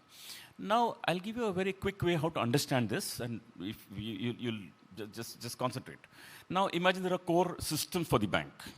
Now, the core systems of the bank, we have created something like a data capability, an integrated data platform where all the information, so you may be Ritu somewhere, you may be S Ritu somewhere, whatever. So banks actually often are confused who you are, right? You are in different names, in different databases, different marital status depending on when you took the loan, right? And your address has changed. So we have created a really high quality data platform and we have reconciled all this data. That itself is a very powerful asset. Then on that database, we have created for every customer a DNA, every customer DNA. Basically, what is the customer's transaction, what is the customer's stock, what is the customer's investments, what is the customer's pattern of transaction. We created a DNA. On that DNA, we have now created a capability, and by the way, these are difficult to build, these are difficult reconciliations. And then on that DNA, we have now created the ability to reach the precise customer at the right channel with the right proposition at the appropriate time. When we did that, and then we put anti-spamming rules, anti-repetition rules, because if you think of the customer who's well off, the home loan wants to reach them, credit card wants to reach them, every database wants to reach them, customers harassed. So we have put anti-repetition rules, so that don't reach the customer more than once a month. And we put anti-spamming rules. Please share it with your peers. Sorry? Please share it with your peers. Yeah, right. So we put these. So then we put a governance. Governance is not like, think of a traffic police, right? This says, okay, your traffic can go, your traffic can stop. Now in a real world, digital, so we have put a digital traffic rules here, saying that if home loan is passed, then listen, car loan, you don't spam the customer for next 1 month, right? So we put these rules. That is why I am reasonably sure, 99% sure in this forum, I can almost say this customer base would not have been spammed, okay? It may have happened. If it's said, then you should tell us and we'll fix our processes. But these are how technology we use to make sure that we give precise proposition to customers. Well, I'm so glad to hear it. And a round of applause, I think. I mean, for anyone who's not going to call me repeatedly or not going to make me go through IVR, I mean, kudos to you. But just a simple question, because, you know, trust is very much an eye-to-eye contact. You're going to a branch, you're talking to someone, you're venting there. In the age of digital, is building trust a bit harder before you can even show customers what the digital experience could be like? Is it a bit harder because of the lack of physical touch? No, it's a very, very phenomenal point. And therefore, in the digital world, we have to take extra effort. Extra effort, because if I put any dark pattern, and in digital, very easy to put dark patterns. We know how some of those well-known stories happened in the last few you know, of another industry. So, so we have to be extra careful that this is, you know, we use a term in the bank, and you know, I really mean it. We actually tell people, this is customers' money. If it's taken in the incorrect way, then it's dirty money come to our bank. And I am, as you know, I'm holding a lot of shares in the bank. I feel, look, it's coming to my home, right? Then I feel, dirty money, your money come to my pocket. Why? Okay, it's like dirty money. I tell people, tomorrow ESOP is coming from this money. So do you want dirty money? No, I don't want dirty money. Then we tell the employee who is not getting ESOP, the salary, do you want the money? So we tell people, don't bring somebody else's money to your pocket. It doesn't belong to you. इसको समझा के, right? People come from many organizations. Then you have to tune their brain like this. Okay, so very important in digital era to particularly not put dark patterns, because once customer sees that, then the trust is gone actually. Absolutely. I mean, we've again run out of time, but for the leaders that are sitting in this room, Mr. Vaidyanathan, from your vast experience, you know, we've seen multiple failures in banking. I mean, back in the day to more recently, I think people would remember Yes Bank, DHFL, INLFS, PMC Bank, and whatnot, the list goes on. What do you think, you know, some of these banks could have handled differently in how some of the customers we saw, how they suffered, and your message to the community here on how to use technology, how to better build trust and retain customers in this digital era?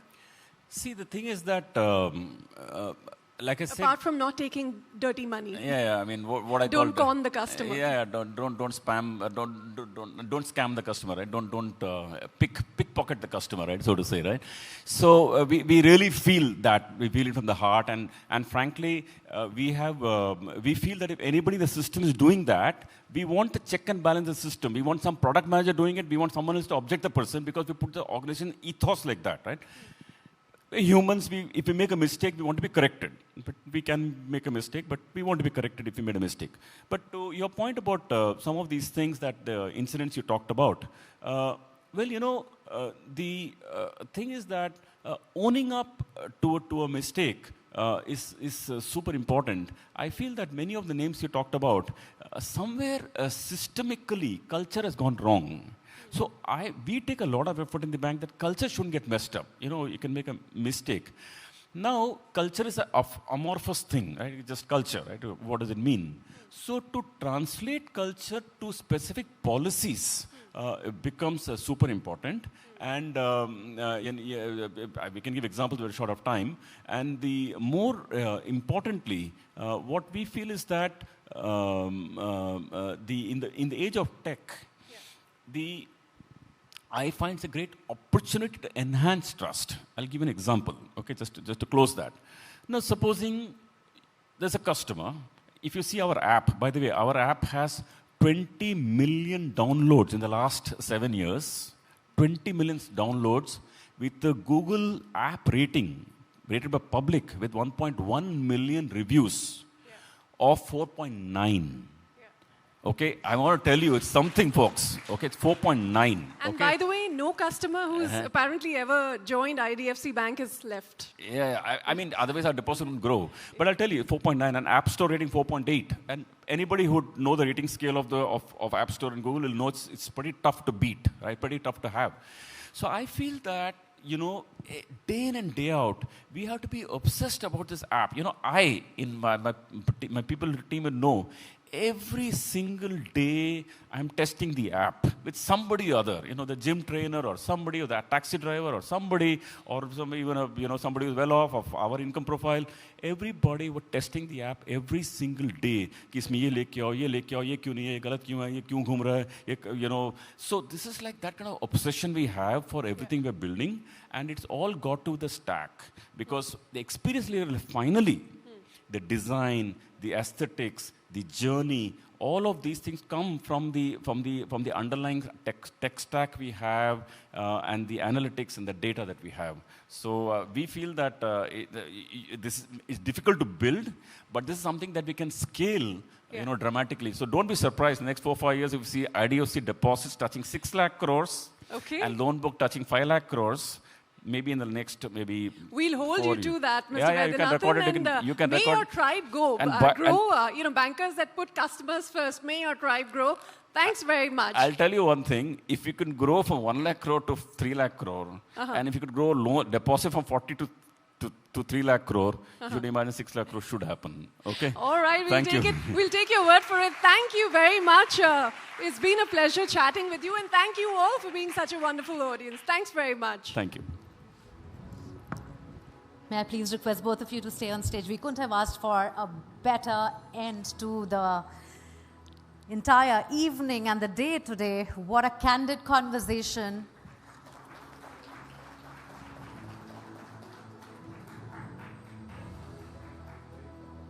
Thank you. Thank you so much to both of you.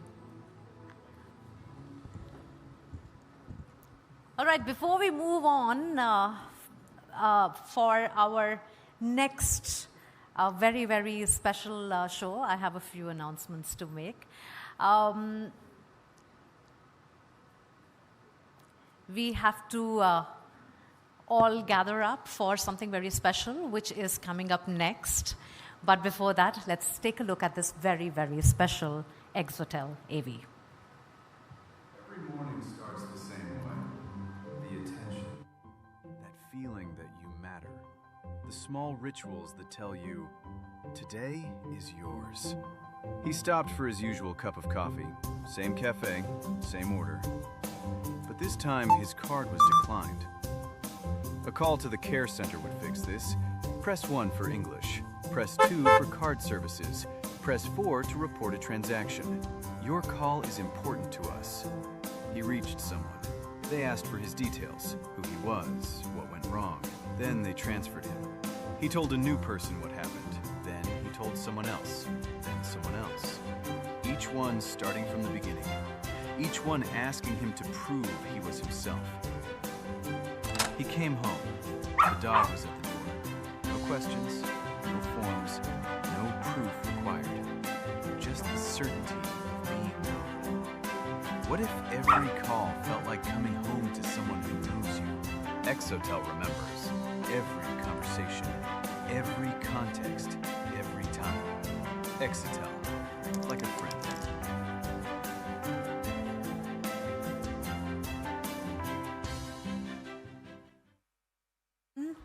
Exotel. And now we arrive at a truly special moment this evening, a moment that celebrates bold thinking, transformational leadership, and individuals who have redefined the way enterprises connect with their customers. Architects of CX is a collection of transformational CX journeys, a chronicle of leaders who challenged convention, reimagined CX at scale, and changed the way enterprises do business and also connect with people. To shine light on this initiative, may I please invite Gaurav Agrawal, CBO Exotel, and Udit Agrawal, Global Head Partnership and Marketing, Exotel.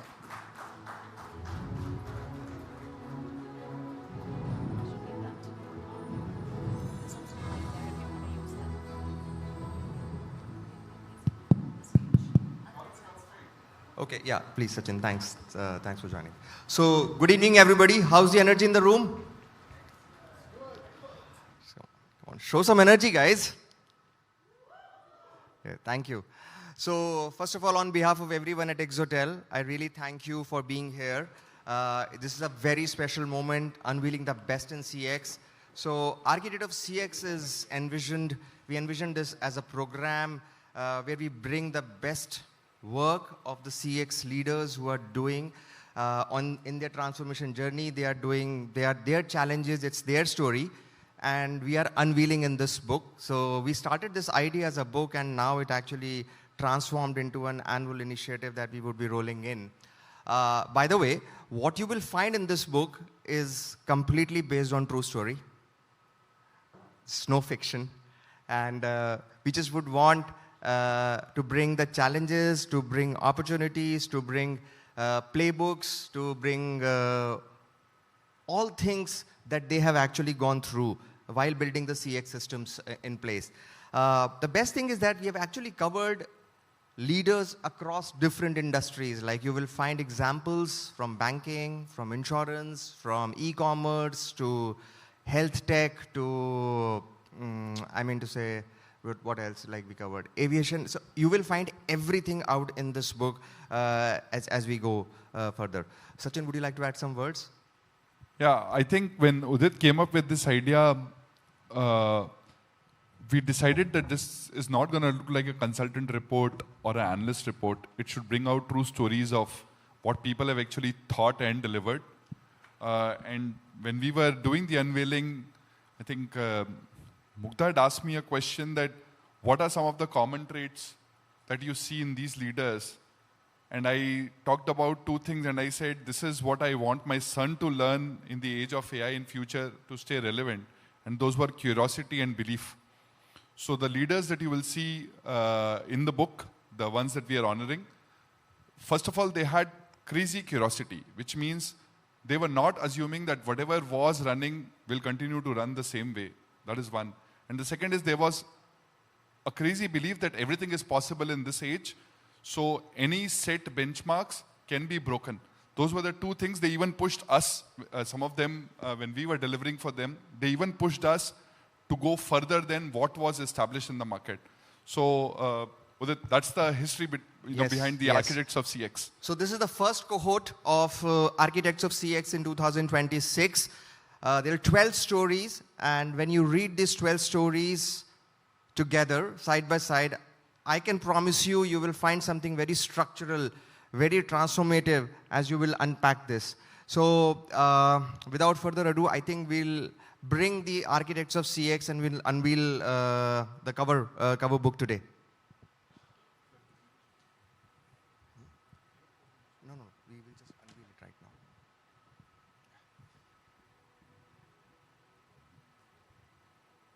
So we're going to unveil it right now.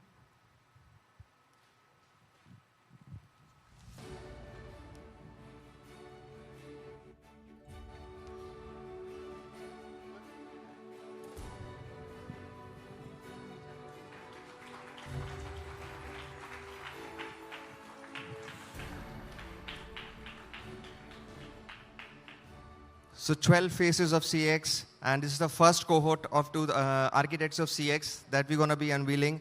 And I would request Mugdha to just call upon the Architect of CX. Absolutely. May I invite the Architects of CX who are here, Raghav Basin, Business Head Tech Solutions, Cardeco. Sonia Nair, National Head Customer Service, Blue Dart. Meena Bhatnagar, Global Head CRM and CX, Malabar Gold. Aditya Singh, Chief Customer Experience Officer, ACT Fibernet. Murli Kunda, Program Head, Healthcare Technology and Customer Experience, IITB. Keep the claps going, guys. Sudhir Nath, Chief Strategy Officer at Deloitte.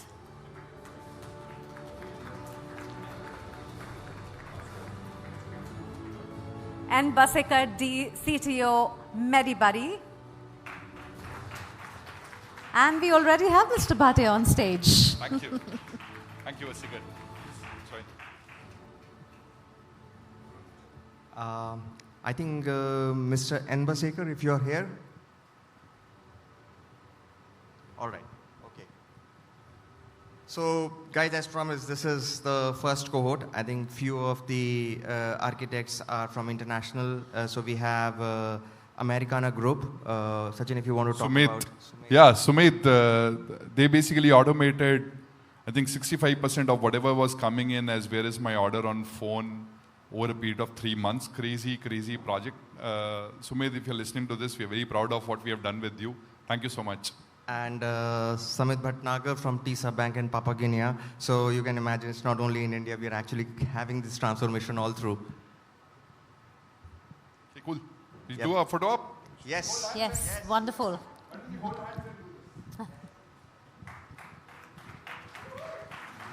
Thank you, everyone.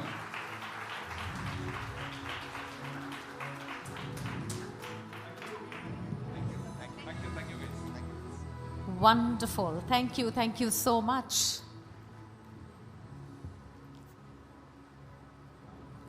Ladies and gentlemen, what an extraordinary evening this has been, from powerful conversations on trust, intelligence, and transformation to bold ideas shaping the future of customer experience. EngageX 2026 has brought together some of the sharpest, most influential voices, redefining how enterprises connect with people in this new AI era. A big thank you to all our speakers, our panelists, and guests for being a part of this incredible evening. And with that, we draw the curtains on Forbes India and CNBC-TV18 presents Exotel EngageX 2026.